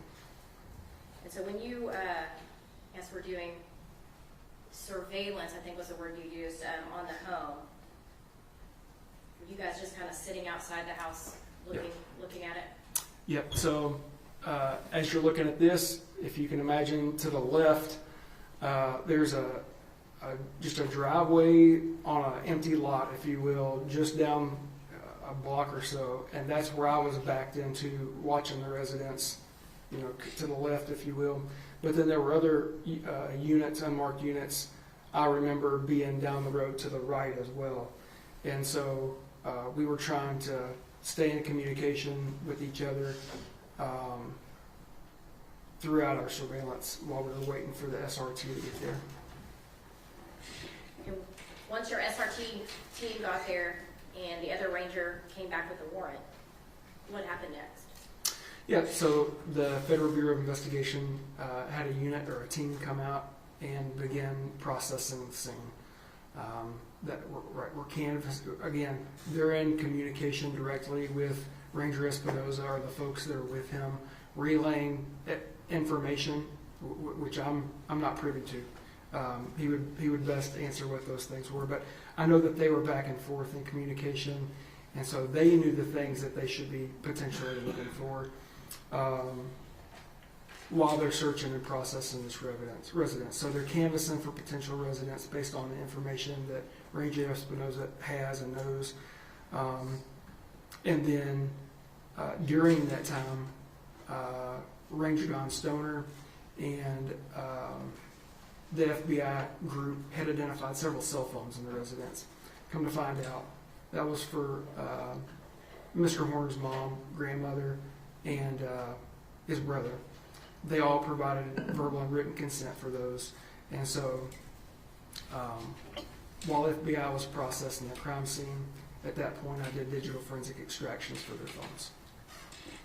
So, so it's at that point that you and the other team, I guess, take the family's phones out of the home? Yes, ma'am. So they did not have them on them when they originally left the home? That's correct. Okay.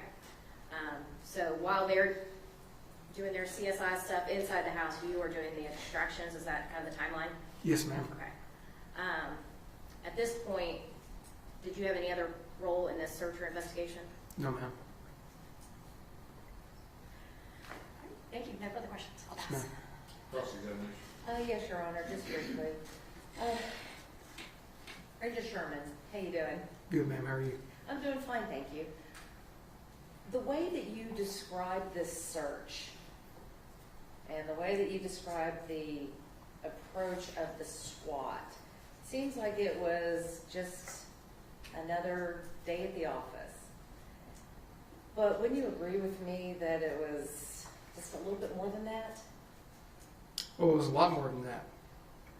Well, let's back up to the search. All right, you said that you were working on the street, that you were down the street surveilling the house. Yes, ma'am. And that you were waiting for the, what did you call them? The SRT, Special Response Team. And describe for the jury the SRT arrival at the house. What did they arrive in? As you would expect, almost it's a tactical unit, right? And so they're going in there prepared to encounter any threat, if you will. So this tactical team arrives in basically an armored vehicle. Yes, ma'am. And they're rolling up the street in this armored vehicle.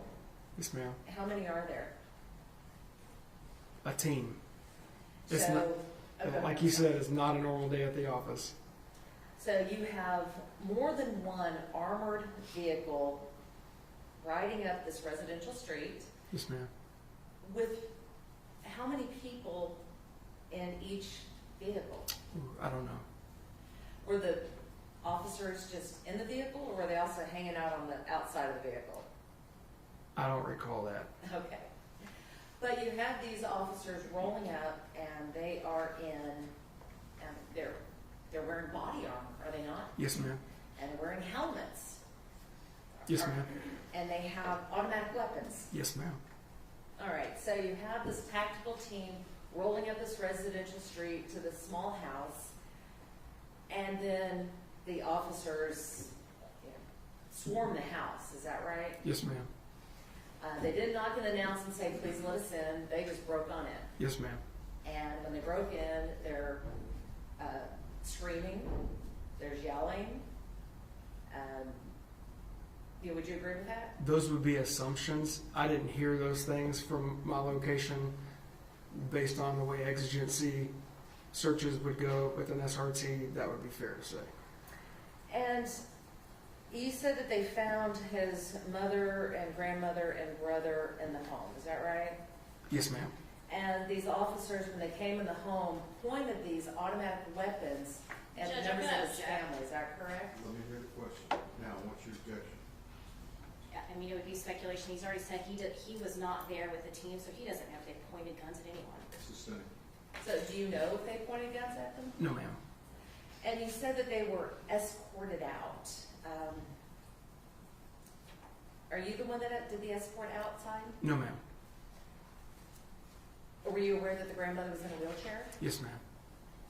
And so you have officers breaking into the house wearing tactical gear and pointing guns at an elderly woman in a wheelchair. I don't know if they pointed. Objection, Judge. He was getting ready to answer. Yes, sir. I don't know. I don't know what transpired inside the home. Okay. regards to exigent circumstances and the warrants, or let's try that again. With regards to the exception to the warrant that we call the exigent circumstances. Yes, ma'am. That's really not a free-for-all for officers to search, is it? Agree. And that there are limitations on an exigent search. Yes, ma'am. So you would agree with me that when performing an exigent search, you are not there looking for evidence of a crime. Agree. The only purpose of that is to determine whether or not the person that you're searching for is in the home. Correct. So if an officer finds something that they believe might be evidence of a crime, they would have to go and get another search warrant. They would have to get a search warrant. Yeah. If you're talking about like in plain view, if they saw something in plain view during an exigent. Yes, ma'am. All right, so in the case of a missing person, like I said, the exigency involved is to find that missing person. Yes, ma'am. And hopefully find them alive. Sure. And if a person is presumed to be deceased, then that particular exigency would disappear, would it not? I don't know if that presumption was there. That's information that I don't have. But let's just go back to my question, Okay. that if a person is presumed to be deceased, then that exigency no longer exists, does it? I think that would be dependent on circumstances. That would be a case-by-case basis, I believe. Yes, ma'am.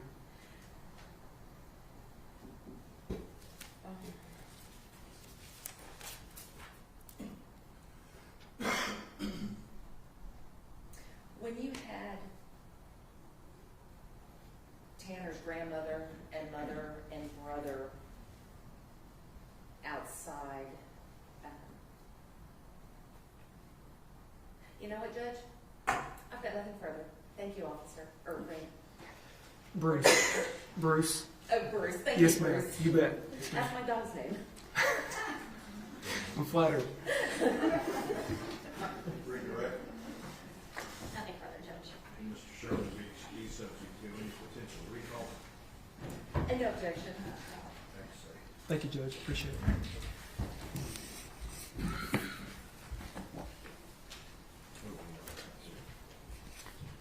Thank you.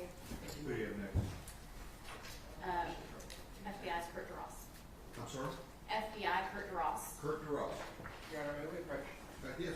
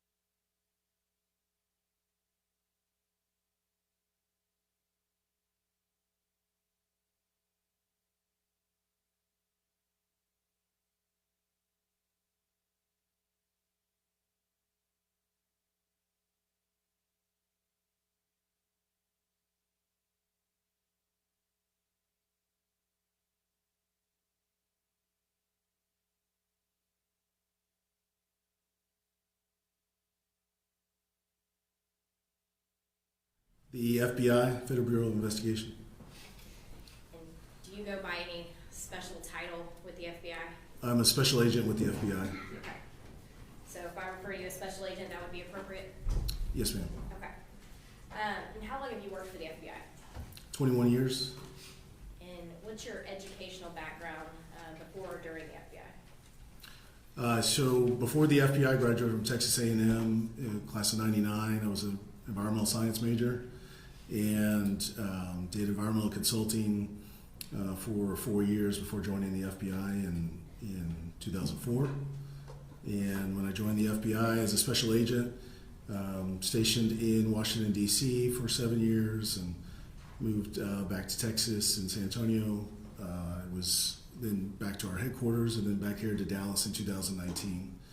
The whole time I was as part of our evidence response team, our hazardous evidence response team. So I've been doing evidence response for at least 18 of those 21 years. And to be a part of the evidence response team, do you have any specific training? We do. So as special agents, we have some basic crime scene training in our new agents class, but we then can volunteer to be a part of the evidence response team, which is an ancillary duty that we can take on with our normal day-to-day jobs. But in order to be a part of that team, you do have to go through a 2-week basic class that teaches you evidence collection, fingerprinting, DNA, photography, alternate light source, and some other techniques that we use, a little bit of computer forensics, not much, we have specialists for that. And then we can go to advanced crime scene courses as well, so advanced fingerprinting, we can go to the body farm, which is to recover bodies, and we can go to some outside of the FBI classes as well. Have you been to the body farm? I have not, no. Have you done any of these other special or advanced trainings? So I have done, like I said, I'm the team leader for our hazardous evidence response team, so I focus a lot on collection of evidence in hazardous environments. So I've done some extra latent fingerprint lifting, and some DNA training as well.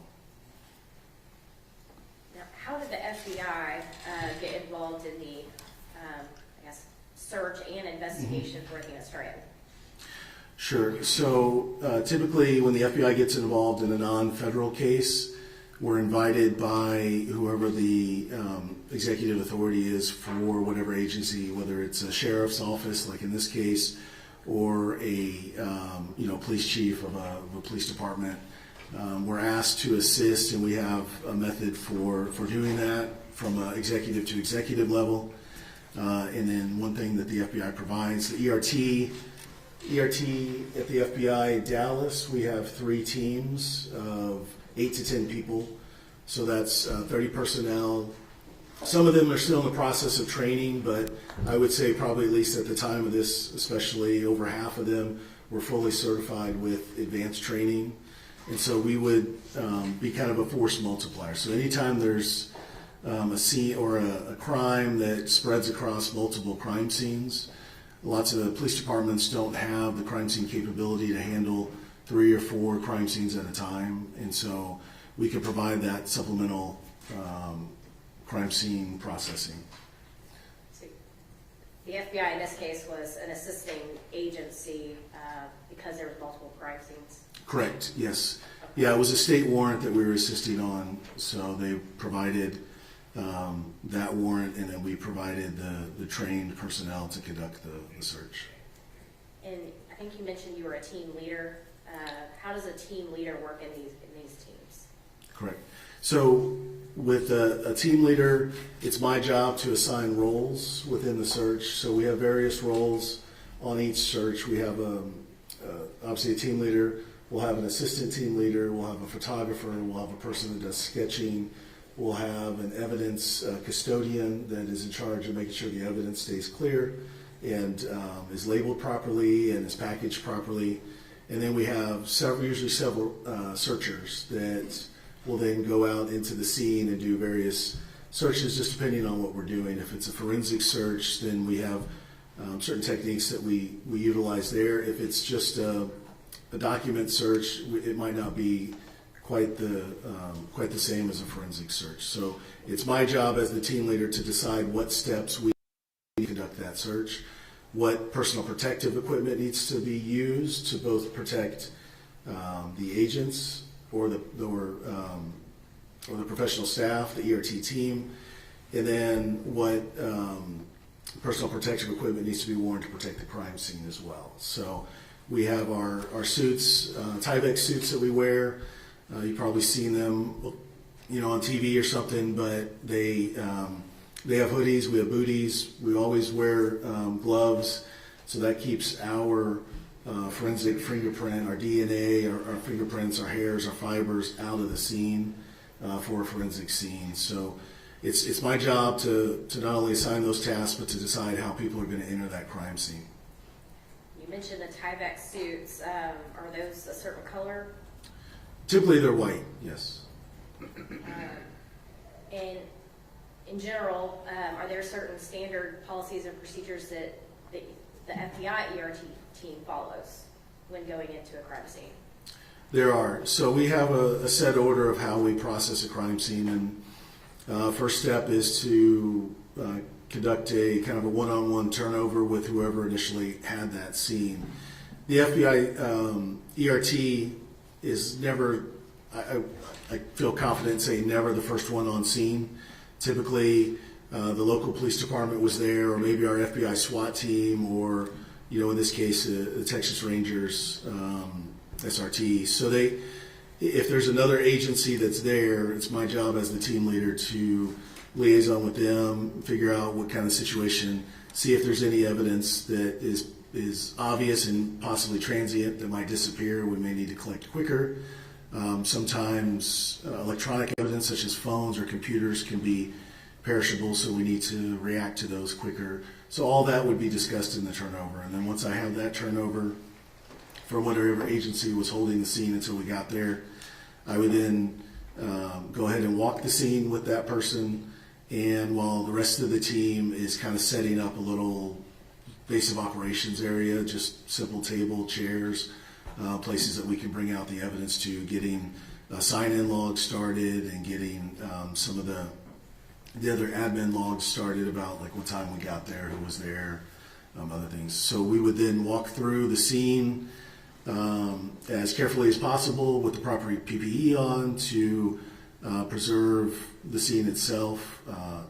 Like I said, as we're walking through, I'm noting, I'll have a sheet from time to time of noting certain evidence as we walk through, just depending on how big the scene is and how much I can and can't remember. So we'll walk through the scene completely, and usually we're with the photographer too, who is also one of the first steps we do in that walkthrough is we take initial photographs of the scene before we do any searching. So they're called entry photos. It's to show how we found the scene. It's not necessarily how the scene was before anybody got there. It's the scene as we found it when we showed up. And it starts with the front door, hopefully getting the address numbers in the picture, and it's usually walking through into the house, if it's a residence, around the house, and any other outbuildings that may be on the property itself. So those would be the entry photos that get taken as we're doing the initial walkthrough.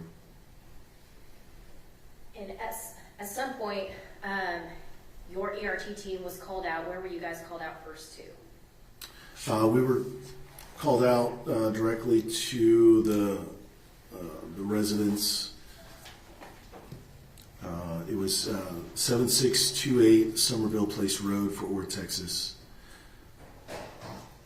Was that the defendant, Tanner Horner's residence? From what I understand, from when I was called out there, yes. Okay.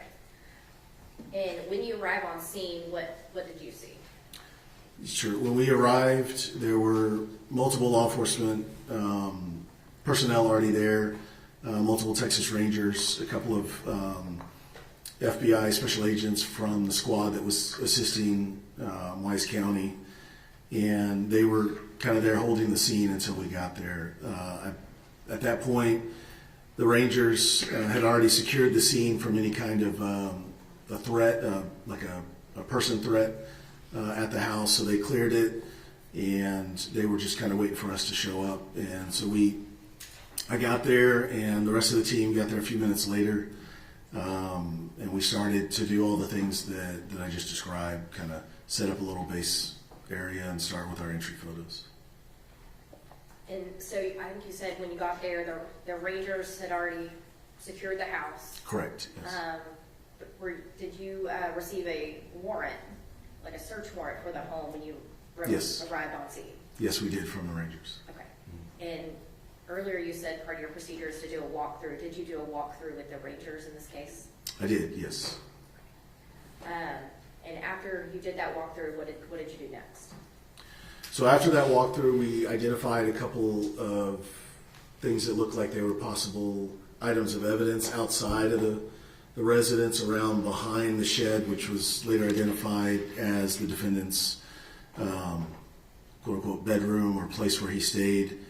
And then we were able to see in there, and I could see that the area inside that shed where the defendant stayed was very messy, very much in a disarray.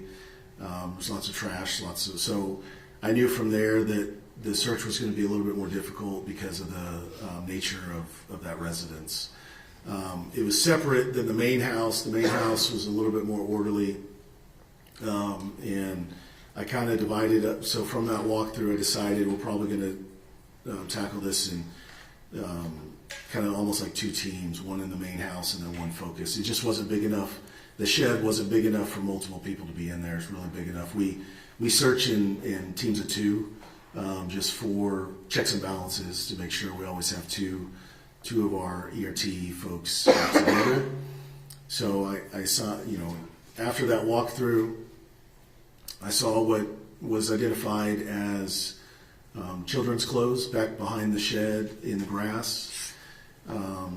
Typically, and in this case it was no different, when I see evidence like that could have trace DNA on it outside at night, I tend to collect that as quickly as possible, but still following procedures.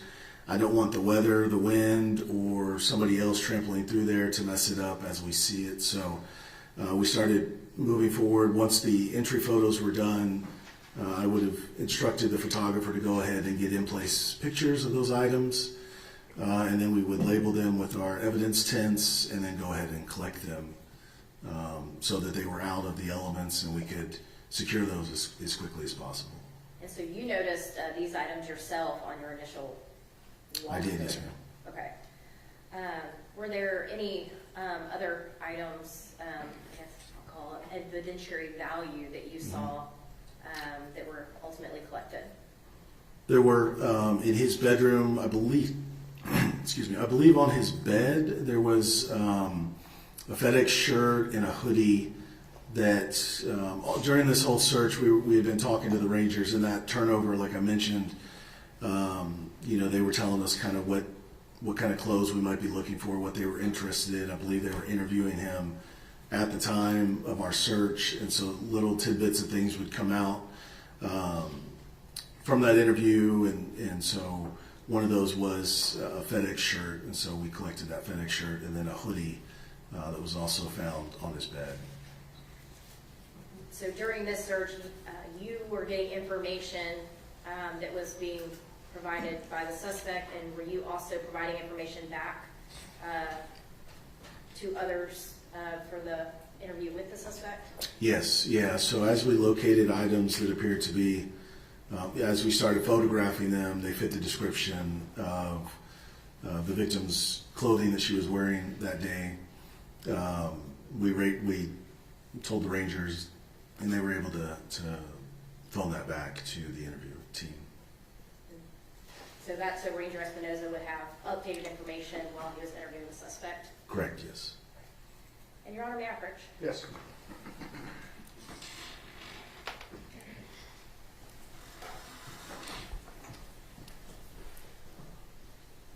I'm going to show you what are marked as States Exhibits 53 through 82. And her prior to you sitting here, have you gone through all of these photos? I have, yes. And can you tell me what those are? So these are crime scene photos from the residence that night, starting with our entry photos, and then there are some photos of the actual evidence taken both in place and when we process forensic items of evidence, we usually have to stretch them out to get a good idea of what they are. We don't want to leave them balled up. We do that on a clean sheet of brown kind of butcher paper that we had just unrolled and cut. And we do 2 sheets, one on the ground, and we do another sheet, and we place the items on top of that sheet. We take photos of both sides of the item, and then from there, we wrap that sheet, that brown sheet, over the items and package that so that if anything had fallen off while we were moving the items, it still gets collected within the bag and can be processed by the lab. You can take a look if you don't recall what are all in those pictures, but if you do they all fairly and accurately depict the actual residence and all the evidence collected as you personally saw it that night? They do. Your Honor, at this time, the state offers into evidence State's Exhibit 52, 53 through 82. Any objections other than in addition to those previously given to the court?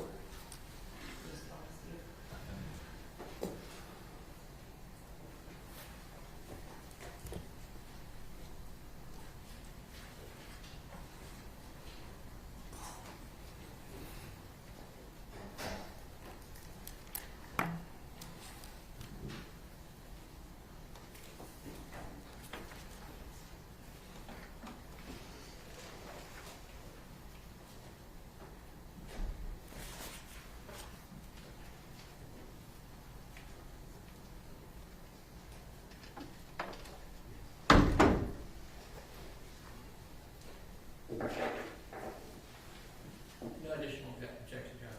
Then your previous objections remain overruled and States Exhibits 53 through 82 are admitted. Okay. Thank you, Judge. And may we publish? Yes.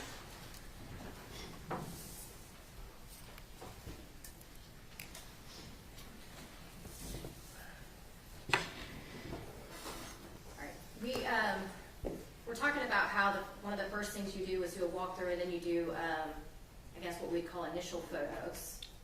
We call them entry photos. Entry photos, okay. Is that what these photos that we're going to be looking at are? Correct. Yeah, this would have been probably the first photo that was taken because our first photo tries to incorporate a house number as well as the front door of the house, which this photo does. And so in this photo, does it have, I guess, the address in the photo? It does here on the mailbox post, 7628.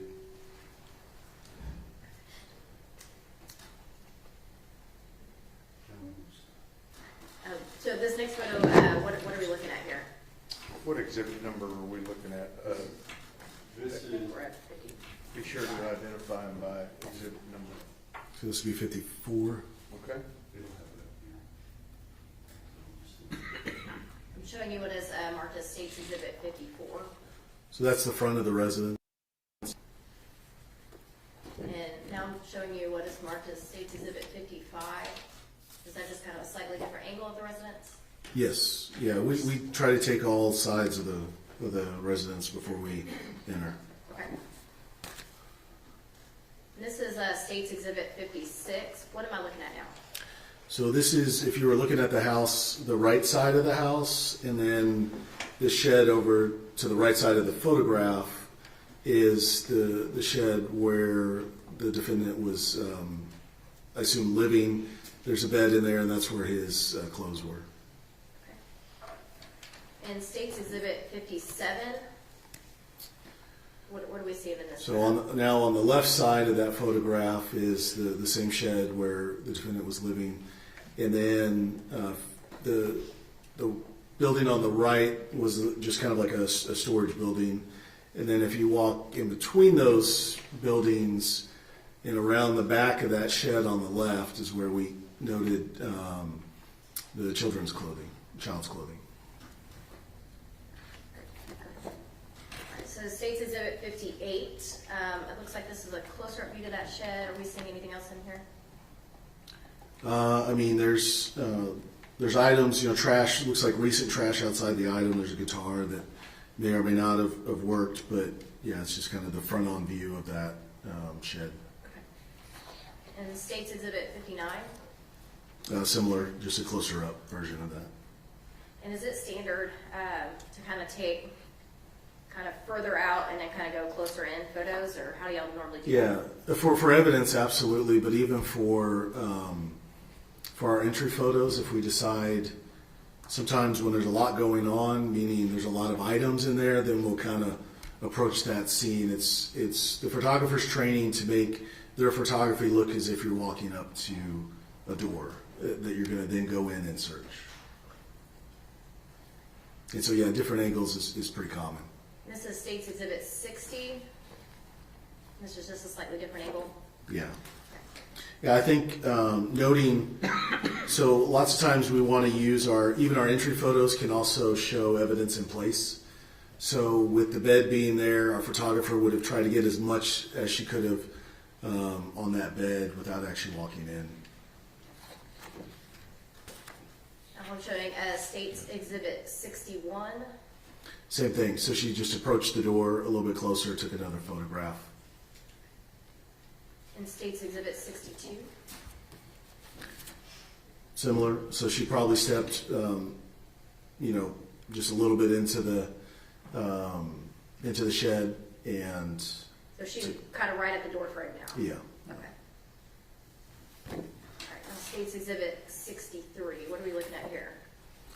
So this just would have been another angle within the shed. It's still the shed where that bed is that you saw before. Is this kind of more of the left side of the shed compared Correct. to the Yeah, as you walk in the right? door to the left. And as I said, these are entry photos, so this is the condition of it as we found it. And just by looking at it, it was already in that kind of disarray when we found it.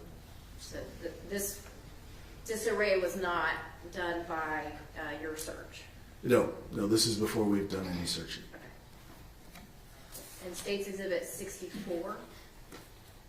Same, just getting our training for entry photos typically teaches us to take a photo from each corner of the room. Because of the amount of stuff that was in here, we couldn't do that without completely moving everything, which we weren't prepared to do at that time. We needed to get our in-place photos.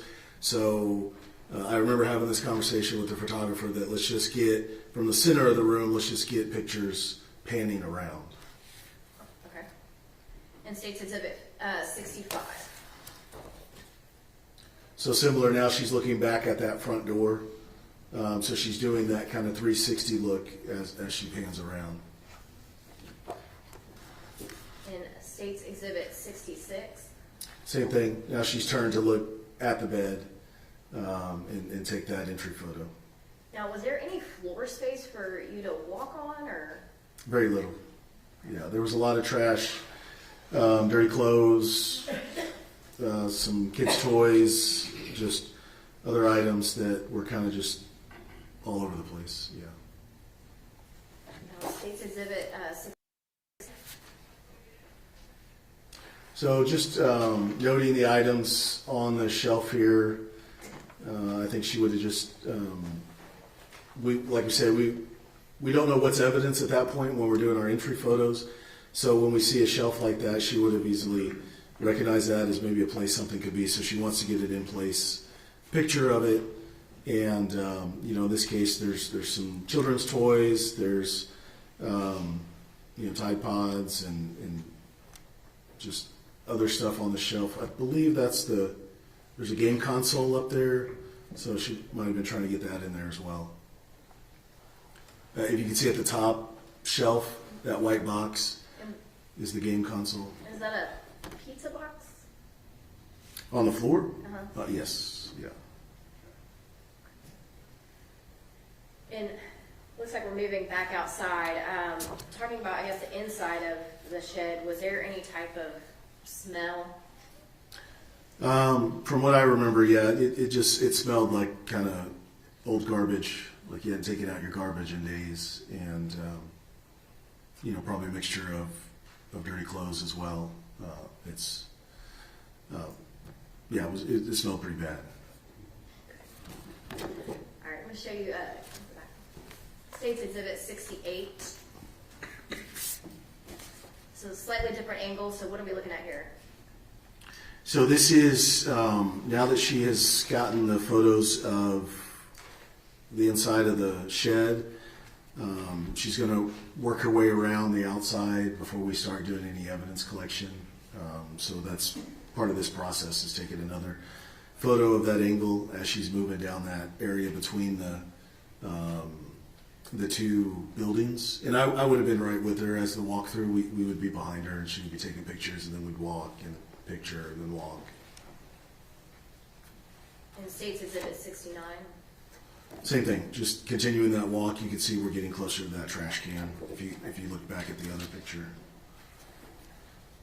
And now we're looking at State's Exhibit 70. Now orientate us between those two. Are we between those two buildings? Where are we at now? So now we're kind of over behind the shed, Okay. In that building.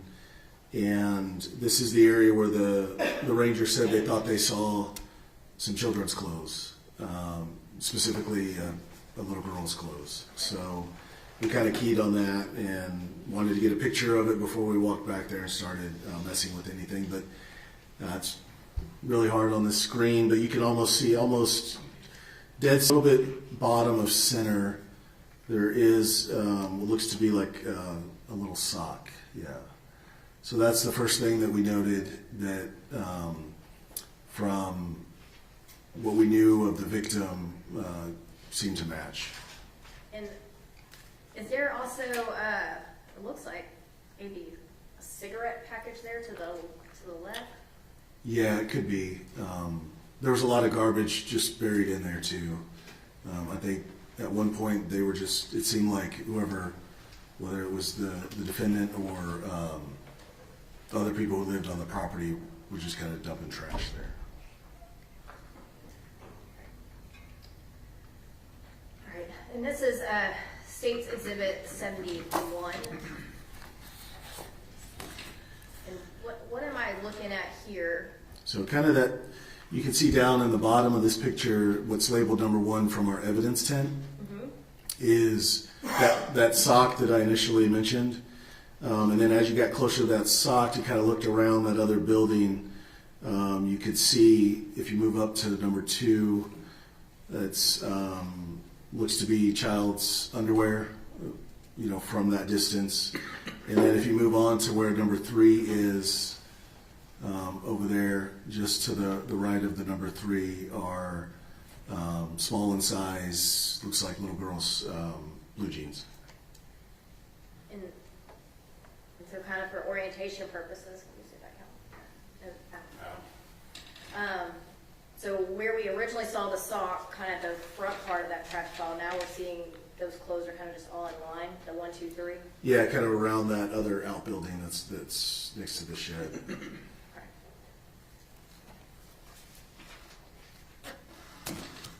And it looks like there's a little tent there. Can you explain what that is and why y'all do that? So this is State's Exhibit. State's Exhibit 72. Okay. Sorry, Judge. So our procedures when we collect evidence is we take an in-place photograph. So that would have been that first one you saw that didn't have any label on it. And then we take a medium shot of it. So that would have been the one where you saw all 3 evidence tents. And then we do a close-up in place as well. And so since this will be item number 1, the tent suggests that it's item number 1. And it's the close-up of the item in place where we found it.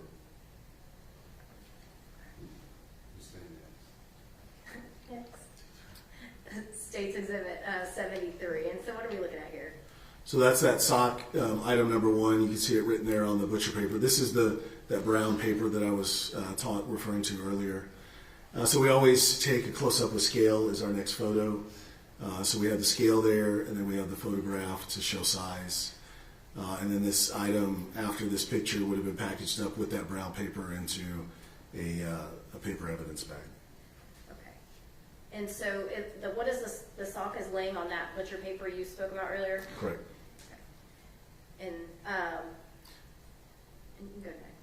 Yeah, once we identify it and take our pictures close up, we can then move it from that location. So once y'all do that, you scale it, you put, I think it's that number 1. Why do you write that number 1 on there? Just so in the photograph we can remember which one it is, in case there's multiple items that are similar in style or nature. Is that number 1 also how y'all label your evidence log? Yes, in this case it is, yeah. And you're on average? Yes.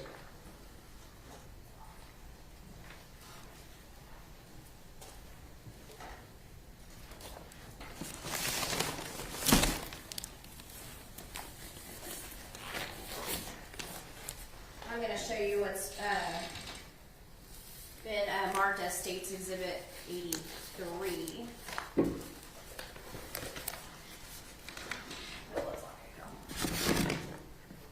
And do you recognize this item?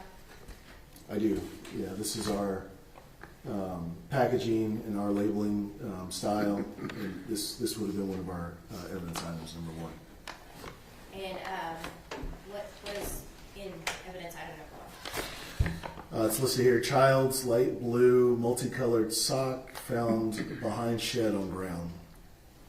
And is that the same piece of evidence that we're looking at here on State's Exhibit 73? It appears to be, yes. And are there any other identifying marks on this bag? Yeah, we have 7 items that we put on all of our evidence bags. So we have the item number, we have the date, we have a case number, an FBI case number. We put the address, and then we have 2 initials. The initials are the collector and the assistant. And is that bag still sealed? It is sealed with evidence tape, yes. And are there any marks on this bag that are not yours? So the Wise County Sheriff's Office sticker, that would have been possibly for their evidence folks. And then these 2 labels might be, lots of times, the lab that it's taken to will put their own markings on it, so it could be from that. We don't, with the FBI ERT, we don't process any evidence. We're collectors, and it goes to the official either FBI lab or state crime lab for processing. So you collected this item, but then it will go off to a lab to be processed for examined, yeah. DNA or anything else that sure. needs to be looked at. Yeah, in this case it would most likely be DNA. Sometimes it's fingerprints, sometimes it's computer forensics. Hopefully not computer forensics on our No. side. And Your Honor, at this time, the state offers into evidence State's Exhibit 83.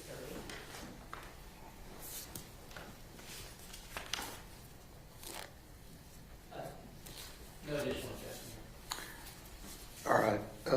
State's Exhibit 83, they are overruled, and State's Exhibit 83 is admitted. Thank you, Judge.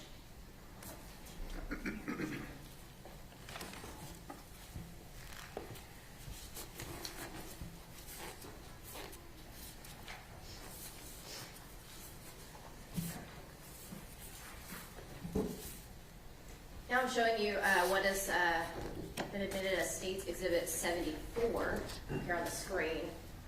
And what are we looking at here?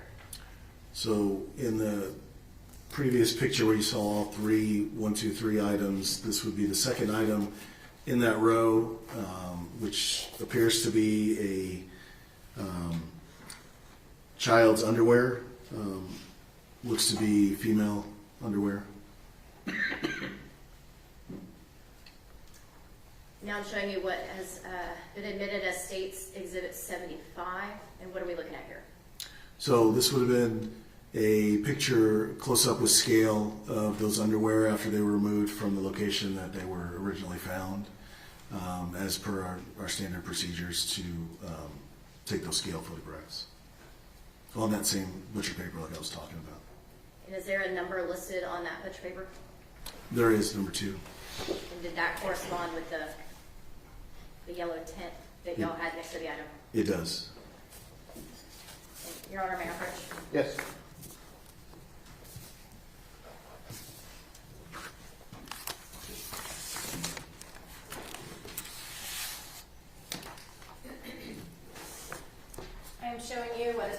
as State's Exhibit 84.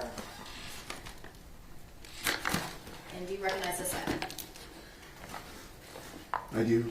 Yeah, this is our, once again, our packaging, our labeling system, and it says item 2, and it's child's white Hanes underwear found behind shed on ground. So it would have matched the description of what we're seeing in the photograph. And other than the lab processing, is there appear to be, is it sealed? Is there any? So once again, there's a Wise County Sheriff's Office sticker on there. We wouldn't have put that. That would be Wise County that would put that. And then a couple other markers that look like could have been from a state lab or something that would be used for their processing. Other than that, has it been altered in any way to your knowledge? No, it looks like it might have been opened and resealed by the lab. Other than that, no. Your Honor, at this time, the state offers into evidence State's Exhibit 84. Same objections to Mr. Gold? Yes, sir. All right, those are overruled. State's 84 is admitted. Thank you, Judge.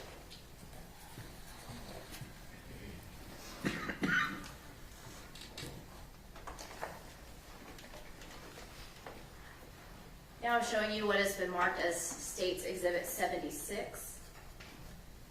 What are we looking at here? So in those 3 items out behind the shed, this would have been the third one in that order. It appears to be a pair of small blue jeans. At the angle we're at and everything, it kind of fits the description, but we're not sure. But we went ahead and labeled it item number 3, took photos of it in place so that we can then remove it and better examine it. And you said fits the description. At this point, was there a description? Did you have a description of what the Athena Strand was wearing when she was kidnapped? I believe we did. It was a pair of jeans with some flowers on it. We didn't have a picture or an exact knowledge, but it was blue jeans with a flower pattern on it.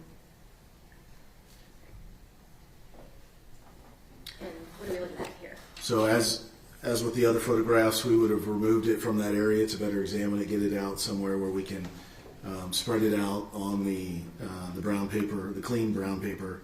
And I just want to reiterate, the brown paper gets wrapped up with each item, so it's a new piece of brown paper each time we take this photograph. And just to be clear for the record, this is State's Exhibit 77 that we're looking at right now. And it's labeled item number 3 on the paper. It has scale, so we can add size to it. And this would have been obviously the back side of the blue jeans. And I'm showing you now what has been marked as State's Exhibit 78. So this would be the other side, the front side of the blue jeans. And from this, I told the rangers that were out there, I can't remember exactly which ranger, and they were able to see it and relay that back to the other investigative teams that were either talking to the family or talking with the defendant to see if that's an accurate description of what she was wearing at the time of the abduction. So, and we also know when we saw this, you can see there's something in that leg, the pant leg, so looks like a sock, which it turns out to be a sock. Now I'm showing you what's been admitted as State's Exhibit 79. And so what are we looking at here? So these are the blue jeans with the sock removed. We would have packaged these together since they were found inside, since that sock was found in there. So we removed it, photographed it with scale, and then we'll wrap it up into that brown paper. So one sock was found separately out Just in by the itself, garden, right. but one sock was still inside her pants. Inside the pants, yes. And Your Honor, may I approach? Yes.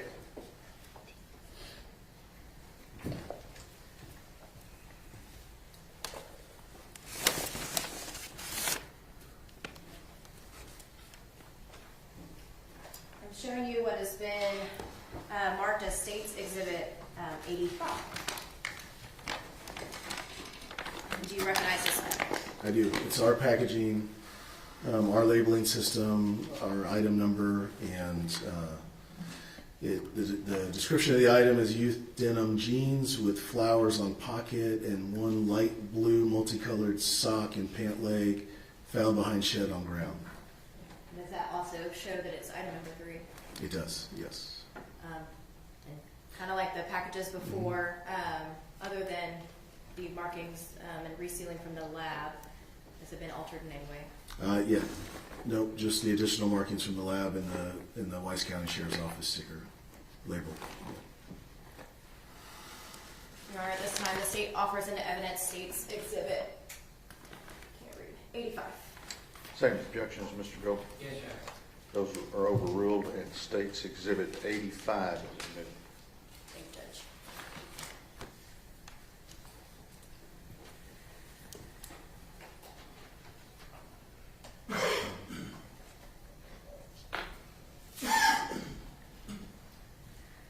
We're now showing on the screen what's been admitted as State's Exhibit 80.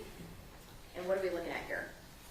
So this was a FedEx shirt that was found in the shed on the bed. That we did our same procedures of collecting it with scale and identifying the number. So it would be item number 4. And it looks like State's Exhibit 81. Is this just the front side of the shirt? Correct, yes. And were you given information of why to take this specific item, or? We were, because at that point we had determined that she was taken in the FedEx van from the defendant wearing his FedEx uniform or clothing. Your Honor, may I approach? Yes, ma'am.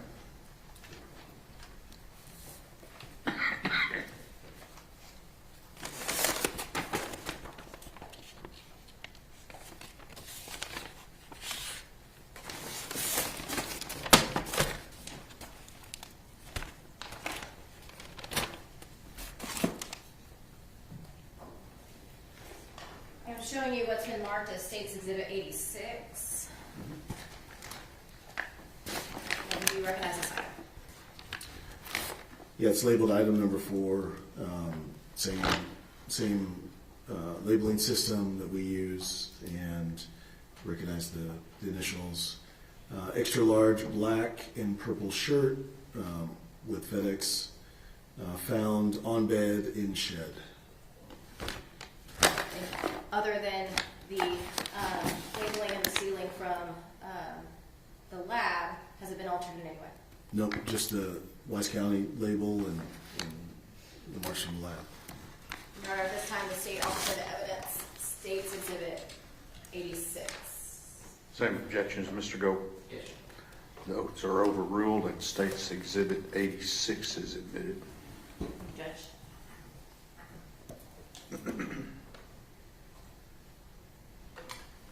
Now showing you what has been admitted as State's Exhibit 82. And what are we looking at here? So dark colored hoodie. I believe at the time we were told that he might have been wearing a hoodie as well, so we went ahead and collected that as part of the evidence. And does this also have a number on it? It does, number 5. Your Honor, may I approach? Yes.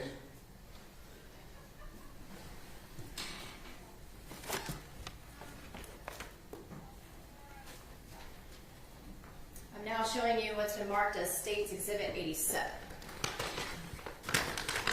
And do you recognize this item? I do. It's our labeling process, and it's item number 5. Large tech gear, gray and navy hoodie found on bed in shed with those additional Weiss County labeling and lab. I'm going to have Mr. Berry here. Can you zoom in on what's been admitted as State's Exhibit 82? And does that read large tech gear sweatshirt? Yes, So does that match the item that's listed in that bag? it does. And other than the any type of resealing or labels from the lab, has it been altered in any way? No. Your Honor, at this time, the state offers into evidence State's Exhibit 87. Same objections, Mr. Gold? Yes, Your Honor. Okay, those are overruled. State's Exhibit 87 is admitted. Thank you, Judge.